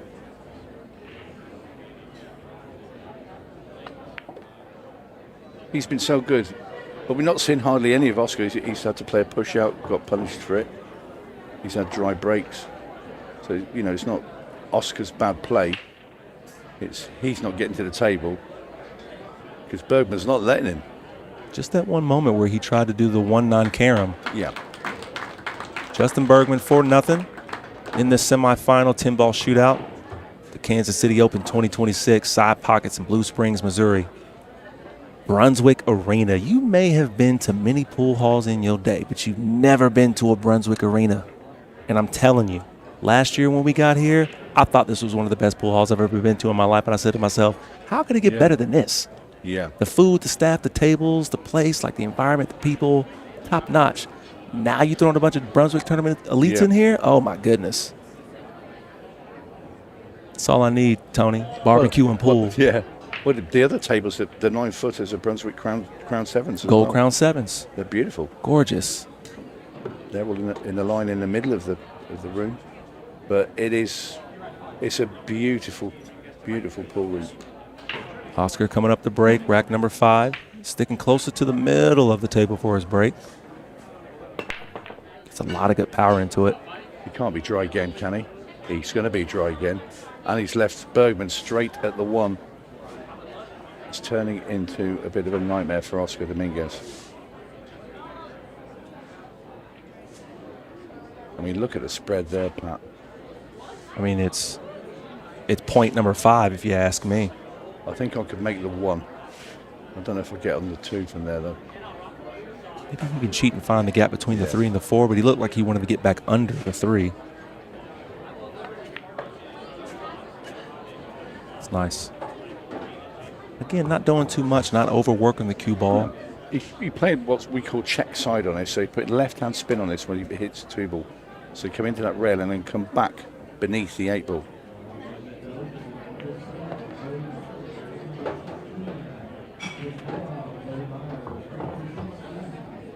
He's in that groove, to your point. Choices here. I think you just run this in, come off the top rail. I mean, you could draw it in with side, but I think he just runs this off the top rail and back. That chime lets us know that we're in the 15-second shot clock era.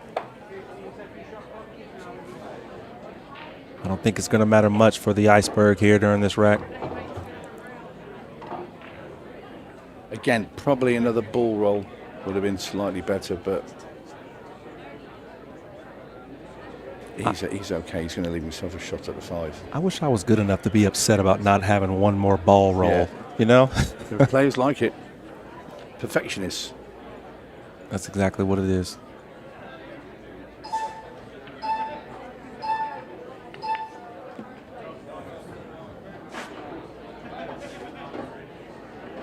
Wanted one less ball roll there. Right. But this is cool. This is fine.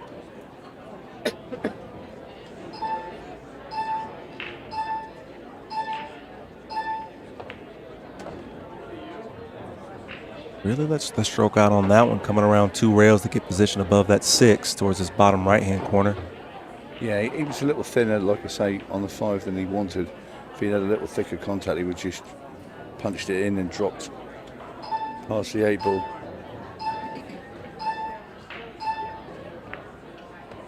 Now then, is that going to go behind the 10? No, it's not. Oscar Dominguez is probably blowing it over there in the corner. Please go behind the 10. Not happened. And with every ball that gets potted by Justin Bergman, Oscar Dominguez's hopes are fading. Justin picking up the pace here.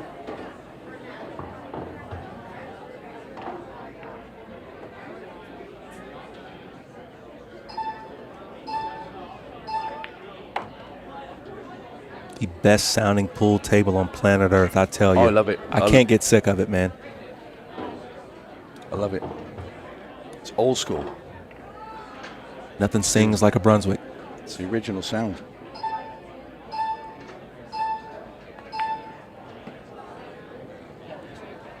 Justin Bergman calling a bottom left-hand corner pocket for the 10 ball to go up to a commanding 5-0 lead against Oscar Dominguez in this 10 ball shootout semifinal.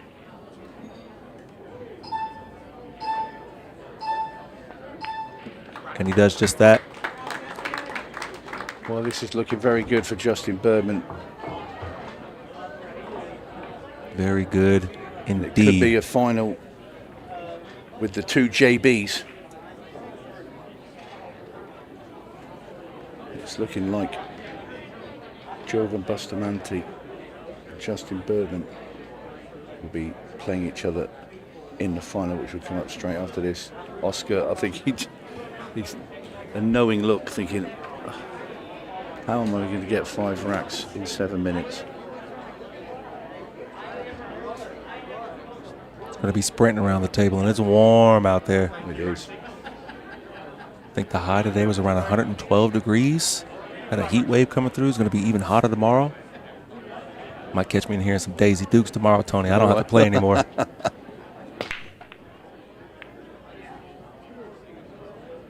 Justin going to come up dry.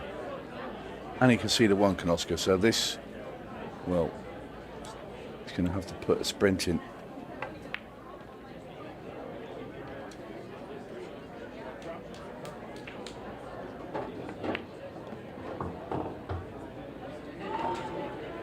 This is the big shot to get on the 4. Brilliant.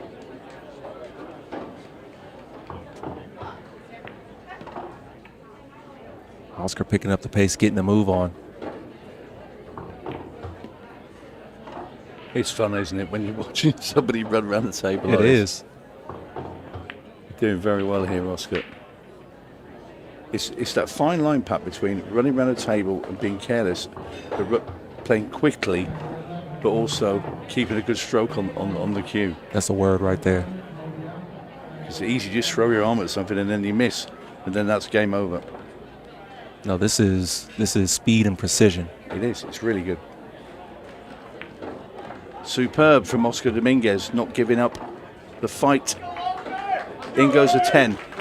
5-1. He's off the mark. And it is his break next. So we know he's got a good break. But he needs the break to be kind. He needs to get a couple of balls and be able to see the lowest number that's left on the table as well. And then he might be in business for his second rack. But he's still going to need a little bit of help from that man. wants him dry for the rest of the match. Okay, moving it over to the side here, switching things up. Bustamante-esque break coming up in rack number 7. One ball gets above the side pocket. He jumps up in the air as well when he hit those. It's going to be dry. Yeah.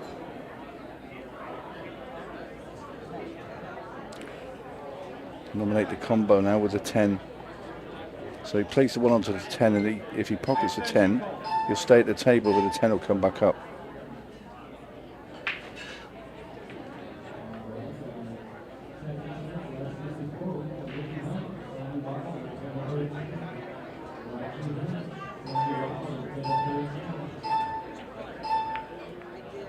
Gets it.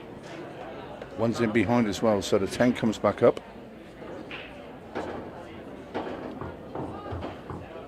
I think the 2 does slide by that 7.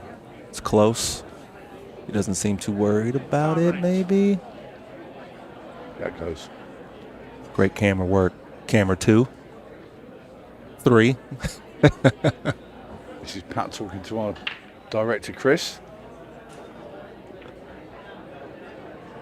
who's enjoying the whole day.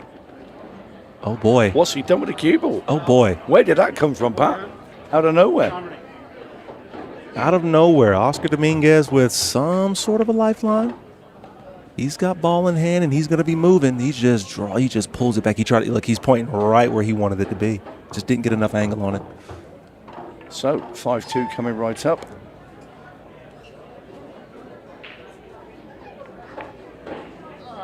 Oh, wow. He's dropped short. He has. You heard him exclaim. It might still be. No, he is short. He's kicking at it. Would you believe it? He's hooked him. Gets the roll. Having a little fun with it out there. Always good to see the players having a good time out there, even in these kind of conditions, and you're behind. And the crowd love it as well because they interact with everybody. How about that? He's only made it. He gives it up, yeah. That's awesome. Awesome. Justin Bergman moving on to the grand finals where he's going to be playing against Joven Bustamante in the 10-ball finals. Just before that, a word from our sponsors, and we will be right back with you. A nice little round of applause for big old Oscar Dominguez.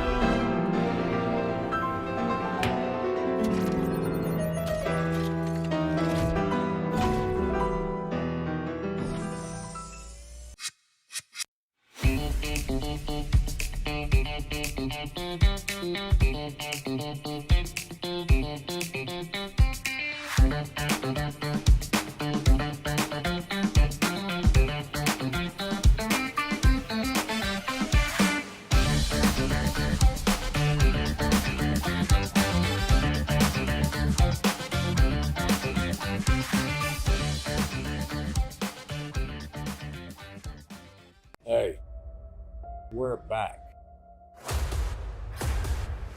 Everything that's happened over the last year is going to come to an end. Some team of amateur pool players are about to win $100,000. That's pretty special. Apron and Southbound are your national champions.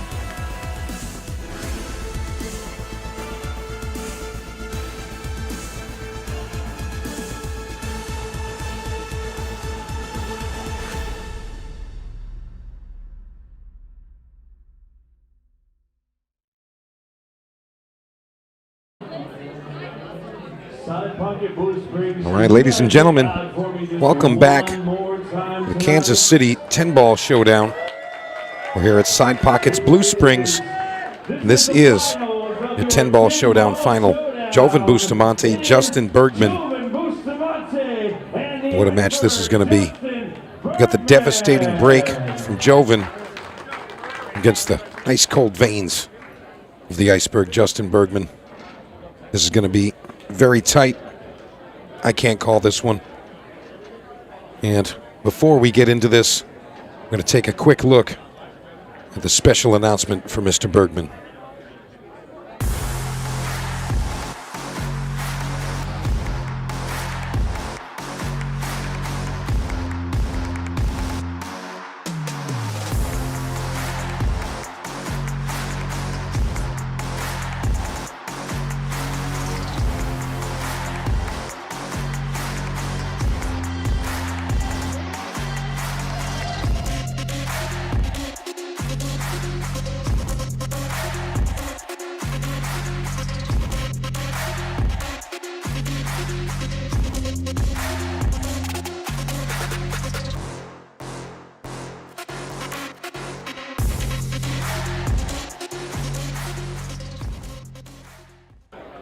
And a big congratulations to Mr. Bergman being inducted into the Ultimate Pool USA Hall of Fame, rightfully so, the winningest player.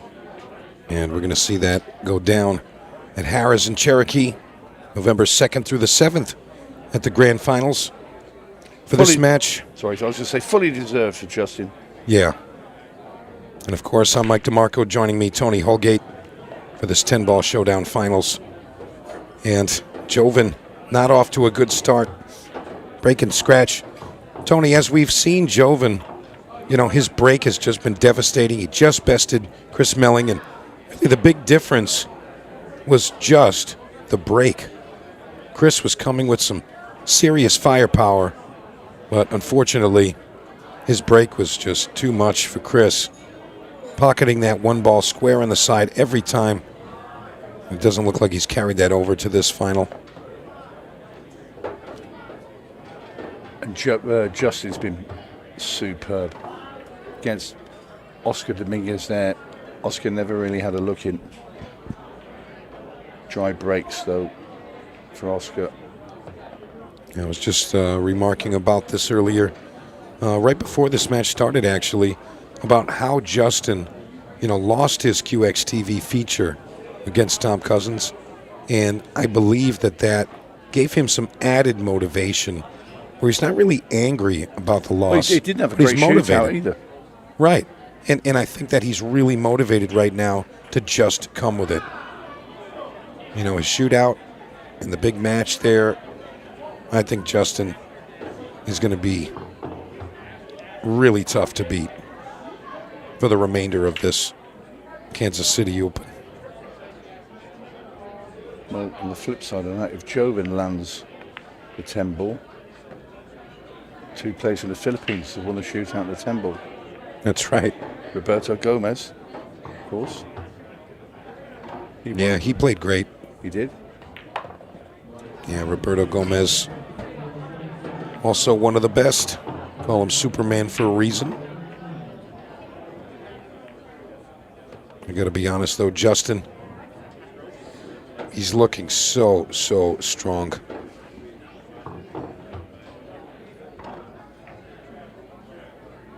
Now, if Joven can get his break to work, Justin could be in trouble.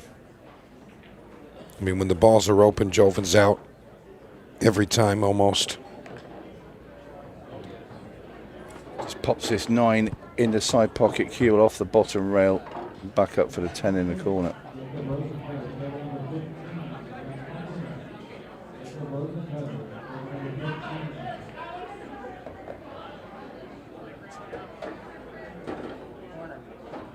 All right, Justin Bergman looking like he's going to take rack number 1. And down it goes.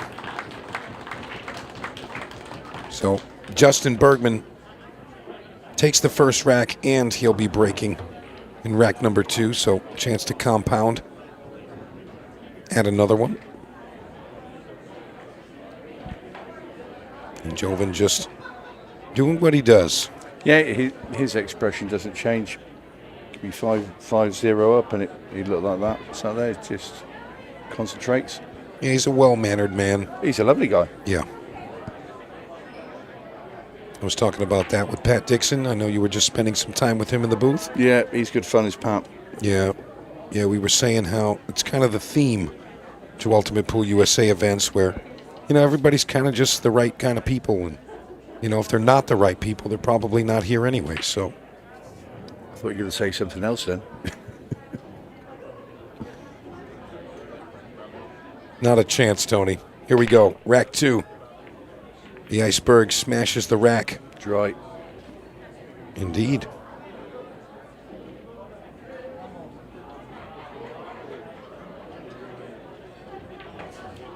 It's handy actually because he's left him on the 1. He can shoot it down into the bottom left and hold the cue ball for the 2.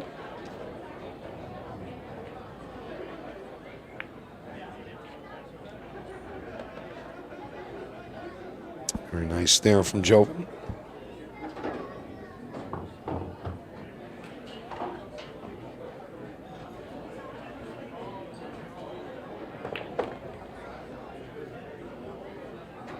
Punches it off the rail nicely for the 3. Now, he doesn't have to, but you may see him peel the 6 here. Just because the 5 to the 6 can get kind of tricky in the position it is.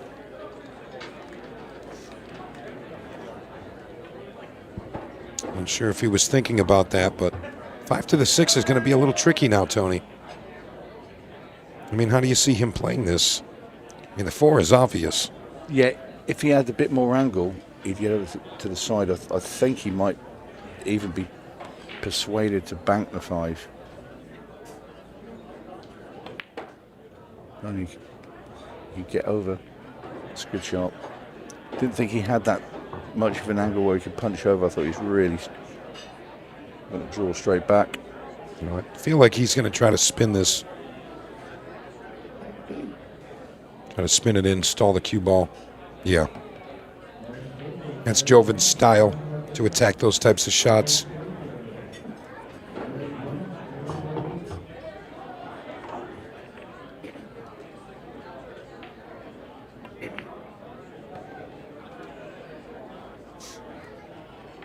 Joven continuing to play flawless pool. Really just going to come down to the break between these two, I feel. Not a huge difference after the break.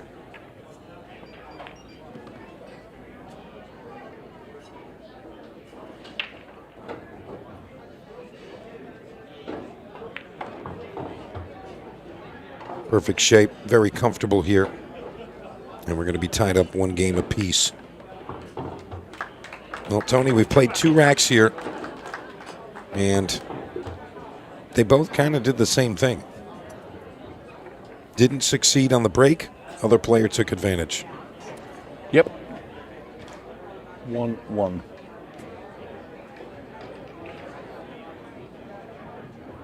Justin getting some compliments, I'm sure, from the crowd. The good, the bad, and the lucky. There you go. Yeah.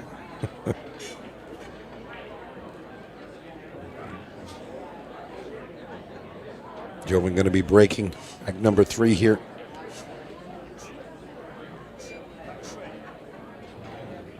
Now let's see if he's got his break dialed in just yet. Looking for the 1 on the side. A lot of power generated.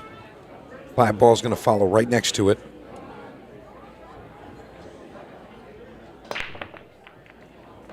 10 ball goes in. That's a rare occasion.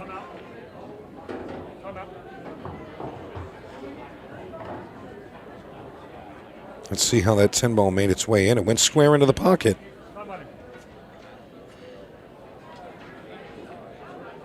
That doesn't usually happen. Usually there's just a small space underneath the 10 on the side where it goes. Can't see all of this one ball. I suppose looking like he was going to bend it on. No, he's going to play safe. Good shot. Yeah, that'll do. Justin just going to go with the one rail kick here. And I don't think we're going to see a lot of pace here. I think he wants to just kind of run into it, just kind of stall right there. And he's electing a 2-rail kick, or at least entertaining the idea. All right, we are going to see some speed here.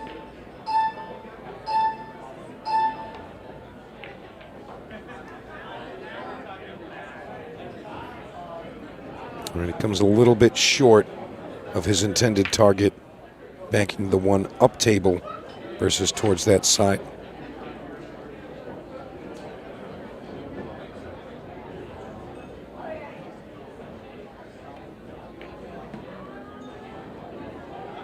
So it's going to be Joven with a chance to pull ahead. Decent pace here so far, Tony. Yeah, it's cushion first here into the 2. Get the right connection. The cue ball will slide past the 3.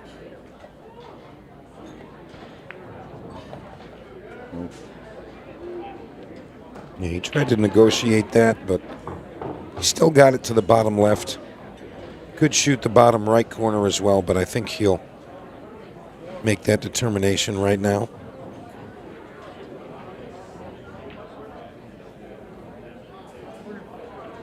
Now you see him entertaining possible safety.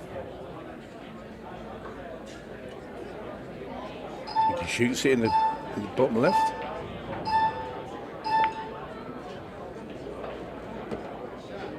Navigates right around that 8-9. Yeah. Great shot. Come all the way down to the bottom rail with this when he shoots the 4 ball. Yeah, draw stroke, middle left-hand spin. Indeed.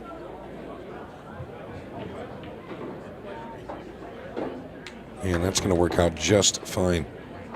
5 to the top corner. He'll arrive safely for the green 6.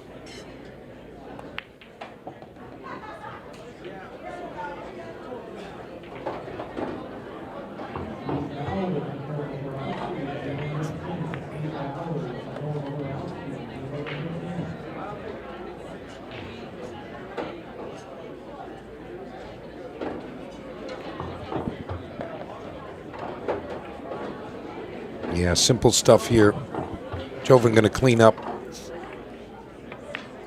Very likely 2-1 score after this one, with Justin coming to break. Yeah, both players very, very comfortable. Yeah, nicely done this by Joven. Fires it. Always baffles me because when Joven delivers the cue stick, it comes in sideways a little bit. It's funny, I just mentioned that to Pat Dixon in Joven's previous match, and he said, I never noticed that. I said, yeah, Tony and I recognized it the other day. I mean, he just, it's kind of just a thing that he does. I actually brought up the great Francisco Bustamante, how he pulls the cue stick out of his hand. When he delivers the cue stick, it goes right back through the bridge. Yeah, it's bizarre. But, I mean, if it works, it works, Tony. Exactly right. Yeah. So, Bergman trailing 2 racks to 1. Not what he's been used to. Pulled away early against Skyler Woodward. Got way ahead against Oscar Dominguez. So, unfamiliar position this evening. Look at this break. Well, All right. What do you think, Tony? Play the carom? Well, as long as you can keep the one ball in near the cue ball. Trying to look to see how. See, you'd have to screw the cue ball into the rail. Well, Rail into first, the three. into the So three. Yeah, so you're drawing it in there, but then the one ball's going to be off on its holidays, off on vacation, should I say? Yeah, it's tough to tell exactly how far away the three is from the pocket. Yeah, I mean, I think he could actually play the one with the cue ball. You know, play into the one ball. Just come off the rail first into the three. He'd kind of feather the four, send the cue ball away.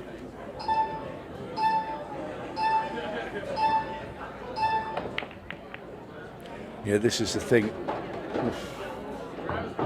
Wow. I'll tell you what, that was definitely what you called was going to happen if he went square into it. And it kind of added some insult to injury with the one ball going in the pocket instead of all the way around the rails. Well, he's called the two ball bottom right. It doesn't go past the 7. I think he might have called the 7. Of course he has, yeah.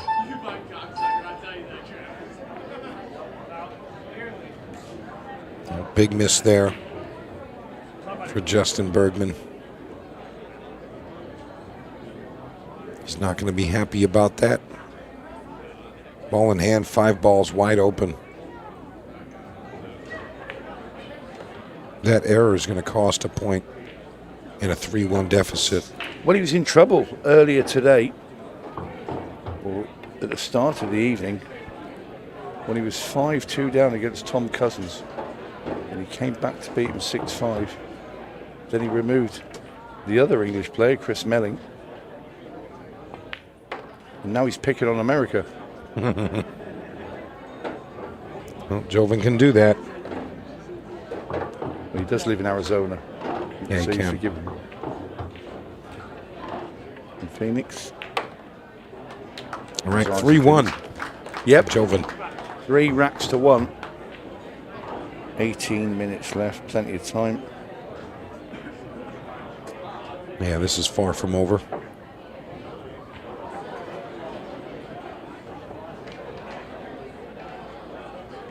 And as we said earlier, Joven just maintaining that composure, same as Justin.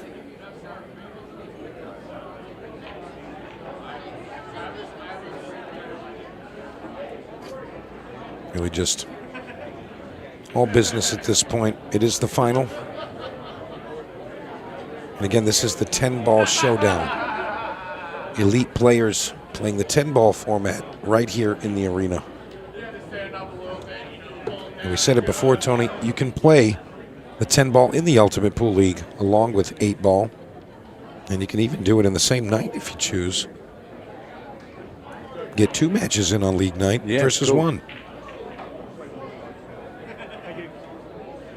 We do that back home where I am. That's what the league's like.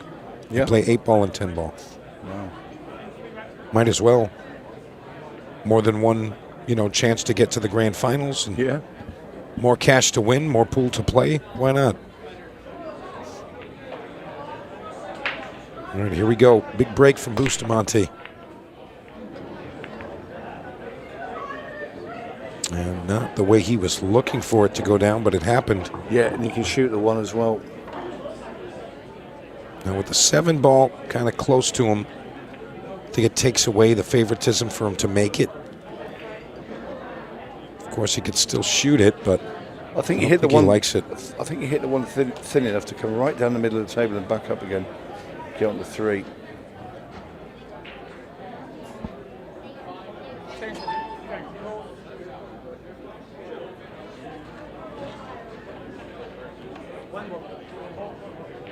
All right, he's banking the 1 behind the 4 and leaving the cue ball up table.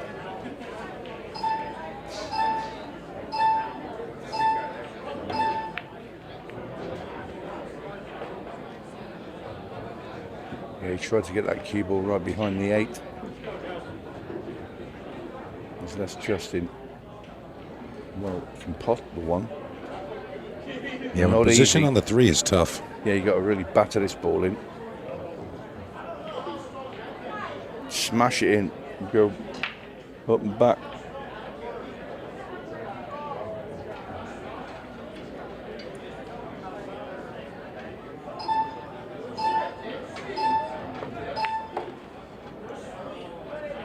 What a great shot.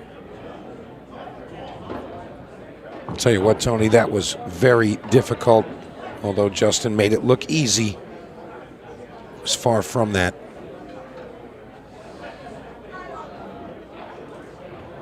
Justin just eyeing up that 5-9 combination and checking his lines on the 3. You may see him go back and forth twice. Not sure if he can hold it just once.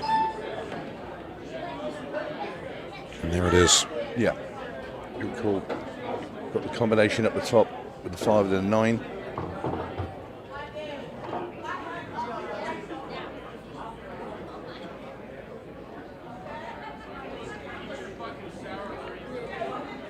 And Justin's got his plan in place.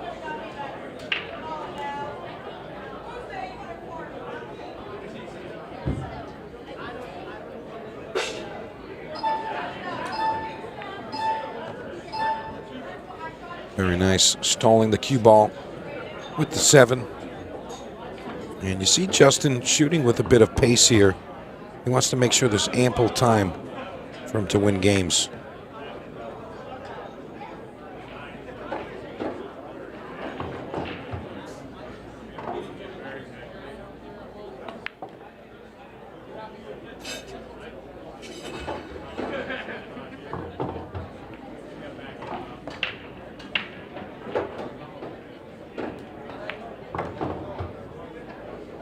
Justin making quick work of rack 5 here, and rightfully so. We're just under 15 minutes now, and Justin still trails by a game. Crowd giving him some praise. Onside official Dean Winter. You know, I got to say, our referees at all of the events, they are just as much professionals as the gentlemen they're officiating. They are indeed. Top class, Tony. Yeah, they go through a rigorous exam and all sorts to get to this level. Yeah, someone was asking questions about the referees and where they come from, and I was answering some of the questions, but I said the main thing that you need to know is that they don't mess around, they don't miss a call. They are always on top of it. Yeah. Not even go through a thing where to stand, yeah, you know, with the players, so they're never ever in the line of sight. Yeah, they're technically invisible unless they need to be there.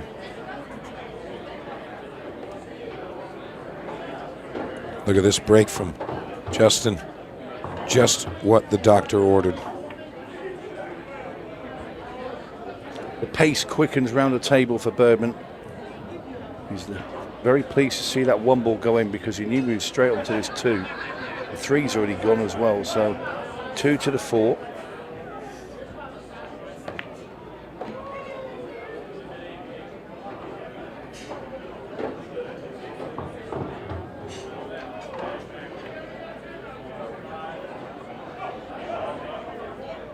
Looking at the position of the balls, I think this would be the hardest shot he's got left on the table.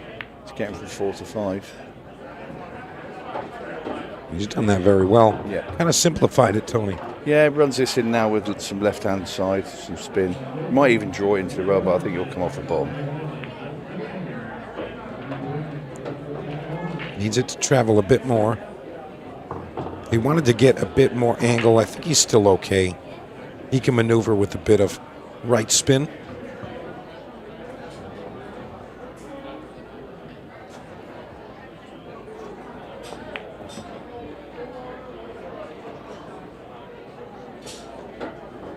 Same thing there. Yeah, he could have used just a touch more angle. Yeah, he's in A1 position. Okay. Play a bit harder, that's all, if you want it out further, the cue ball. I mean, you can slam this in. if he so wished.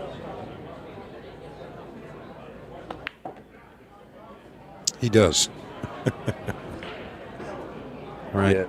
Straight draw. Doesn't need to go all the way to the top of the table. Just about where the head string is. And that'll do. All right, Justin's made up some ground here. Closing the gap. And he's going to tie us up 3 games apiece. With about 12 minutes and change remaining. Tony, what are you thinking? You've seen both players. I mean, we've played it's about 18 minutes of pool. Who do you like here? I mean, too tough to tell? I think so, yeah. I mean, yeah, it's 3-all. And sometimes you will have a favourite, but it's too tough to call that. I think it's really just going to come down to the break. So if Joven's break continues to be the way that it's been, then I think Justin's in trouble. But Justin is going to need to let his break work for him as well.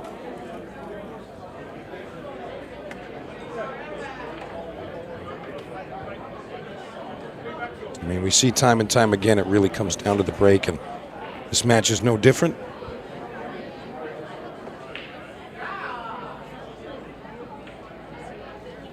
Let's see if he can make it work here. No 1 ball, but the 10 goes in again. And the 3. So I'll tell you what, though, that 10 ball never moves. Usually it get kicked, but it's going square into the pocket. Yeah. So 10 ball comes back up on the spot. And that's what Joven's been left with. We might see a push out of here. He'd have to. I mean, he's looking at all of the possibilities connecting with the 1 ball.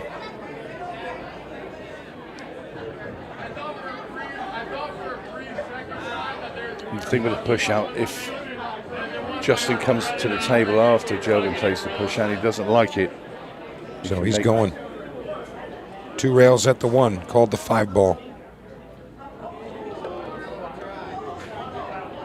Well, that could prove to be very costly, as this was on Joven's break. Just going a bit narrow there. I think he was worried about clipping a 6. And over-exaggerated coming the other side. Yeah, I can agree with that, Tony. Well, it must have been a straight combo because Justin's playing it. Play it in a way where the cue ball goes to the left of the 1 ball, leaves himself sat on it in the side. Oh no, he's playing the corner. Okay. Yeah, he's not thrilled about where the cue ball left. He didn't want to mess with the 2 ball.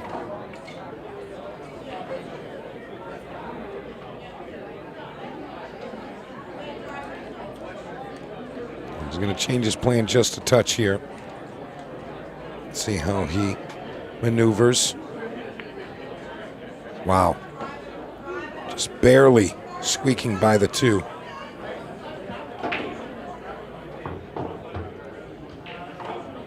You see Justin letting us know he's going to stay underneath the 9 ball here.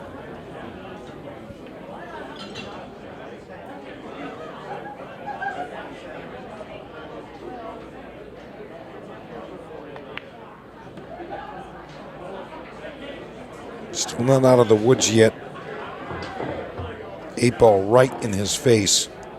All a byproduct of that missed position when he played the combination. Hey, Tony, you heard that noise? I did. You know what that means? It means Justin's food's ready. If only it was that simple. 15-second shot clock initiated.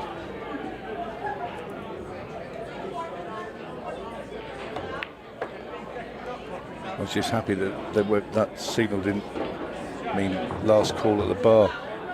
Oh, no, they're going to keep it open for you, Tony. Don't you worry. Look at the position, the speed that Justin played the cue ball there was literally ideal. He played it where it wouldn't have fallen into the side pocket had it been on that line.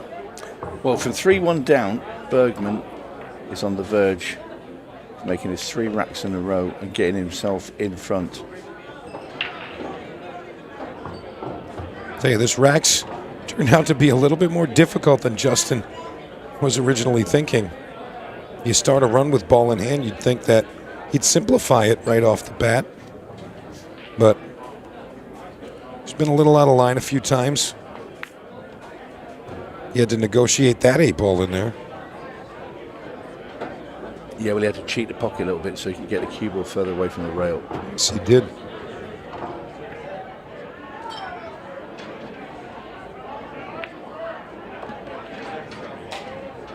All right, 10-ball to take the lead.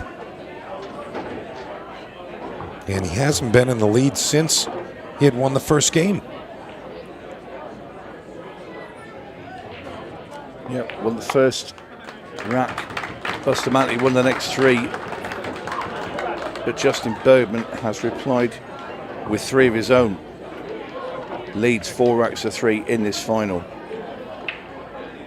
And there you see that lovely number, $112,000, which is going to be awarded to the first place 8-ball team at this year's Grand Finals over at Harrah's in Cherokee, November 2nd through the 7th. I want to wish all the teams good luck that are out there fighting to get that spot. And what a feeling that will be when you arrive in that arena and do battle one last time for $112,000. Unbelievable. And don't forget, there's a plethora of other events that are happening at the Grand Finals. We're going to be there for a good time. So make sure you punch your ticket.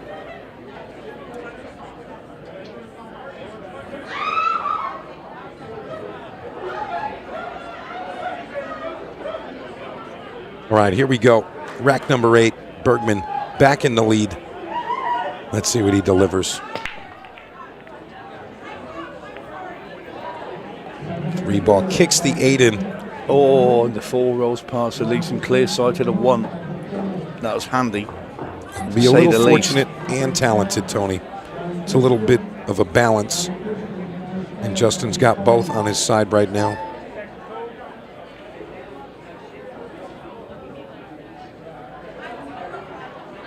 And Joven, a couple of missed opportunities there and let Justin back in.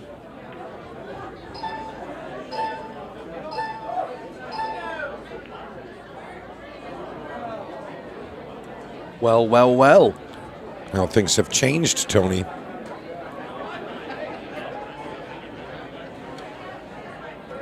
Yeah, the cue ball didn't really bite that 1 ball as much as he needed it to. Should be going 4-4. Big shot that was. Massive shot. Got to remember, Joven breaking the next rack.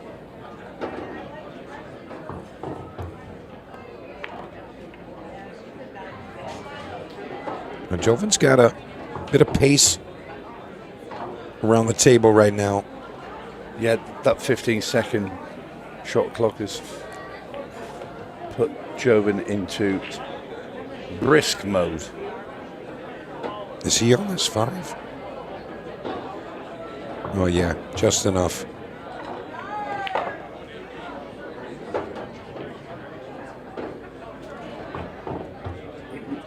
For a moment there, I thought perhaps he had fallen shy, but I'm going to see him rip this one all the way back up table. Love seeing that ball dance. Got to be careful, though. He's super straight.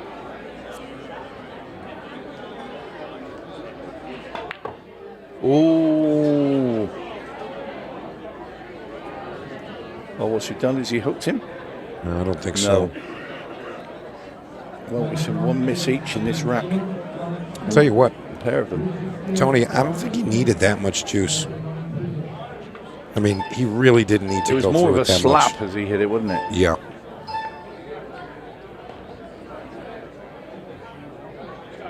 Well judged. Very judged indeed. And I think that might have been the decision in the rack that really changed who's going to hoist that trophy. Well, I mean, we're down to just about 5 minutes. Justin's going to have a 2-game cushion here. Yeah, if Joven loses this final, that's the ball that will haunt him. That's 6 ball. Yeah. No doubt about that. Open shot and you miss, nowhere to point. Justin burning some more time.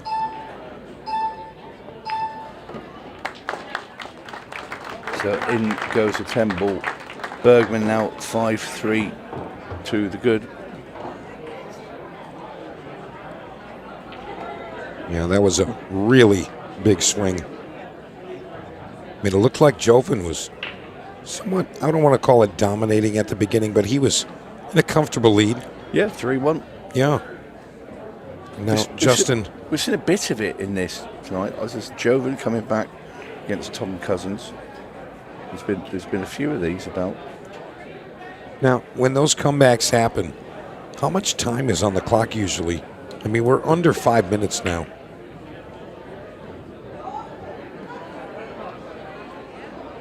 There's another comeback earlier today in the juniors.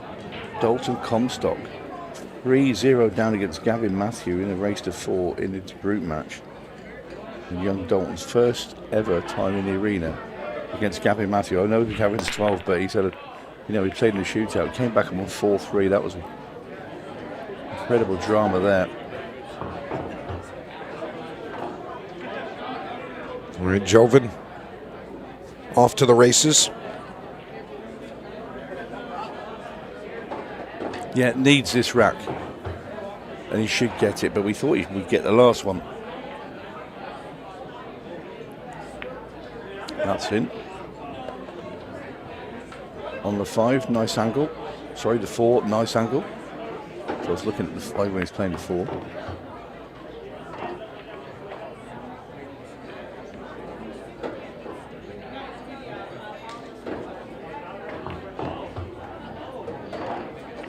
Narrowly avoids the kiss on the 7.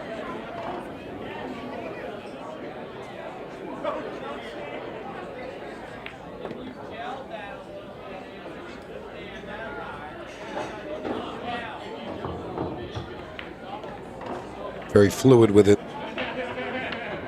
Mr. Joven Bustamante.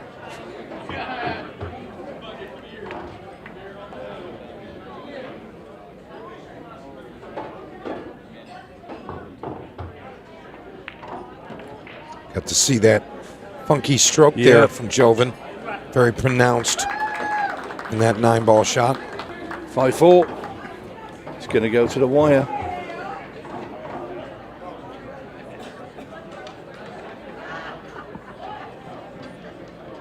Very close.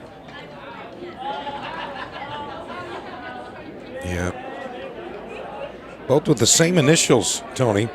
Said it was the battle of JBs. Must have missed that. Oh no, I might have said it to Pat. No, I did. So it's in semis. He didn't miss it at all. I was going to blame your accent. Yeah. I'll tell you what. That JB right there. Total control of this match right now. 5-4 in breaking. 3 minutes and change. All about this break right here.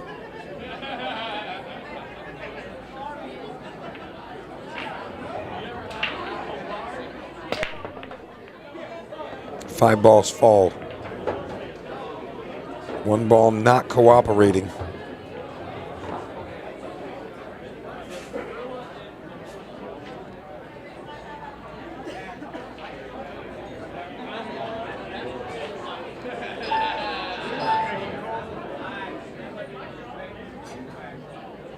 Justin calling his extension.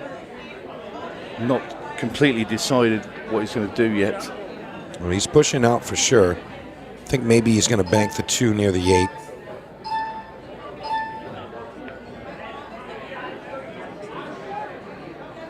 Yeah.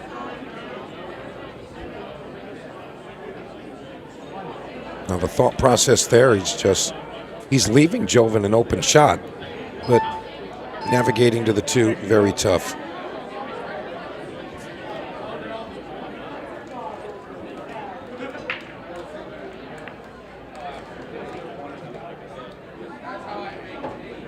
He's going to shoot at this. Yeah, cushion first. I think you try and get it. I'll tell you what, if you get this wrong, you're hitting the 8 first. No, it's coming off the bottom row. What a shot that is. Very good shot indeed. Now Justin going to be playing rail first. Going to try to walk the 2 ball up that right long rail. Apparently not. He's just going to tie it up.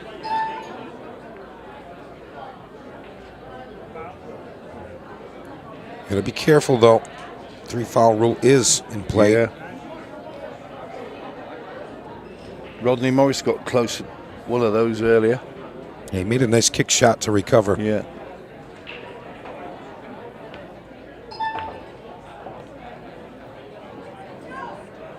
All right, Joven's got a nice line. Slice this in the side. Go right into that 9 or the 4. Possibly both.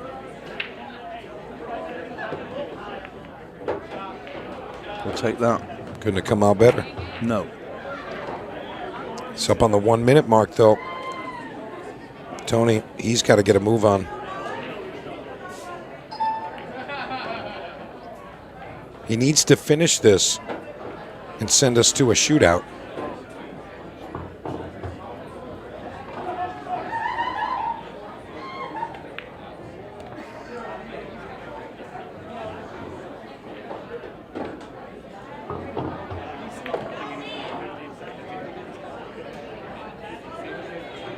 The thing with this is you think that with 8 ball, you're leaving somebody a load of balls to knock in. If he's to miss one of these, it's... Yeah, 2 seconds. Cue ball. No way. Oh, my goodness. All right, 18 seconds, 17 seconds. Well, they might as well just put the balls up for the shootout now. No one's winning the rack in that time. No. I mean, he'd have to make 9 balls on the break and just be square on the 10.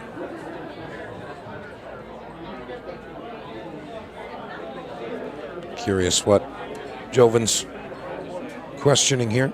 Well, he's certainly not asking where his hairdresser is.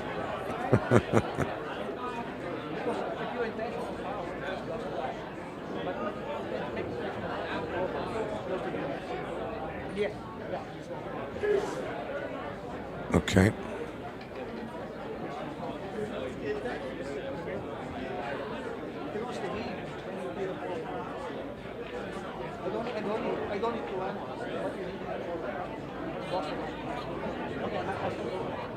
I think I know what he was asking about. He was asking if the 8-ball rule of intentional foul was a loss of the rack. And we are playing 10-ball, and that is not the case.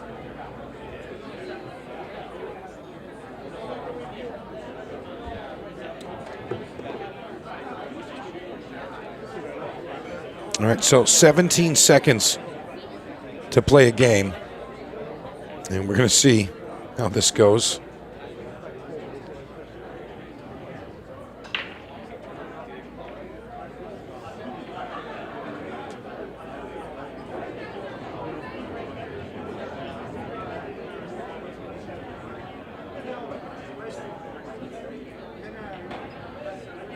Not really sure what they're discussing at this point. It's quite bizarre.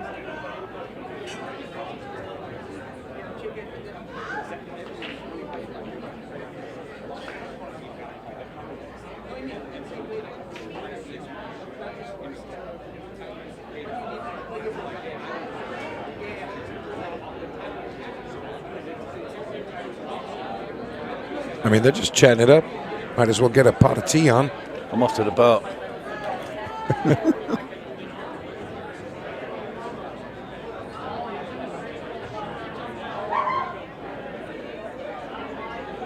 Nope.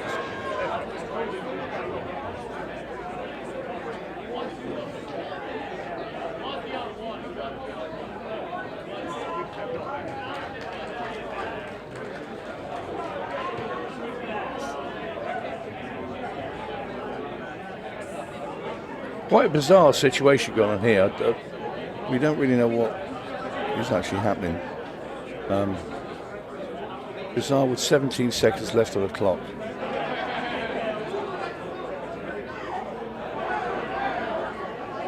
Referee should be able to explain it quite.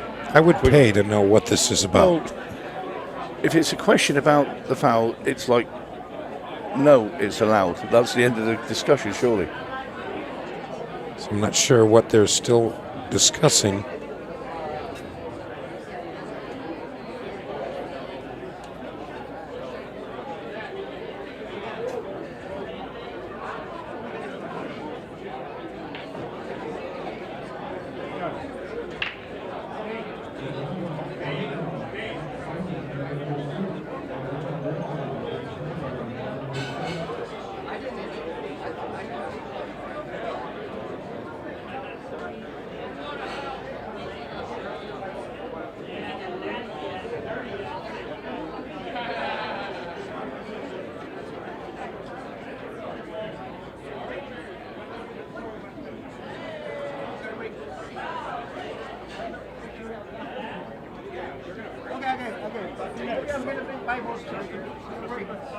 Okay, well, all of that, and now we're back. For a pointless 17 seconds. I mean, he's going to do something here.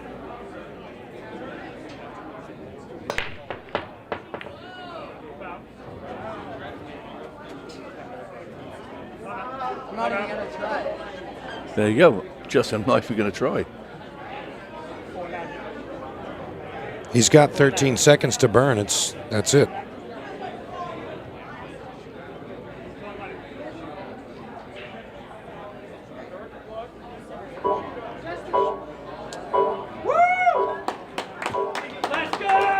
All right, looks like we're going to go to a 6-ball shootout. Let's see it.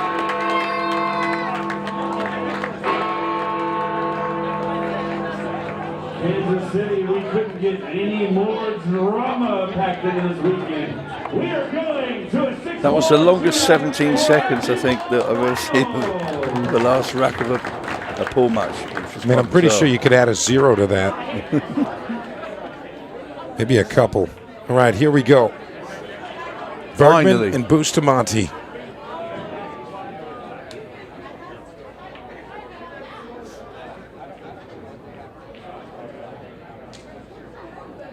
Bergman.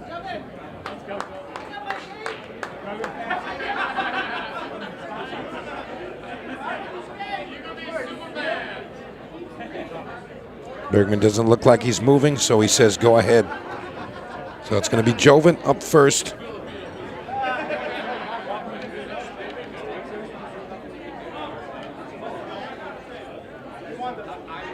Yeah, this arena crowd is definitely going to get a little thicker as this shootout begins.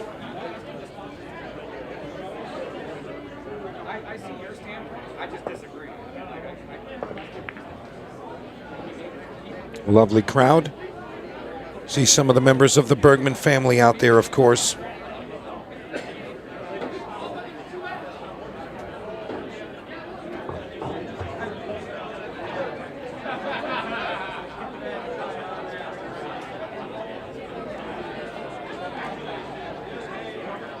You know, Tony, I gotta say, I cannot wait to hear all about what that was. I mean, can you imagine? No. No, it's just bizarre. All right, here we go. Joven Bustamante, 6-ball shootout.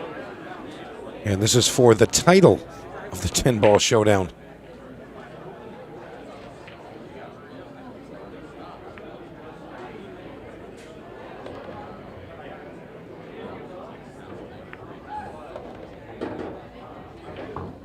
Starting to move.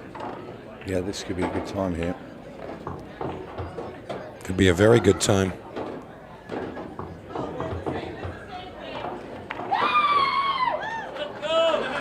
Yeah, it could have been quicker, really.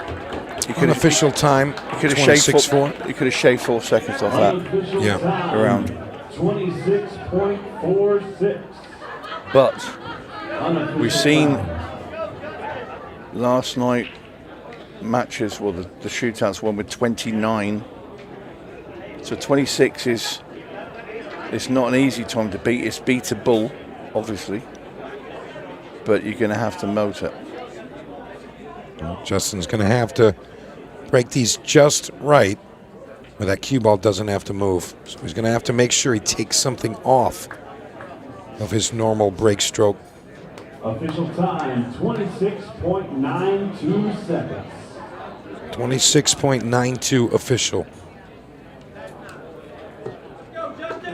Can Justin Bergman do it? Never won the 10 ball. Let's see if things change here. Here we go. Bergman.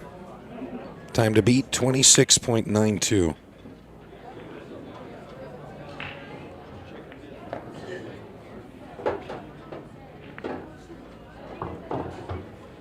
Never want to stay and admire your work. This is going to be close. Oh, the cue ball waiting to stop. Is he going to do it? Oof.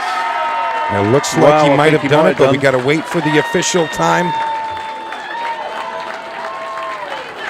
It looks like he might have done it, but again, just going to clarify and wait for that official time. I hope he has after those celebrations with the family.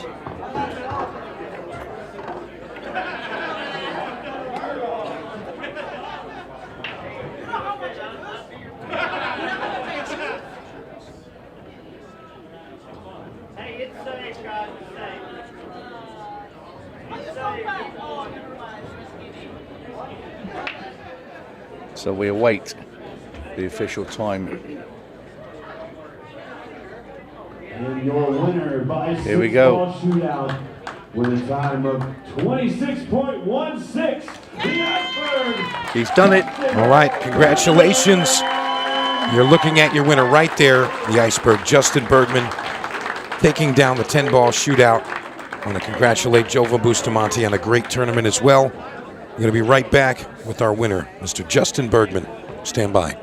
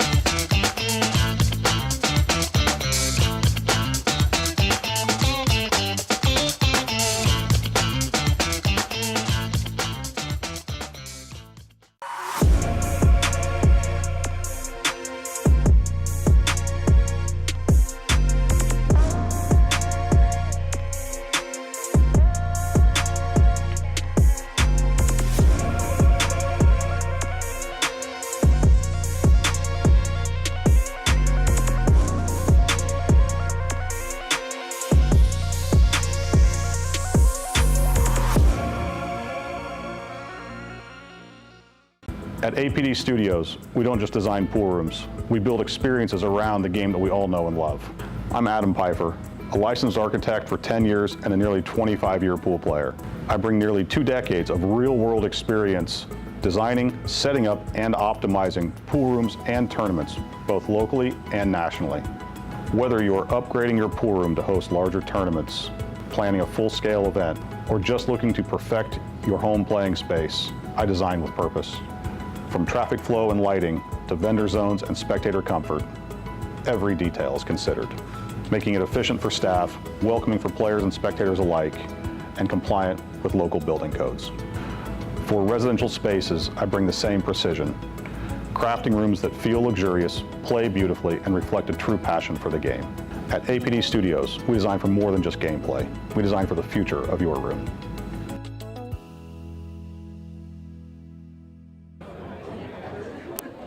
Evening and welcome back to your Kansas City Open. So much drama all weekend long, and we couldn't help but end it with a little bit more. You guys make some noise for your 10-ball Showdown finals. Real quick, let's get a word from our runner-up, the Filipino phenom, Joven Bustamante. Joven, we know you're not a huge fan of the 6-ball shootout, but you put up a very respectable time. How are you feeling running through the 6-ball? I think I'm getting better in the 6-ball shootout. Normally my average is like 34 seconds. Now I make 26 seconds, so... Have you been working with Eric on it? No. He said, forget Eric, I've been working on it by myself. You've had a fantastic event here in Kansas City, of course, last year's Shootout Champion. So I want to take this time to say once again, congratulations on an amazing finish here in Kansas City. Y'all make some noise for Joven Bustamante. Now, let's get a quick chat for our winner, Justin Bergman. Justin, obviously not the way you wanted to win the final. It's stressful, it's tough. The 3-ball, I don't know how it fell, but talk me through it. I thought I was toast, for sure. I mean, after the first shot, I thought I missed that ball, and it's an honor to play with Joven. He's a really great player, and I got lucky and won the match. Let's talk a little bit about history, because Kansas City was your first Ultimate Pool USA event. You've obviously been coming here for a long time. You've been winning multiple championships. But did you know, besides being a Hall of Fame inductee this weekend, you made history right here. Y'all make some noise. Justin Bergman is the very first Grand Slam champion for Ultimate Pool USA. Thank you. That's crazy. I don't know. I got lucky. I don't know if you got lucky. That's 10-ball, open, shootout, mixed pairs. You've done it all. It's been an incredible event. What we're going to do is we're going to bring out Ultimate Pool USA CEO, Mr. Scott Ryan, to deliver your trophy.